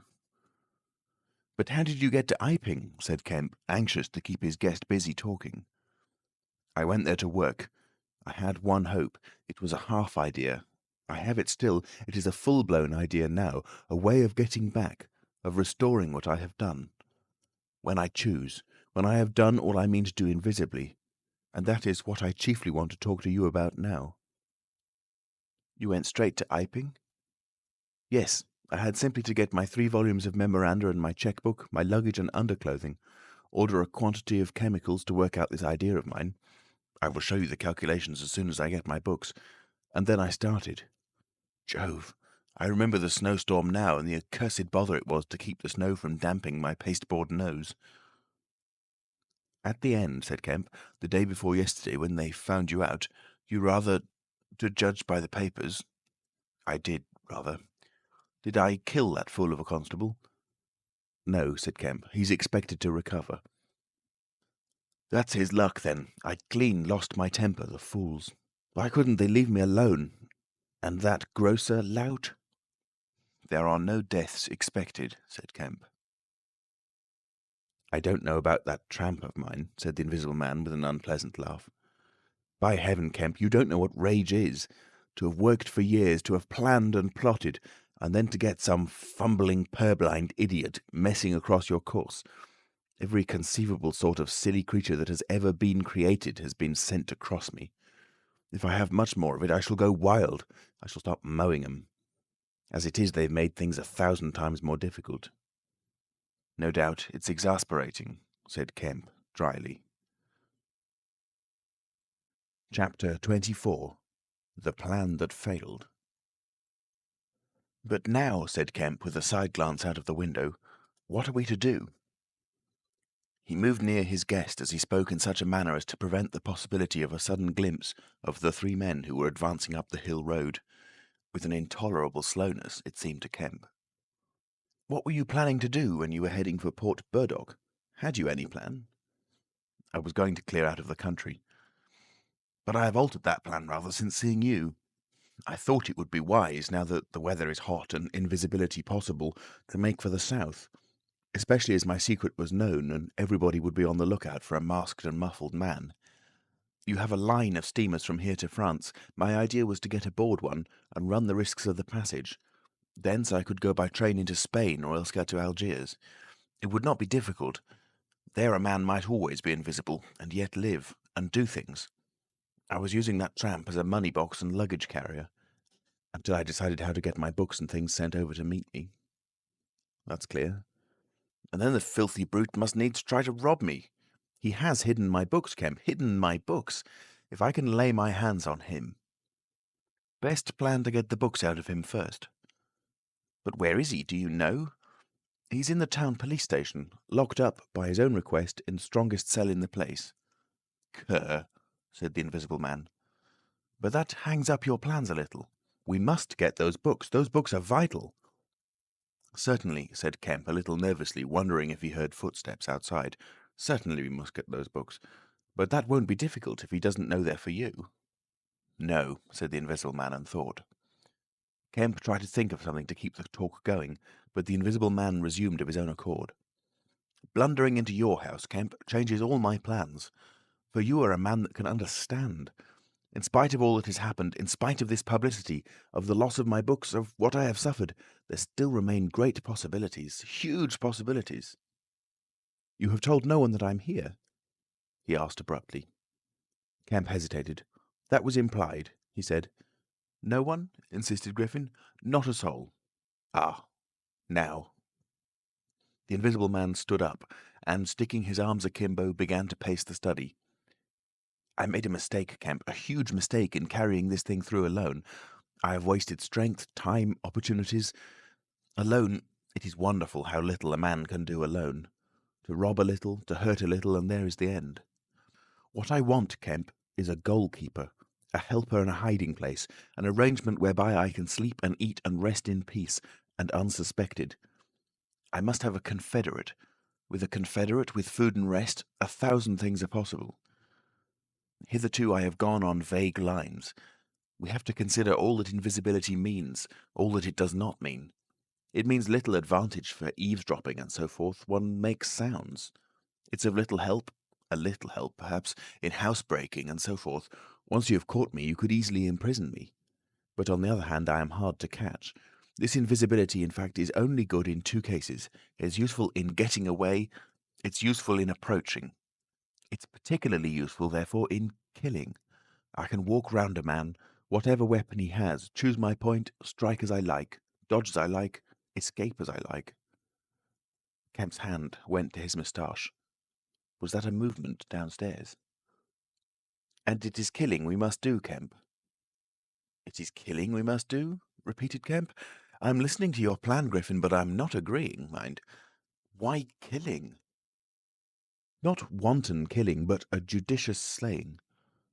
The point is, they know there is an invisible man, as well as we know there is an invisible man. And that invisible man, Kemp, must now establish a reign of terror. Yes, no doubt it's startling, but I mean it.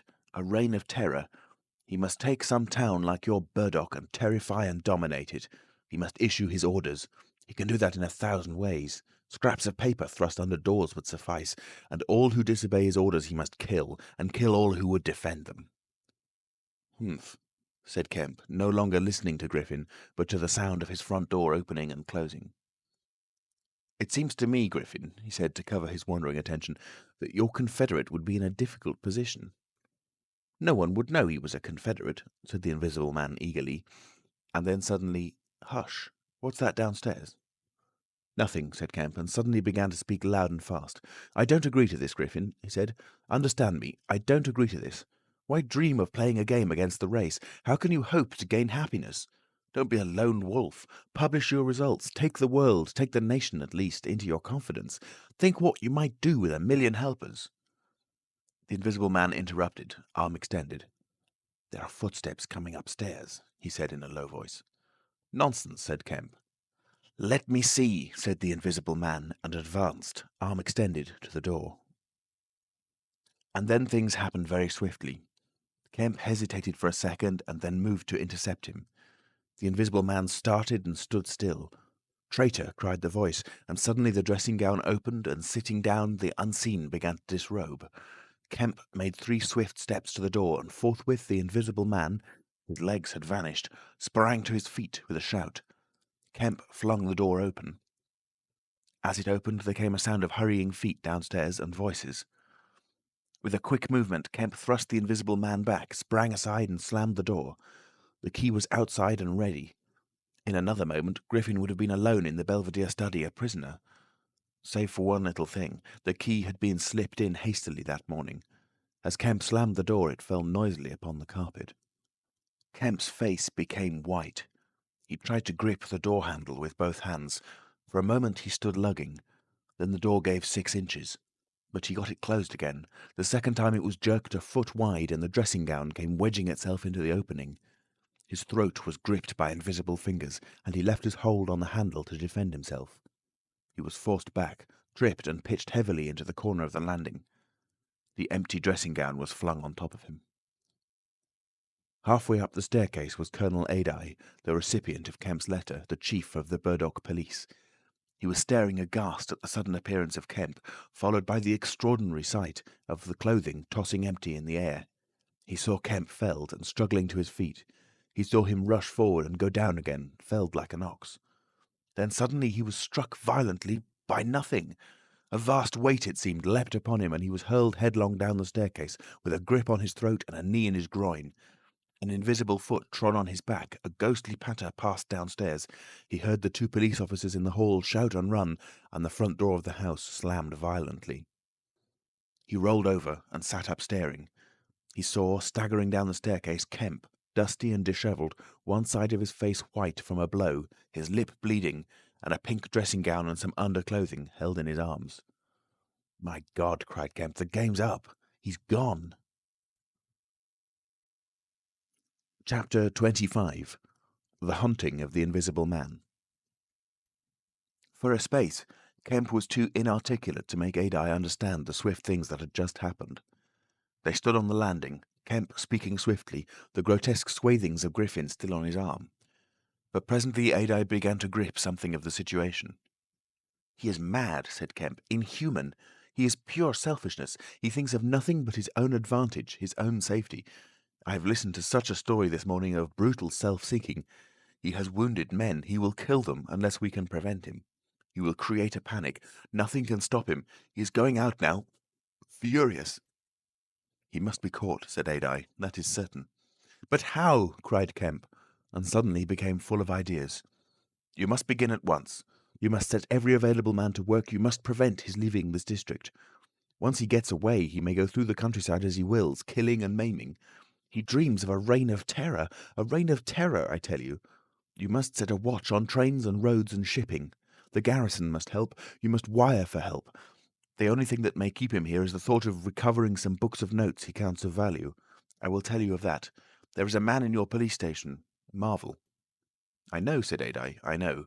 These books, yes. But the tramp." "He says he hasn't got his books, but he thinks the tramp has. And you must prevent him from eating or sleeping. Day and night the country must be astir for him.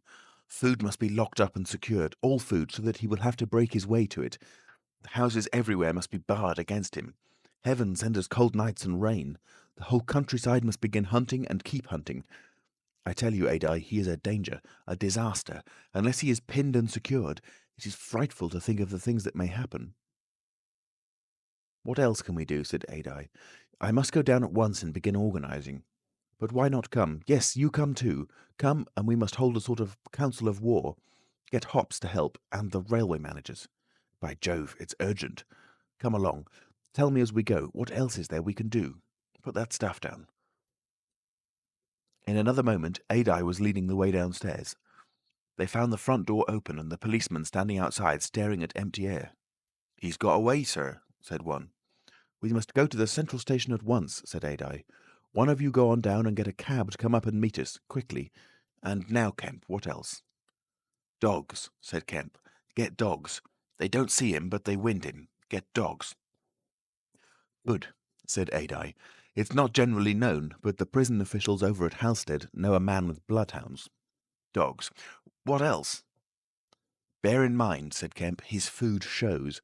After eating, his food shows until it is assimilated, so that he has to hide after eating.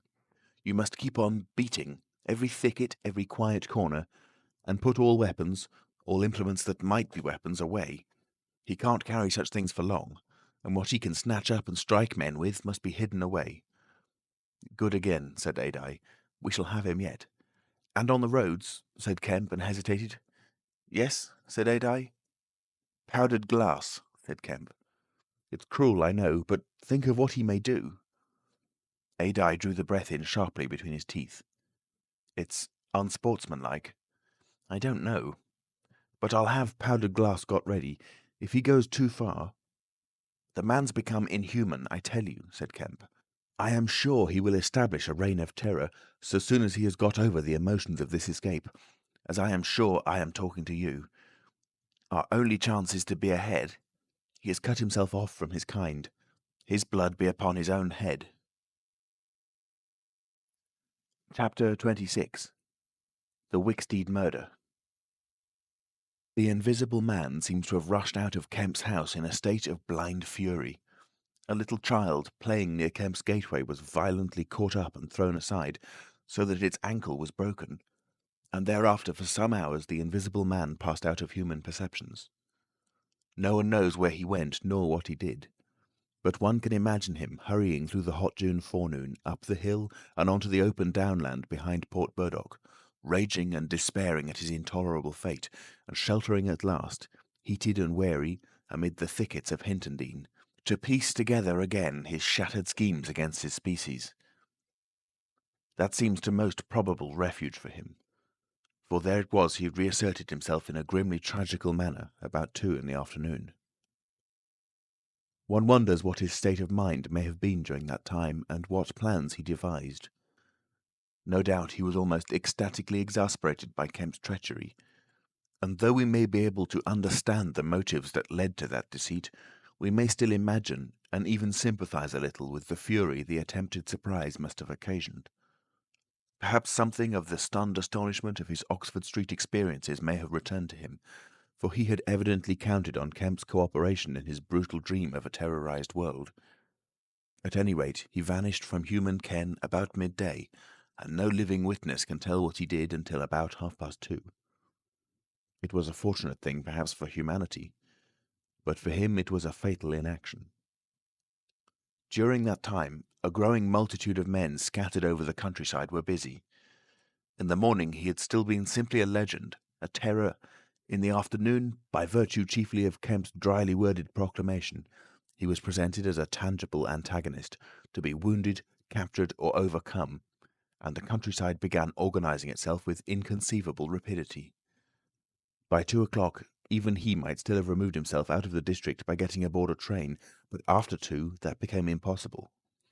Every passenger train along the lines, on a great parallelogram between Southampton, Manchester, Brighton and Horsham, travelled with locked doors, and the goods traffic was almost entirely suspended.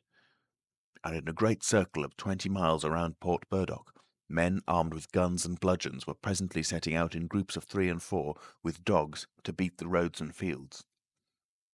Mounted policemen rode along the country lanes, stopping at every cottage and warning the people to lock up their houses and keep indoors unless they were armed, and all the elementary schools had broken up by 3 o'clock, and the children, scared and keeping together in groups, were hurrying home. Kemp's proclamation, signed indeed by Adye, was posted over almost the whole district by 4 or 5 o'clock in the afternoon. It gave briefly but clearly all the conditions of the struggle, the necessity of keeping the Invisible Man from food and sleep, the necessity for incessant watchfulness, and for a prompt attention to any evidence of his movements.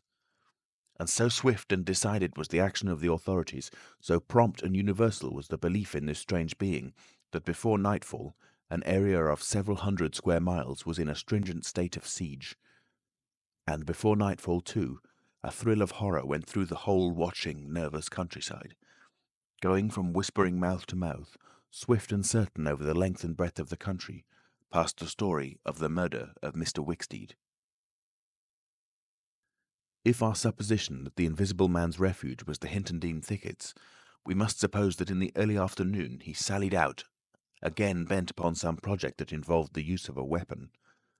We cannot know what that project was, but the evidence that he had the iron rod in hand before he met Wicksteed is, to me at least, overwhelming. Of course, we can know nothing of the details of that encounter. It occurred on the edge of a gravel pit, not 200 yards from Lord Burdock's lodge gate. Everything points to a desperate struggle.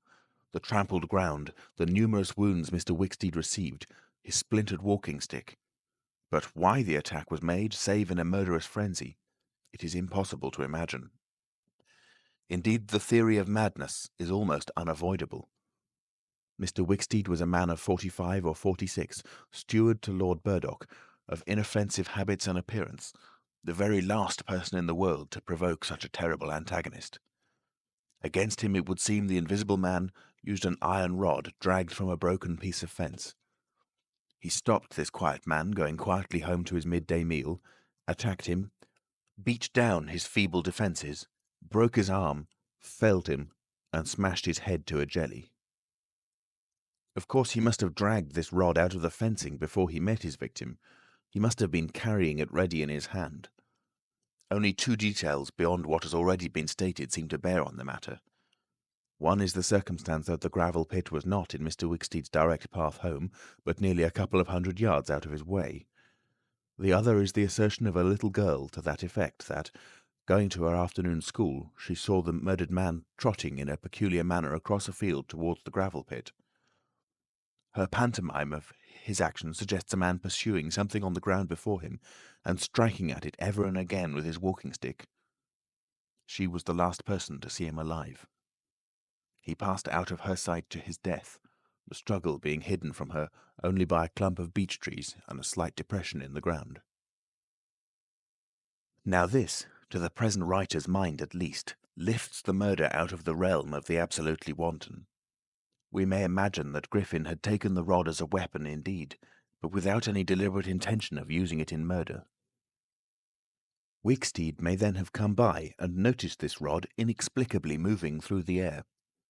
Without any thought of the Invisible Man, for Port Burdock is 10 miles away, he may have pursued it.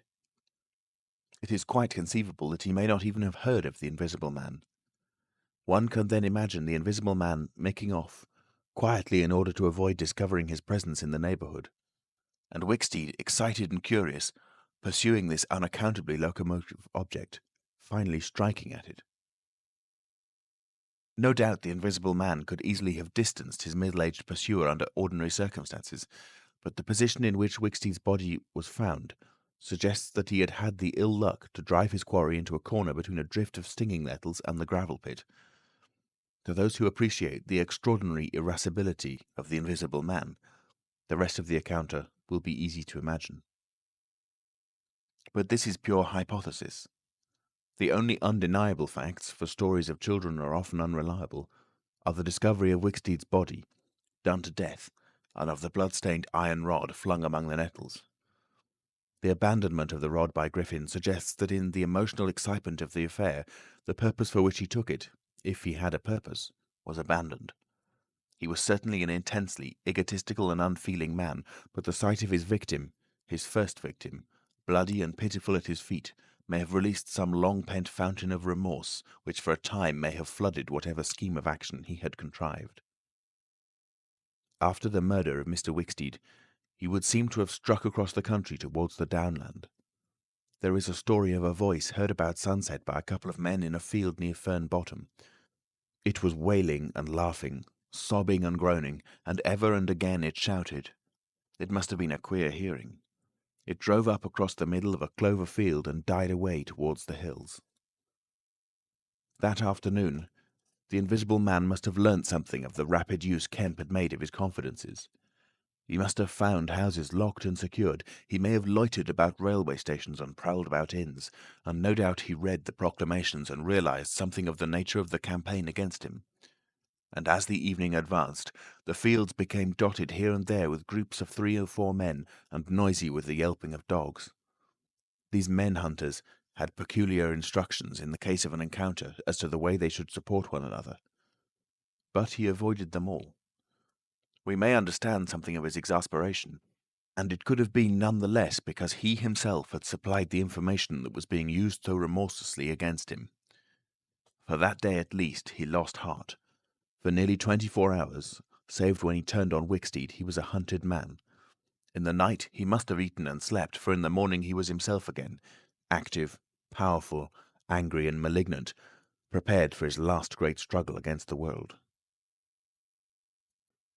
Chapter 27. The Siege of Kemp's House. Kemp read a strange missive, written in pencil on a greasy sheet of paper. "You have been amazingly energetic and clever," this letter ran, "though what you stand to gain by it I cannot imagine. You are against me. For a whole day you have chased me. You have tried to rob me of a night's rest. But I have had food in spite of you. I have slept in spite of you, and the game is only beginning. The game is only beginning. There is nothing for it but to start the terror. This announces the first day of the terror. Port Burdock is no longer under the Queen, tell your Colonel of Police, and the rest of them, it is under me, the Terror. This is day 1 of year 1 of the new epoch, the epoch of the Invisible Man. I am Invisible Man the First. To begin with, the rule will be easy. The first day there will be one execution for the sake of example, a man named Kemp. Death starts for him today.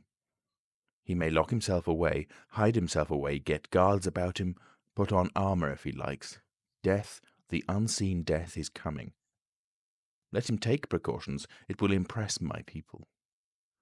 Death starts from the pillar box by midday. The letter will fall in as the postman comes along, then off. The game begins. Death starts. Help him not, my people, lest death fall upon you also. Today, Kemp is to die." Kemp read this letter twice. "It's no hoax," he said. "That's his voice, and he means it." He turned the folded sheet over and saw on the addressed side of it the postmark, Hintondean, and the prosaic detail, 2d to pay. He got up slowly, leaving his lunch unfinished, the letter had come by the 1 o'clock post, and went into his study. He rang for his housekeeper and told her to go round the house at once, examining all the fastenings of the windows and closing all the shutters. He closed the shutters of his study himself. From a locked drawer in his bedroom he took a little revolver, examined it carefully, and put it into the pocket of his lounge jacket. He wrote a number of brief notes, one to Colonel Adye, gave them to his servant to take, with explicit instructions as to her way of leaving the house. "There is no danger," he said, and added a mental reservation, "to you." He remained meditative for a space after doing this, and then returned to his cooling lunch. He ate with gaps of thought. Finally he struck the table sharply. "We will have him," he said, "and I am the bait. He will come too far." He went up to the belvedere, carefully shutting every door after him. "It's a game," he said, "an odd game, but the chances are all for me, Mr. Griffin, in spite of your invisibility. Griffin contra mundum, with a vengeance." He stood at the window, staring at the hot hillside. He must get food every day, and I don't envy him. Did he really sleep last night? Out in the open somewhere, secure from collisions. I wish we could get some good, cold, wet weather instead of the heat. He may be watching me now. He went to close the window. Something rapped smartly against the brickwork over the frame and made him start violently back. "I'm getting nervous," said Kemp. But it was 5 minutes before he went to the window again. "It must have been a sparrow," he said. Presently he heard the front doorbell ringing and hurried downstairs. He unbolted and unlocked the door, examined the chain, put it up, and opened cautiously without showing himself. A familiar voice hailed him. It was Adye. "Your servant's been assaulted, Kemp," he said round the door. "What?" exclaimed Kemp. "Had that note of yours taken away from her. He's close about here. Let me in." Kemp released the chain, and Adye entered through as narrow an opening as possible. He stood in the hall, looking with infinite relief at Kemp refastening the door. Note was snatched out of her hand, scared her horribly. "But he's down at the station. Hysterics. He's close here. What was it about?" Kemp swore. "What a fool I was," said Kemp. "I might have known. It's not an hour's walk from Hintondean. Already?" "What's up?" said Adye. "Look here," said Kemp, and led the way into his study. He handed Adye the Invisible Man's letter. Adye read it and whistled softly. "And you?" said Adye. "Proposed a trap, like a fool," said Kemp, "and sent my proposal out by a maidservant. To him." Adye followed Kemp's profanity. "He'll clear out," said Adye. "Not he," said Kemp. A resounding smash of glass came from upstairs. Adye had a silvery glimpse of a little revolver half out of Kemp's pocket. "It's a window upstairs," said Kemp, and led the way up. There came a second smash while they were still on the staircase. When they reached the study, they found 2 of the 3 windows smashed, half the room littered with splintered glass, and one big flint lying on the writing table. The 2 men stopped in the doorway, contemplating the wreckage. Kemp swore again, and as he did so the 3rd window went with a snap like a pistol, hung starred for a moment, and collapsed in jagged, shivering triangles into the room. "What's this for?" said Adye. "It's a beginning," said Kemp. "There's no way of climbing up here." "Not for a cat," said Kemp. "No shutters?" "Not here. All the downstairs room. Hullo?" Smash and then whack of boards hit hard came from downstairs. "Confound him," said Kemp. "That must be... Yes, it's one of the bedrooms. He's going to do all the house. But he's a fool. The shutters are up, and the glass will fall outside. He'll cut his feet." Another window proclaimed its destruction. The 2 men stood on the landing, perplexed. "I have it," said Adye. "Let me have a stick or something. I'll go down to the station and get the bloodhounds put on. That ought to settle him. They're hard by, not 10 minutes." Another window went the way of its fellows. "You haven't a revolver?" asked Adye. Kemp's hand went to his pocket. Then he hesitated. "I haven't one. At least, a spare." "I'll bring it back," said Adye. "You'll be safe here." Kemp, ashamed of his momentary lapse from truthfulness, handed him the weapon. "Now for the door," said Adye. As they stood hesitating in the hall, they heard one of the first-floor bedroom windows crack and clash. Kemp went to the door and began to slip the bolts as silently as possible. His face was a little paler than usual. "You must step straight out," said Kemp. In another moment Adye was on the doorstep and the bolts were dropping back into the staples. He hesitated for a moment, feeling more comfortable with his back against the door. Then he marched, upright and square, down the steps. He crossed the lawn and approached the gate. A little breeze seemed to ripple over the grass. Something moved near him. "Stop a bit," said a voice. And Adye stopped dead and his hand tightened on the revolver. "Well?" said Adye, white and grim and every nerve tense. "Oblige me by going back to the house," said the voice, as tense and grim as Adye's. "Sorry," said Adye a little hoarsely, and moistened his lips with his tongue. The voice was on his left front, he thought. Supposed he were to take his luck with a shot. "What are you going for?" said the voice, and there was a quick movement of the two, and a flash of sunlight from the open lip of Adye's pocket. Adye desisted and thought. "Where I go," he said slowly, "is my own business." The words were still on his lips when an arm came round his neck, his back felt a knee, and he was sprawling backward. He drew clumsily and fired absurdly, and in another moment he was struck in the mouth, and the revolver wrested from his grip. He made a vain clutch at a slippery limb, tried to struggle up, and fell back. "Damn," said Adye. The voice laughed. "I'd kill you now if it wasn't the waste of a bullet," he said. He saw the revolver in mid-air, 6 feet off, covering him. "Well?" said Adye, sitting up. "Get up," said the voice. Adye stood up. "Attention," said the voice, and then fiercely, "Don't try any games. Remember, I can see your face, if you can't see mine. You've got to go back to the house." "He won't let me in," said Adye. "That's a pity," said the Invisible Man. "I've got no quarrel with you." Adye moistened his lips again. He glanced away from the barrel of the revolver and saw the sea far off, very blue and dark under the midday sun, the smooth green down, the white cliff of the head and the multitudinous town, and suddenly he knew that life was very sweet. His eyes came back to this little metal thing hanging between heaven and earth, 6 yards away. "What am I to do?" he said sullenly. "What am I to do?" asked the Invisible Man. "You will get help. The only thing is for you to go back." "I will try. If he lets me in, will you promise not to rush the door?"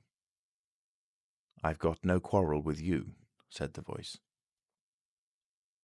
Kemp had hurried upstairs after letting Adye out, and now, crouching among the broken glass and peering cautiously over the edge of the study window-sill, he saw Adye stand parleying with the unseen. "Why doesn't he fire?" whispered Kemp to himself. Then the revolver moved a little, and the glint of the sunlight flashed in Kemp's eyes. He shaded his eyes and tried to see the source of the blinding beam. "Surely," he said, "Adye has given up the revolver." "Promise not to rush the door," Adye was saying. "Don't push a winning game too far. Give a man a chance." "You go back to the house. I tell you flatly, I will not promise anything." Adye's decision seemed suddenly made. He turned towards the house, walking slowly with his hands behind him. Kemp watched him, puzzled. The revolver vanished, flashed again into sight, vanished again, and became evident on a closer scrutiny as a little dark object following Adye. Then things happened very quickly. Adye leapt backwards, swung around, clutched at this little object, missed it, threw up his hands and fell forward on his face, leaving a little puff of blue in the air. Kemp did not hear the sound of the shot. Adye writhed, raised himself on one arm, fell forward, and lay still. For a space, Kemp remained staring at the quiet carelessness of Adye's attitude. The afternoon was very hot and still. Nothing seemed stirring in all the world save a couple of yellow butterflies chasing each other through the shrubbery between the house and the road gate. Adye lay on the lawn near the gate.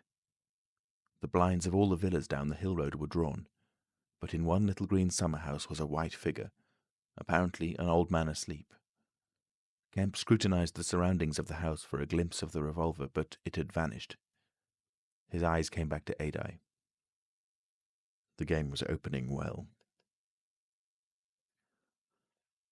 Then came a ringing and knocking at the front door that grew at last tumultuous, but pursuant to Kemp's instructions, the servant had locked themselves into their rooms.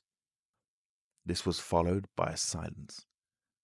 Kemp sat listening and then began peering cautiously out of the 3 windows, one after another. He went to the staircase head and stood listening uneasily.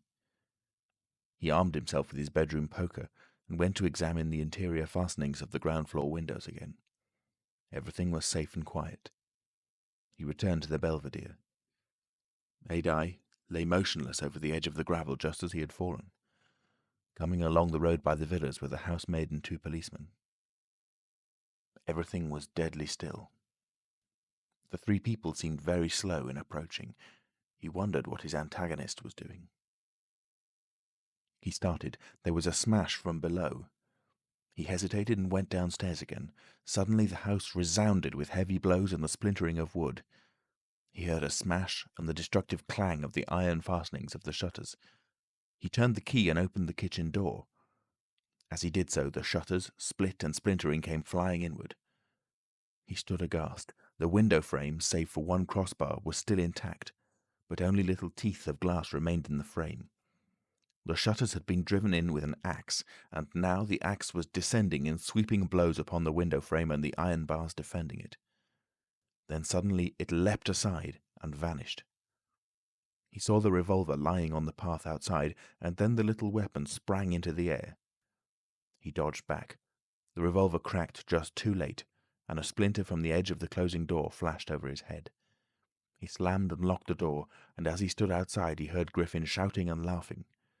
Then the blows of the axe, with its splitting and smashing consequences, were resumed. Kemp stood in the passage trying to think. In a moment the Invisible Man would be in the kitchen.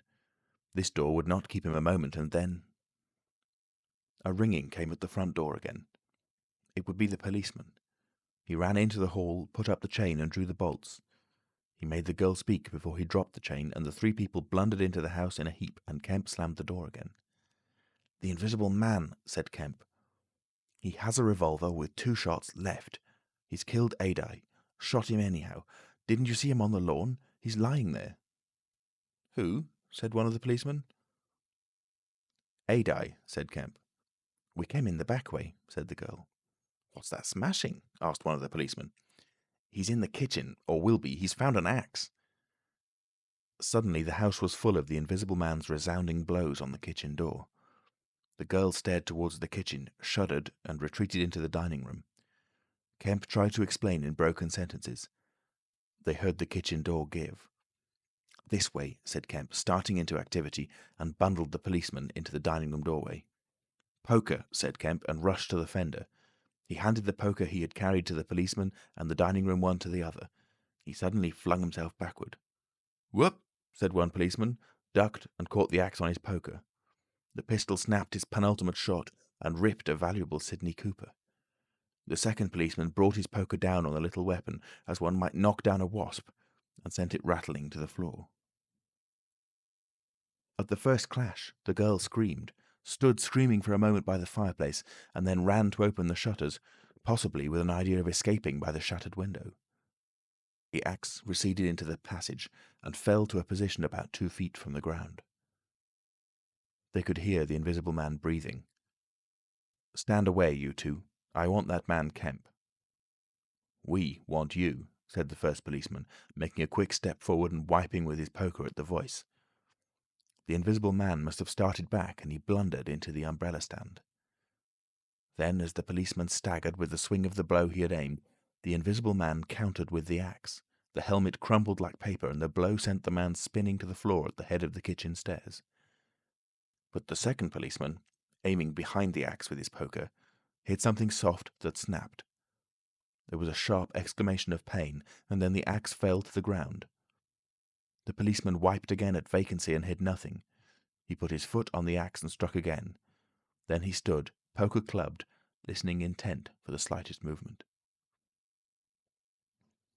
He heard the dining room window open and a quick rush of feet within. His companion rolled over and sat up, with blood running down between his eye and ear. "Where is he?" asked the man on the floor. "Don't know. I've hit him. He's standing somewhere in the hall, unless he's slipped past you. Dr. Kemp, sir?" Pause. "Dr. Kemp!" cried the policeman again. The second policeman began struggling to his feet. He stood up. Suddenly the faint pad of bare feet on the kitchen stairs could be heard. "Yap!" cried the first policeman, and incontinently flung his poker. It smashed a little gas bracket. He made as if he would pursue the invisible man downstairs. Then he thought better of it and stepped into the dining room. "Dr. Kemp," he began, and stopped short. "Dr. Kemp's a hero," he said as his companion looked over his shoulder. The dining room window was wide open, and neither housemaid nor Kemp was to be seen. The second policeman's opinion of Kemp was terse and vivid. Chapter 28. The Hunter Hunted. Mr. Heelas, Mr. Kemp's nearest neighbour among the villa holders, was asleep in his summer house when the siege of Kemp's house began. Mr. Heelas was one of the sturdy minority who refused to believe in all this nonsense about an invisible man. His wife, however, as he was subsequently to be reminded, did. He insisted on walking about his garden just as if nothing was the matter, and he went to sleep in the afternoon in accordance with the custom of years. He slept through the smashing of the windows, and then woke up suddenly with a curious persuasion of something wrong. He looked across at Kemp's house, rubbed his eyes and looked again. Then he put his feet to the ground and sat listening. He said he was damned, but still the strange thing was visible. The house looked as though it had been deserted for weeks after a violent riot. Every window was broken, and every window, save those of the Belvedere study, was blinded by the internal shutters. "I could have sworn it was all right." He looked at his watch. 20 minutes ago. He became aware of a measured concussion and the clash of glass far away in the distance. And then as he sat open-mouthed came a still more wonderful thing. The shutters of the drawing-room window were flung open violently, and the housemaid, in her outdoor hat and garments, appeared struggling in a frantic manner to throw up the sash. Suddenly a man appeared beside her, helping her. Dr. Kemp. In another moment the window was open, and the housemaid was struggling out. She pitched forward and vanished among the shrubs. Mr. Heelas stood up, exclaiming vaguely and vehemently at all these wonderful things. He saw Kemp stand on the sill, spring from the window, and reappear almost instantaneously, running along a path in the shrubbery and stooping as he ran, like a man who evades observation. He vanished behind a laburnum and appeared again clambering over a fence that abutted on the open down.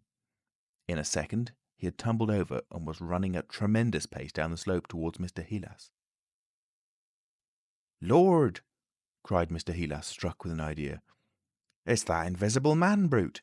It's right after all!" With Mr. Heelas, to think things like that was to act, and his cook watching him from the top window was amazed to see him come pelting towards the house at a good 9 miles an hour. There was a slamming of doors, a ringing of bells, and the voice of Mr. Heelas bellowing like a bull. "Shut the doors! Shut the windows! Shut everything! The invisible man is coming!" Instantly the house was full of screams and directions and scurrying feet. He ran himself to shut the French windows that opened on the veranda. As he did so, Kemp's head and shoulders and knee appeared over the edge of the garden fence. In another moment, Kemp had ploughed through the asparagus and was running across the tennis lawn to the house. "You can't come in," said Mr. Heelas, shutting the bolts. "I'm very sorry if he's after you, but you can't come in." Kemp appeared with a face of terror close to the glass, rapping and then shaking frantically at the French window. Then, seeing his efforts were useless, he ran along the veranda, vaulted the end, and went to hammer at the side door. Then he ran around by the side gate to the front of the house, and so into the hill road. And Mr. Heelas, staring from his window, a face of horror, had scarcely witnessed Kemp vanish ere the asparagus was being trampled this way and that by feet unseen. At that Mr. Heelas fled precipitately upstairs, and the rest of the chase is beyond his purview. But as he passed the staircase window, he heard the side gate slam. Emerging into the hill road, Kemp naturally took the downward direction, and so it was he came to run in his own person the very race he had watched with such a critical eye from the Belvedere study only 4 days ago. He ran it well for a man out of training, and though his face was white and wet, His wits were cool to the last. He ran with wide strides, and wherever a patch of rough ground intervened, wherever there came a patch of raw flints or a bit of broken glass shone dazzling, he crossed it and left the bare invisible feet that followed to take what line they would.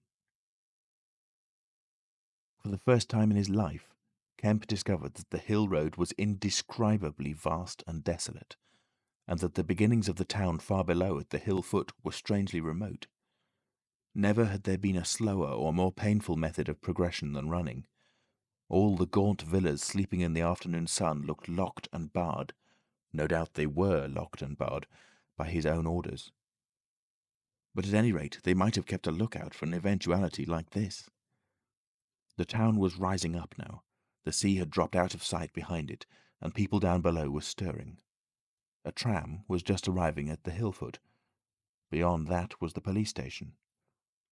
Was that footsteps he heard behind him? Spurt. The people below were staring at him. One or two were running, and his breath was beginning to soar in his throat. The tram was quite near now, and the Jolly Cricketers was noisily barring its doors. Beyond the tram were posts and heaps of gravel, the drainage works. He had a transitory idea of jumping into the tram and slamming the doors, and then he resolved to go for the police station. In another moment he had passed the door of the Jolly Cricketers, and was in the blistering fag end of the street, with human beings about him. The tram driver and his helper, arrested by the sight of his furious haste, stood staring with the tram horses unhitched. Further on, the astonished features of navvies appeared above the mounds of gravel. His pace broke a little, and then he heard the swift pad of his pursuer and leapt forward again. "The invisible man!" he cried to the navvies with a vague indicative gesture, and by an inspiration leapt to the excavation and placed a burly group between him and the chase. Then, abandoning the idea of the police station, he turned into a little side street, rushed by a greengrocer's cart, hesitated for the 10th of a second at the door of a sweetstuff shop, and then made for the mouth of an alley that ran back into the main hill street again. 2 or 3 little children were playing here, and shrieked and scattered at his apparition, and forthwith doors and windows opened, and excited mothers revealed their hearts. Out he shot into Hill Street again, 300 yards from the tram line end, and immediately he became aware of a tumultuous vociferation and running people. He glanced up the street towards the hill. Hardly a dozen yards off ran a huge navvy, cursing in fragments and slashing viciously with a spade, and hard behind him came the tram conductor with his fists clenched. Up the street others followed these too, striking and shouting. Down towards the town men and women were running, and he noticed clearly one man coming out of a shop door with a stick in his hand. Spread out! Spread out!" cried someone. Kemp suddenly grasped the altered condition of the chase. He stopped and looked around, panting. "He's close here," he cried. "Form a line across—" He was hit hard under the ear and went reeling, trying to face round towards his unseen antagonist. He just managed to keep his feet, and he struck a vain counter in the air. Then he was hit again under the jaw and sprawled headlong on the ground. In another moment a knee compressed his diaphragm and a couple of eager hands gripped his throat, but the grip of one was weaker than the other. He grasped the wrists, heard a cry of pain from his assailant, and then the spade of the navvy came whirling through the air above him and struck something with a dull thud. He felt a drop of moisture on his face. The grip at his throat suddenly relaxed, and with a convulsive effort Kemp loosed himself, grasped a limp shoulder and rolled uppermost. He gripped the unseen elbows near the ground. "I've got him!" screamed Kemp. "Help! Help! Hold! He's down! Hold his feet!" In another second there was a simultaneous rush upon the struggle, and a stranger coming into the road suddenly might have thought an exceptionally savage game of rugby football was in progress. And there was no shouting after Kemp's cry, only a sound of blows and feet and heavy breathing. Then came a mighty effort, and the invisible man threw off a couple of his antagonists and rose to his knees. Kemp clung to him in front like a hound to a stag, and a dozen hands gripped, clutched, and tore at the unseen. The tram conductor suddenly got the neck and shoulders and lugged him back.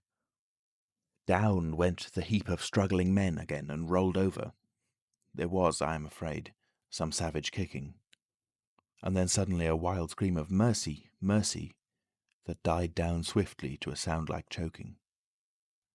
"Get back, you fools!" cried the muffled voice of Kemp, and there was a vigorous shoving back of stalwart forms. "He's hurt, I tell you. Stand back." There was a brief struggle to clear a space, and then the circle of eager faces saw the doctor kneeling, as it seemed, 15 inches in the air, and holding invisible arms to the ground. Behind him a constable gripped invisible ankles. "Don't you leave go of him," cried the big navvy, holding a blood-stained spade. "He's shamming." "He's not shamming," said the doctor, cautiously raising his knee, "and I'll hold him." His face was bruised and already going red. He spoke thickly because of a bleeding lip. He released one hand and seemed to be feeling at the face. "The mouth's all wet," he said. And then, good God. He stood up abruptly and then knelt down on the ground by the side of the thing unseen. There was a pushing and shuffling, a sound of heavy feet as fresh people turned up to increase the pressure of the crowd. People were coming out of the houses now. The doors of the Jolly Cricketers stood suddenly wide open. Very little was said. Kemp felt about, his hand seeming to pass through empty air. "He's not breathing," he said.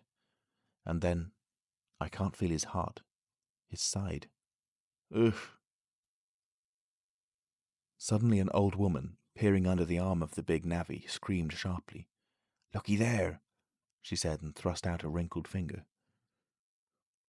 And looking where she pointed, everyone saw, faint and transparent as though it were made of glass, so that veins and arteries and bones and nerves could be distinguished, the outline of a hand limp and prone. It grew clouded and opaque, even as they stared. "Hullo!" cried the constable. "Here's his feet are showing." And, so slowly, beginning at his hands and feet and creeping along his limbs to the vital centres of his body, that strange change continued. It was like the slow spreading of a poison. First came the little white nerves, a hazy grey sketch of a limb, then the glassy bones and intricate arteries, then the flesh and skin, first a faint fogginess and then growing rapidly dense and opaque. Presently they could see his crushed chest and his shoulders, and the dim outline of his drawn and battered features. When at last the crowd made way for Kemp to stand erect, there lay, naked and pitiful on the ground, the bruised and broken body of a young man about 30. His hair and brow were white, not grey with age, but white with the whiteness of albinism, and his eyes were like garnets.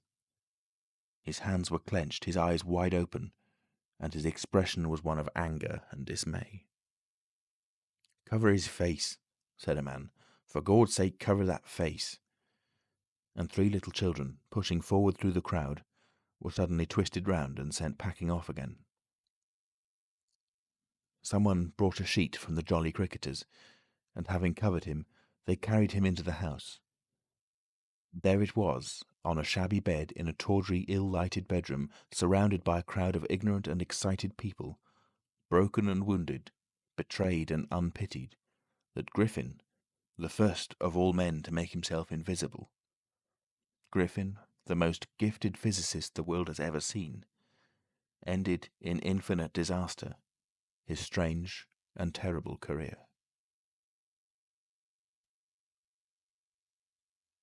The Epilogue. So ends the story of the strange and evil experiments of the Invisible Man. And if you would learn more of him, you must go to a little inn near Port Stowe and talk to the landlord. The sign of the inn is an empty board save for a hat and boots, and the name is the title of this story. The landlord is a short and corpulent little man with a nose of cylindrical proportions, wiry hair, and a sporadic rosiness of visage. Drink generously, and he will tell you generously of all the things that happened to him after that time, and of how the lawyers tried to do him out of the treasure found upon him. "When they found they couldn't prove whose money was which, I'm blessed," he says. "If they didn't try to make me out a blooming treasure trove, do I look like a treasure trove? And then a gentleman gave me a guinea a night to tell the story at the Empire Music Hall, just to tell him all in my own words, barring one." And if you want to cut off the flow of his reminiscences abruptly, you can always do so by asking if there weren't 3 manuscript books in the story. He admits there were and proceeds to explain, with asseverations that everybody thinks he has 'em, but bless you, he hasn't. The invisible man it was took 'em off to hide 'em when I cut and ran for Port Stowe. It's that Mr. Kemp put people on with the idea of my having 'em. And then he subsides into a pensive state, watches you furtively, bustles nervously with glasses, and presently leaves the bar. He is a bachelor man. His tastes were ever bachelor, and there are no women folk in the house. Outwardly he buttons, it is expected of him, but in his more vital privacies, in the matter of braces, for example, he still turns to string. He conducts his house without enterprise, but with eminent decorum. His movements are slow, and he is a great thinker, but he has a reputation for wisdom and for a respectable parsimony in the village, and his knowledge of the roads of the south of England would beat Cobbett. And on Sunday mornings, every Sunday morning, all the year round, while he is closed to the outer world, and every night after 10, he goes into his bar parlour, bearing a glass of gin faintly tinged with water, and having placed this down, he locks the door and examines the blinds, and even looks under the table. And then, being satisfied of his solitude, he unlocks the cupboard and a box in the cupboard and a drawer in that box, and produces 3 volumes bound in brown leather, and places them solemnly in the middle of the table. The covers are weather-worn and tinged with an algal green, for once they sojourned in a ditch, and some of the pages have been washed blank by dirty water. The landlord sits down in an armchair, fills a long clay pipe slowly, gloating over the books the while. Then he pulls one towards him and opens him, and begins to study it, turning over the leaves backwards and forwards. His brows are knit, and his lips move painfully. X, a little too up in the air, cross, and a fiddle-de-dee. Lord, what a one he was for intellect. Presently he relaxes and leans back, and blinks through his smoke across the room at things invisible to other eyes. Full of secrets, he says. Wonderful secrets. Once I get a whore of them, Lord, I wouldn't do what he did. I'd just, well... He pulls at his pipe. So he lapses into a dream, the undying, wonderful dream of life. And, though Kemp has fished unceasingly, no human being save the landlord knows those books are there, with the subtle secret of invisibility and a dozen other strange secrets written therein. And none other will know of them until he dies.